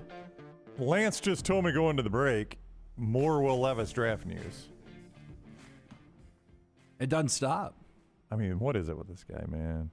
I'm actually, like, I don't, the draft is not something I look forward to. It's not something I hate. I'm rough, normally. I'm fascinated by this draft just because of the risk versus reward of some of these quarterbacks are going to be taken and where they're going to be taken. Yeah, I'm normally, I'm really only interested in who the Dolphins take in the first round. We don't have a first round pick. So this year's draft, I'm kind of unplugged on, to be honest with you. But the sheer volume of Will Levis news in this draft blows me away. But you've got more. Yeah, here we go. It looks like bets for Will Levis to go number one. Number one, Lance, not number two. Have dropped from 40-1 to 4-1 today. And this is in response to an anonymous post. And I will just read you the story here. Do we know where okay. David Purdom is the guy, the ESPN staff writer who... He covers the gambling industry, does a good job with it. He goes on to say, normally the type of odds movement would be monumental, but the draft betting market is known for its volatility. A tweet or a new mock draft can move the odds quickly and significantly. The rush of action on Levis is believed to have been triggered by an anonymous post on Reddit that claimed he was telling, quote, friends and family that Carolina will, in fact, take him on Thursday. Now, DraftKings spokesperson told ESPN, quote, given the nature of the draft, we drastically cut the price based on this action, eventually came to a price where the bet stopped. We're still seeing some small bets trickle through at the current price, but the speculation is all action was off the back of the Reddit post. Can anybody post on Reddit, though? Yes, I could do it if I want. It's like YouTube. Create a username and type whatever you want. Like they said, it's anonymous. So I can manipulate odds to benefit me by posting on Reddit. It's good to know. Well, I mean, yeah, you could do that. But I mean, people got a bite, too. Like, you're people got, there's millions and millions of posts a day. It's got to pick up traction, and that's what apparently has happened with this one. That it's picked up enough traction that, I mean, I cannot believe that I would go somewhere and bet on something based on something on Reddit. That really is baffling to me, but apparently people are doing this now because somebody on Reddit said that he's telling people the Panthers are going to draft him. Yeah, I mean, that's basically what the story is. The Reddit post went up around 8 a.m. this morning. Caesars reported taking a pair of $500 bets on Levis from a bettor in Illinois at 16-1. And then an $825 bet on Levis at 12-1 from a bettor in Colorado. And that was enough for them to move the markets? Yeah, apparently. Jeez. Last week, BetMGM took Levis off the board and its odds for the number one pick. Now, I mean, Reddit does have power. Rockstar, you use it a lot. You get a lot of trash off Reddit, don't you? I'm running it right now. Do you know what? Is it on the NFL? Does it say if it's on the NFL subreddit? Now, Jay is right over in the Coke Zero. No, that's what I was about to bring up. Yeah, it's Yep. how the public shorted GameStop in 2020. And a lot of people made a fortune off that, and a lot of people got left holding the bag off that. And in fact, there were numerous, like Robinhood, I think, stopped action on GameStop. Yeah, You couldn't I even buy remember that. GameStop at the time. Because I remember when all that happened, yeah. And So, I mean, that all started They on lost a Reddit. ton of credibility, though, Who, didn't they? Robinhood? Yeah. Oh, yeah, because basically I mean, it was the first time I think they had ever done that they had ever stopped action on any stock. And everybody was like, now, how can you choose to do that? You don't stop action when, other things happen. So this is posted by Sale Agreeable 2834 5 hours ago. Will Levis is currently plus 4,000 to be the first overall pick. Well, ladies and gentlemen, he's telling friends and family Carolina will in fact take him on Thursday.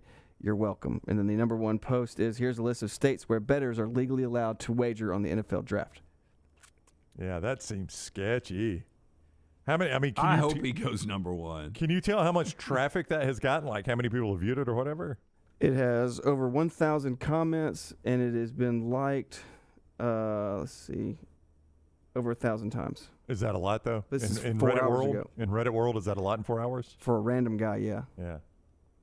I mean, I just can't believe something like that's moving the betting markets, man. That shows you, I mean, I would never bet on the NFL draft. Would you? I mean, I have. Yeah. What did you bet on the NFL No, draft? just, I mean, it's fun to have, will a certain person go between, will 3.5 receivers be taken in the first round? Yeah.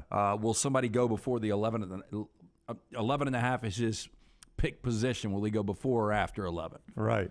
So that kind of stuff to me is fun. I mean, aren't you going to be stunned? Aren't you going to be stunned if it's anybody other than Bryce Young? Yeah. Stunned. I mean, not surprised, not taken aback, stunned if it's anybody other than Bryce Young. Well, I mean, I think Bryce is going to be the best of this quarterback crop. And then I also believe that, I mean, everybody's been saying Bryce is kind of penciled in as one to begin with. It does feel that way. Yeah. But, I mean, obviously the world's in love with Will Levis for some reason. Lance, the other thing we fixed Lance a long time ago in his vision, Reichstar. That was the first thing we did. We can rebuild him. We rebuilt him starting with his vision, though. Michelson Laser Vision did that. We had nothing to do with it. It was Michelson. Dr. Mark Michelson, pioneer in the business, first ever performed the LASIK procedure in the state of Alabama way back in 1995. Did my procedure 2 decades ago. I've still got 2015 vision better than 2020. Make the phone call that I made, 969-8100. Ask for Amy. Tell her the next round sent you. They're going to hook you up with a hassle-free consultation. You have zero to lose to find out if LASIK is right for you. Make the call, 969-8100, or online, michelsonlaservision.com. What's more normal, having groceries or fast food delivered to your house? It was a Bud Light poll question. Right now, blowout. Groceries, 58%. Fast food, 41%. With our voters. It's just people liking you better than me. That's probably the case. The other Dave says, neither of these are normal, you weirdo shut-ins. I would say, I can't remember the last time my wife got shipped. Normally, she goes to the grocery store herself. I just think it's been a long time. Like, normally the only time I get it is if the boys are over, we can't decide on somewhere to go, and I'm like, you guys just want to watch a movie and let's order. Yeah. I mean, ordering pizza doesn't seem abnormal, right? No, it does not. Yeah. So why would hamburgers be abnormal? So I've done why this. Why would the ingredients of pizza be? We'll be hanging out by the pool, and normally, though, I will call somebody that just delivers themselves. Because, again, I don't know how to do DoorDash. We've done it. Right. I mean, Tyler works for them. Is it that complicated, Tyler? I've been informed he's Grubhub. Oh, my apologies. He's Grubhub. Go ahead, Tyler. Yeah, is that complicated to do Grubhub? No. You go on the app after you've made an account, and then you go to whatever restaurant you want on there, and then add the food to your cart and pay. Okay. Yeah, well, I mean, what's your holdup here? I really don't know. Because downloading the app. You downloading the app? No, maybe. You know what? I bet I have one of these apps. You got to remember that damn App Store password. I don't remember that. Yeah, that's that going to be is problem number one. It's getting in the actual App Store. Yeah, and Patrick is right. Shipt was massive in the pandemic. I mean, they had to make a bundle off the pandemic.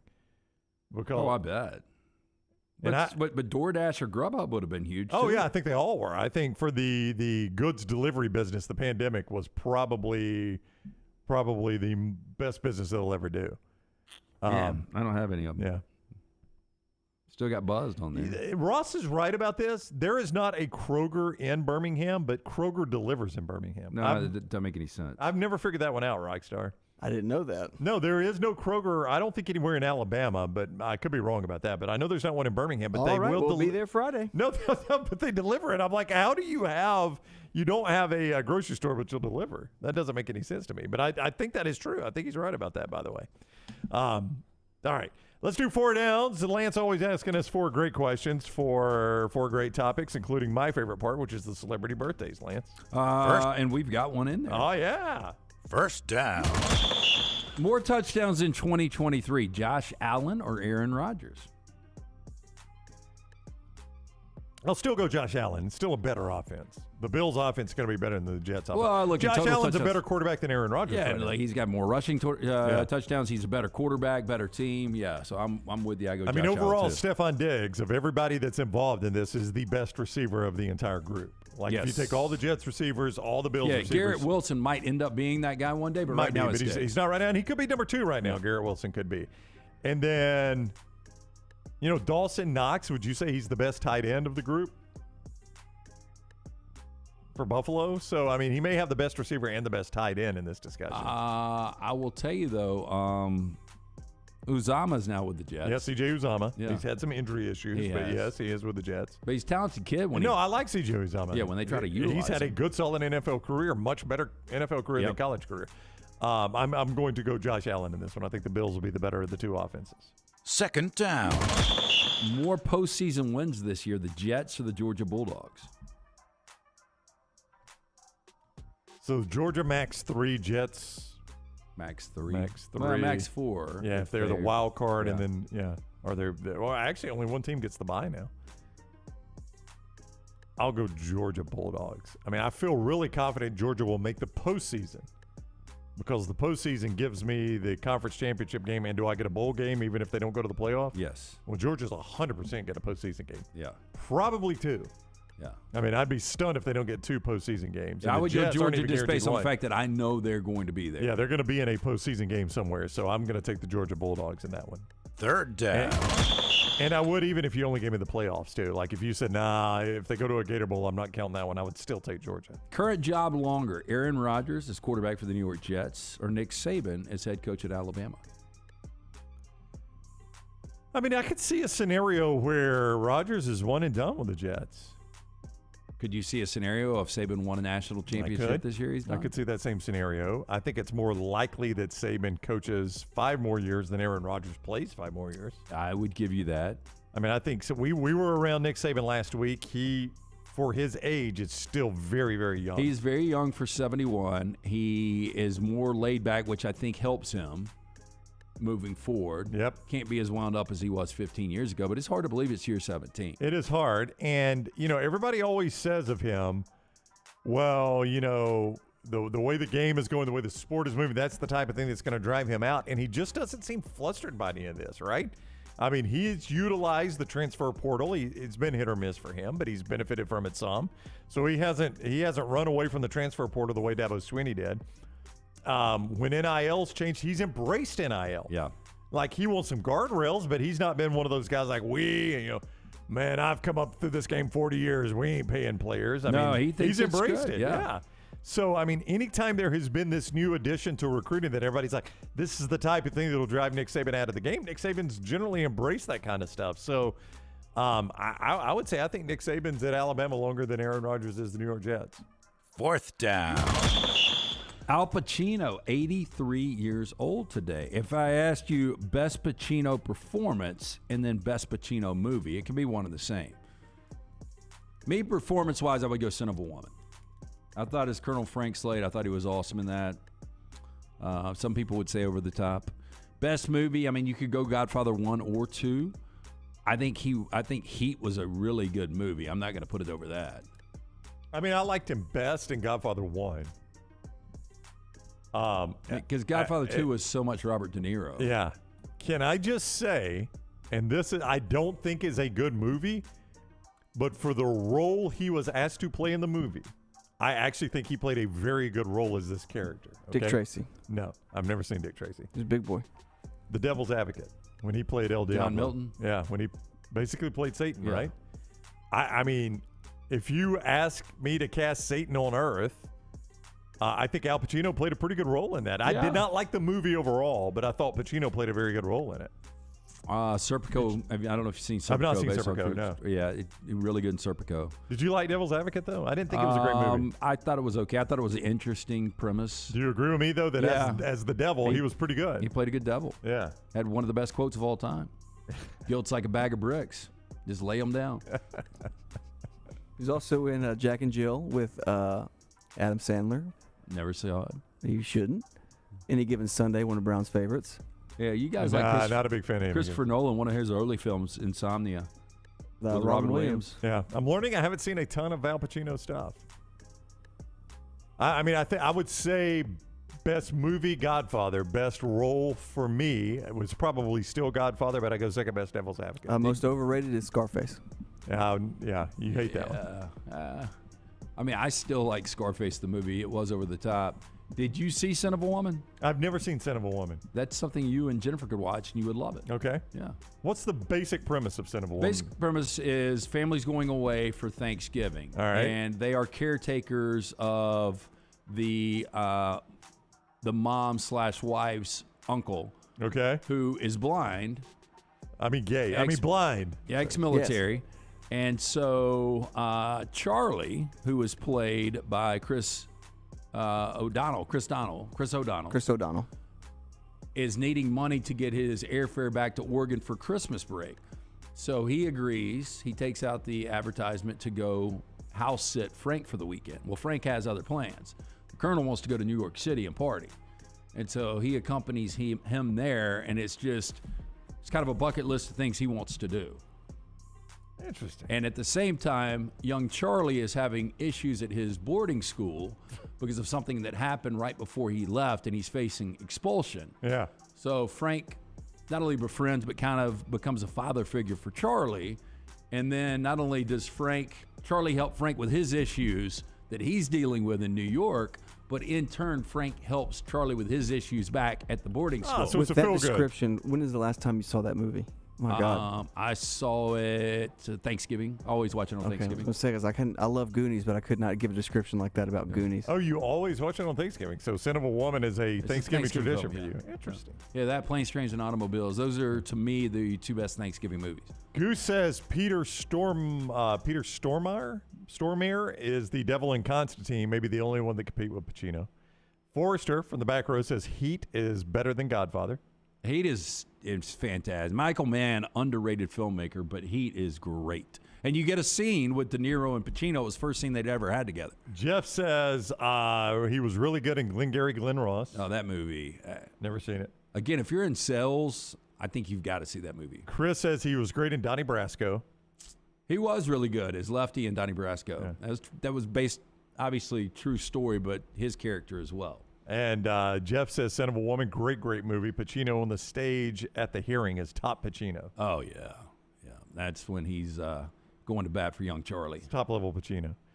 While we're in this, Harry Belafonte passed away today, Rockstar. Banana Song. Hey, nice run, though, for Belafonte. 96, I think he was. That's incredible. Yeah, so, I mean, a musical legend. Yeah. He was an actor. He was a civil rights activist. I mean, the guy did a lot in his life. And I think of that song on the damn dinner scene on Beetlejuice. That's all you think of with Harry Belafonte. When I think of that song, that's the first thing I think of is Otho and doing that stupid dance. I hate that Sure, song. Harry Belafonte would like rather you Beetlejuice? think of other things. I like Beetlejuice, the movie. Yeah. The song's awful. But musical legend. Yes, you give me yes, okay. yes. That's what I was looking for there. Musical legend. Nice Harry guy. Belafonte. I've never met him. All right, so that is 4 downs. Dunaway always reminds you of his weight when he is here. Because Weight of Wellness is, I mean, look how thin Dunaway looks on camera right there. I mean, it's the best he's looked in a while. Probably needs to work on those pecs a little He's bit. turtling himself. He's probably needs to work on those pecs.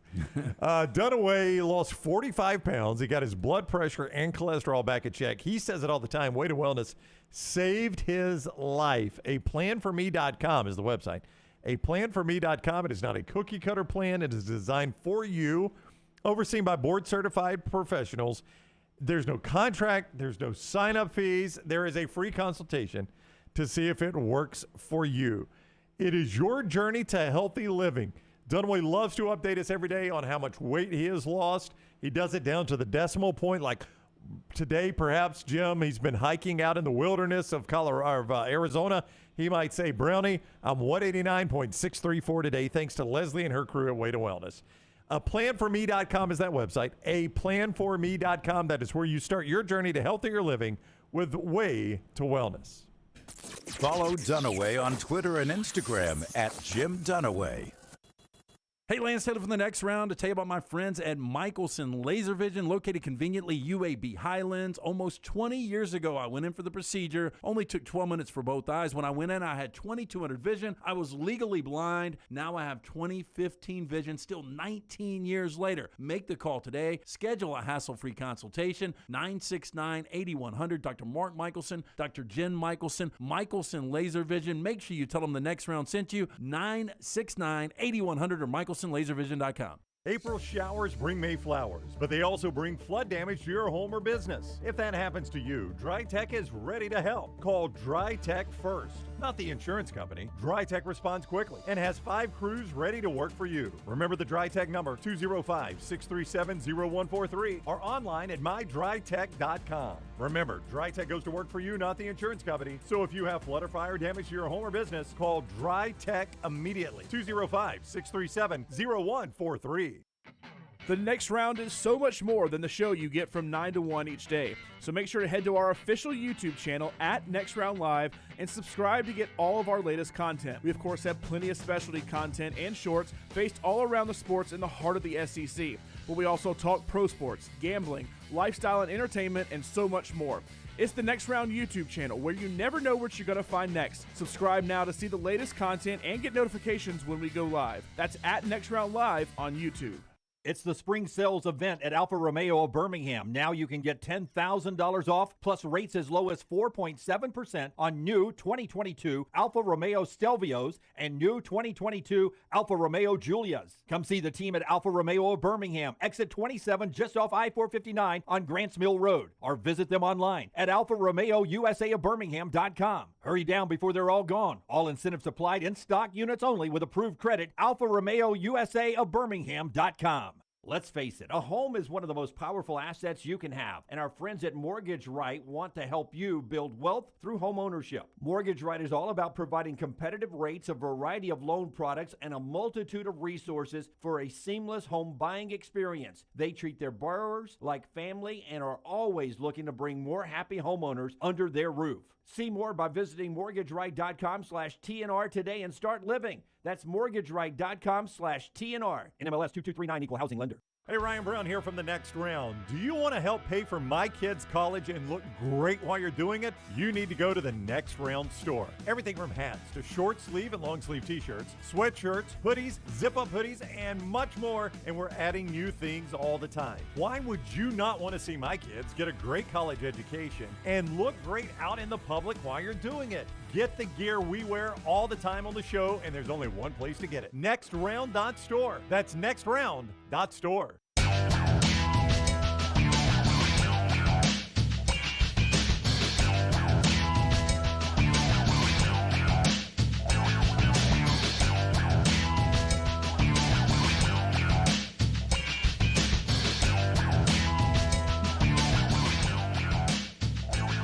We continue on the next round. NBA playoffs continuing. Lance is going to brag about his Lakers in just a moment after I remind you that Vulcan Tire and Automotive wants you to remember that you shouldn't lose focus on your vehicle in these spring and summer months. You're going to be traveling a lot, especially throughout the summer. It's a big travel time. Make sure your car is taken care of with top ASE certified mechanics at Vulcan Tire and Automotive. They've got the winning service for your family's vehicles. Learn more at VulcanTireandAuto.com for great Birmingham locations. VulcanTireandAuto.com. I don't know how many times LeBron has had 20-plus points, 20-plus rebounds in his career. Is that the first time ever? First time ever. Yeah. So the 20-year career, first 2020 game. 22-20 last night, and I mean, it certainly wasn't a must-win, but to go up 3-1, you've got this series by a stranglehold now. I wouldn't call it a must-win, but 20-22 or 22-20 in a 2-2 series or a 2-1 series to keep it from being 2-2. That's impressive. Well, and I would have gone back and favored Memphis probably to ultimately win this series if the Lakers would have lost that game in overtime last night. So I think a 3-run stranglehold, you win one of these next 3. You got to play 2 in Memphis if it goes a full 7, and you get the 1 back in Crypto.com. But that was a huge performance. Not only that, we were talking to Reed earlier about Austin Reeves, who scored 23. Anthony Davis was really good in overtime. Memphis was not good in overtime. Memphis had every opportunity to win this game in regulation. But LeBron was really, really good last night. And since he's been called out, which I still don't understand why Dylan Brooks calls him out. Dylan Brooks screwed up this series is what he did. He did. And it's not been the same since. I mean, you had that win. You're 1-1 in the series, and he decided to poke the bear. And it's not like LeBron. I mean, look, he's only scored, 25 and 22? Yeah. I mean, he hasn't had that 40-point game. But 22-20 and only 1 turnover. Yeah, but your team has not been the same since you did that. Yeah, he's playing really good basketball. Yeah. So I don't know what Dylan Brooks is thinking there. The Heat win last night. They're up 3-1. The Bucks are they're on borrowed time right now. Yeah, they are. And Jimmy Butler plays like that. It basically was Jimmy Butler against the Bucks last night. 56 out of Butler. Butler. If you didn't have it, our friend Greg from Pell City texted me right after that game, and he was just like, that was, and it really was one of those. It reminds you of a Michael Jordan, Kobe Bryant playoff-like game. Yeah. Where like the degree of difficulty on a lot of the shots were like a 9 out of 10. But he still made everything he was throwing up. I mean, he scored 21 in the fourth. He had 56, which is the 4th best scoring performance of all time in NBA playoff history. I mean, in these playoffs, Jimmy Butler has scored 24, 35, 25, 30, and 56. If Butler plays like that, I mean, look, it's a nice supporting cast. It's not a great supporting cast, but this is a team that played for the NBA championship of the bubble in 2020. But if he plays like he played last night or plays like he's playing this entire series, the Heat can make a little noise. Yeah. And the Bucks are just, I mean, they're just not the same team right now now he had 26, the Greek Freak did last night, but since that injury. I know, but he had a triple-double. Yeah, so. I know, but he doesn't feel like this. I know it is a triple-double, but 13 assists, but they've not been the same team since he got banged up. Yeah, and this is a team that they won a record 58 games this year. No, not a record, but an NBA best 58 and 24 this year. So for them as a 1 seed to be down 3-1 right now. Yep. But it shows you one player like Jimmy Butler can take over an entire series. Yeah, and he has done just that in this series. Tonight, I mentioned earlier, and I wanted to circle back to this. I kind of caught you off guard earlier. We got 3-3-1 series tonight. So everything is a home game closeout situation for all these teams. Celtics and Hawks, Nuggets and Timberwolves, Suns and Clippers. There is not a single point spread that is under double digits here. So the people in Las Vegas are telling you we got 3 closeouts tonight. Do you think we'll get all 3? We get all 3. All 3 tonight? Yeah, all 3 tonight. Was it the fact that there's not a single point spread that's under double digits? Well, I mean, the Celtics are just really, really good. The Hawks had an opportunity to make that a really interesting series if they would have won Game 4. The Timberwolves were lucky to not get swept, taking that game to overtime and eventually winning. They've got no chance in Denver tonight, and the Clippers are going to be without Kawhi again. If they had Kawhi, they've been scrappy. But without Kawhi, there is zero chance they can beat Phoenix. Yeah. The 76ers have already moved through. They swept the Nets, but a lot of people, including Charles Barkley on this show, said if the Bucks get knocked out, which they're on the verge of doing now, the Celtics are in the NBA Finals. You seem to tap the brakes on it. Do you agree with that? No, I agree with that. Again, the Knicks are playing good right now, the way their guard play is. The 76ers obviously are. They just swept their first-round opponent. Yeah. Jimmy Butler's playing better than anybody in basketball right now. The Celtics will not have an answer for Embiid, and Jimmy Butler is, playing incredible basketball. So I think it'll be fun, but I think ultimately, I would go even money the Celtics will represent the East. Yeah, then the Nuggets are the 1 seed, and they are playing like it. I mean, I don't know that we had a ton of faith in them, but it feels like the West is a little bit more wide open. It does. I just don't know if the Nuggets – it's just hard to envision the Nuggets in an NBA Finals. As good as they've been the last few years. No, I agree. That's why I said from the beginning I never had faith in the Nuggets. Yeah. It's just hard to close my eyes and see them playing in an NBA Finals. And the Suns, I mean, when you look at what Devin Booker's able to do with Kevin Durant, The Suns, they're a scary proposition. I think the Suns, the Lakers, and the Nuggets. I think one of those three. One other quick storyline in the NBA before we take another break. Warriors-Kings series does not resume until tomorrow night. Golden State is a 4-point favorite at the Kings because De'Aaron Fox now reportedly has this broken finger. And it's his index finger, right? Yeah. And I told you the other day. Yeah, yesterday. This series is 2-2. There are 2 more home games in Sacramento. Golden State's an awful road team, yet they were favored in the series. Well, and I ask you why. And I didn't realize that De'Aaron Fox was going to be doubtful for Game 5. Because, there you go. 2 more games in Sacramento, they should be favored in both of those games, which should lend them to be the favorite in this series still. But it shows you that Vegas had that information. Vegas knew, didn't they? Yeah, they did. They knew about De'Aaron Fox. Yep. He's got that broken tip of his index finger, and that is going to really affect this series because Jimmy Butler's probably playing the best basketball in this postseason. De'Aaron Fox was pretty close to him, the way he's played in this postseason. He's been great. Patrick over in the Coke Zero chat room says, Suns made it 2 years ago. Nuggets can't. I've seen the Suns in the NBA Finals before. Yeah, I mean, I remember Thunder Dan, Charles Barkley, that group back then. Yeah, Kevin Johnson. I mean, that was a great Suns team. A really, really good Suns team that ended up taking the Bulls and Jordan to 6 games. Yeah, but the Nuggets, I just can't see a Nuggets franchise in the postseason. Though they may have the best overall player in basketball at times. Jokic is that good. Yeah, I can't close my eyes and see him in the NBA Finals. That was my problem from the beginning with thinking about it. So there you go. That's the NBA. So tonight, Lance says 3 closeouts, and the 3 favorites move on tonight. Yeah, we got great basketball last night. I don't think we're going to get great basketball tonight. Yeah, well, it doesn't appear. Boston, a 13-point favorite. Denver, a 10-point favorite. And Phoenix, 12.5-point favorite.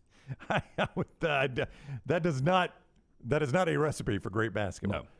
So those are the NBA playoffs coming up tonight. We'll put a wrap on this edition of The Next Round after this. Call The Next Round now at 205-734-0923. If renting is putting a dent in your bank account, here's your sign from the universe that it's time to buy a new home. And who better to help you through the ins and outs of home buying than our friends at Mortgage Right. With Mortgage Right, you don't have to worry about becoming a short notice mortgage expert because they do all the heavy lifting for you. They're trusted mortgage professionals and they'll help you choose the right mortgage option and stand by your side every step of the way. Visit mortgageright.com/TNR to buy before renting runs you dry. That's mortgageright.com/TNR. NMLS 2239, Equal Housing Lender. Start your day online with our website, nextroundlive.com, for the latest videos, podcasts, and college football stories. It's also a great way to stream the show or shop in the Next Round store. Stay connected by visiting nextroundlive.com.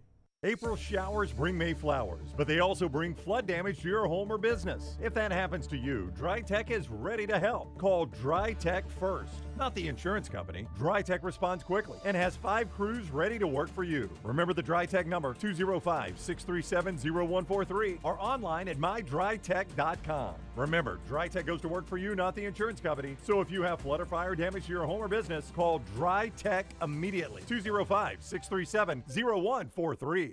Hey, Lance Taylor from The Next Round. You've heard me for years talk about our friends at Bromberg's Jewelers, and we welcome you to stop by and see that great customer service at the Mountain Brook and Summit locations, but we'd also love for you to check out their new online shop. They've got plenty to choose from. Great gifts, big and small. Available online, they've got David Yurman, Tudor watches, select diamond and gemstone jewelry, William Henry, seasonal and favorite giftware items and baby gifts as well. They've even got an online sale section. For more information, brombergs.com. Storm season is here. Make sure you have a plan of action in place right now. Greg from Pell City and Storm Restoration Roofing should be your first call when storms hit. Insurance companies love working with Storm Restoration Roofing because of Greg Nelson's name and reputation in the industry. When storms hit, call Greg Nelson. He's local, 205-542-3531. He's the home of the free no-cost roof inspection. Greg from Pell City on Facebook, 205-542-3531. It's Storm Restoration Roofing. Hey, Lance Taylor from The Next Round to tell you about our friends at Gutter Cap. Gutter Cap's that patented aluminum cover system that fits over most existing gutters to keep out debris and eliminate that gutter cleaning. It's backed with a lifetime warranty, almost 20-year service record right here in Birmingham. Stay off that dangerous ladder forever. 45% off the retail price now if you call guttercapbirmingham.com. Call my good friend Chris Stewart now, 205-823-2212. Cap it, don't snap it. It's Gutter Cap. Make sure to check out our gaming channel on YouTube at Next Round Gaming, and also follow us on Twitter at TNR Gaming 247. That way you can know when we go live with our TNR Madden League, live game streams nightly, and more. That's at Next Round Gaming on YouTube.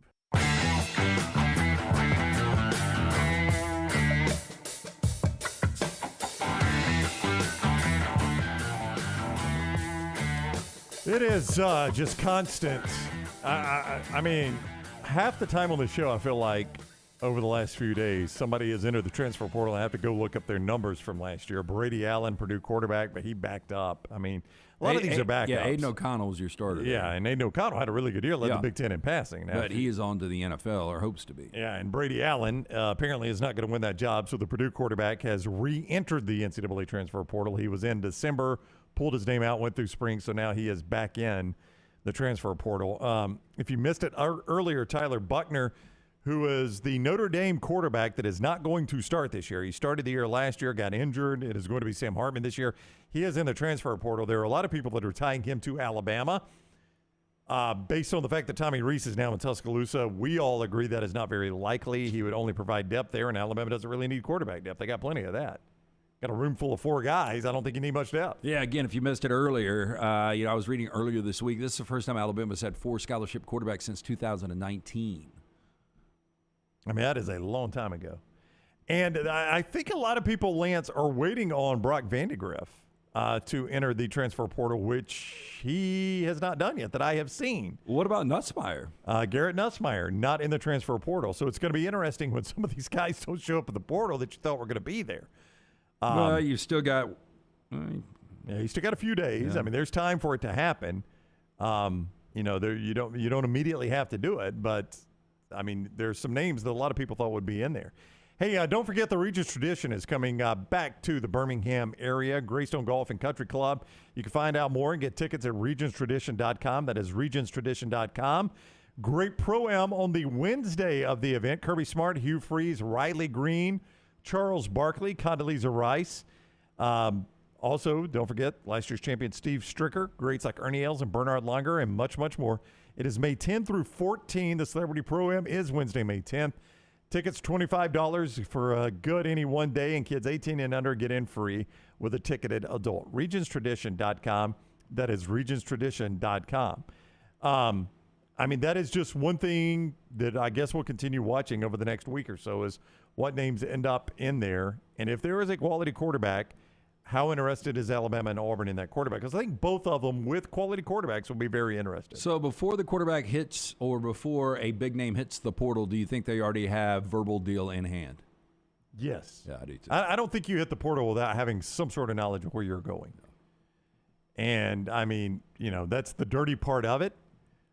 But I really don't have a problem with it if I'm the player reaching out. Now, I'm not naive enough to think that's the way it always happens, Lance. Yeah, but if I'm looking for a spot, and we'll just go with Tyler Van Dyke.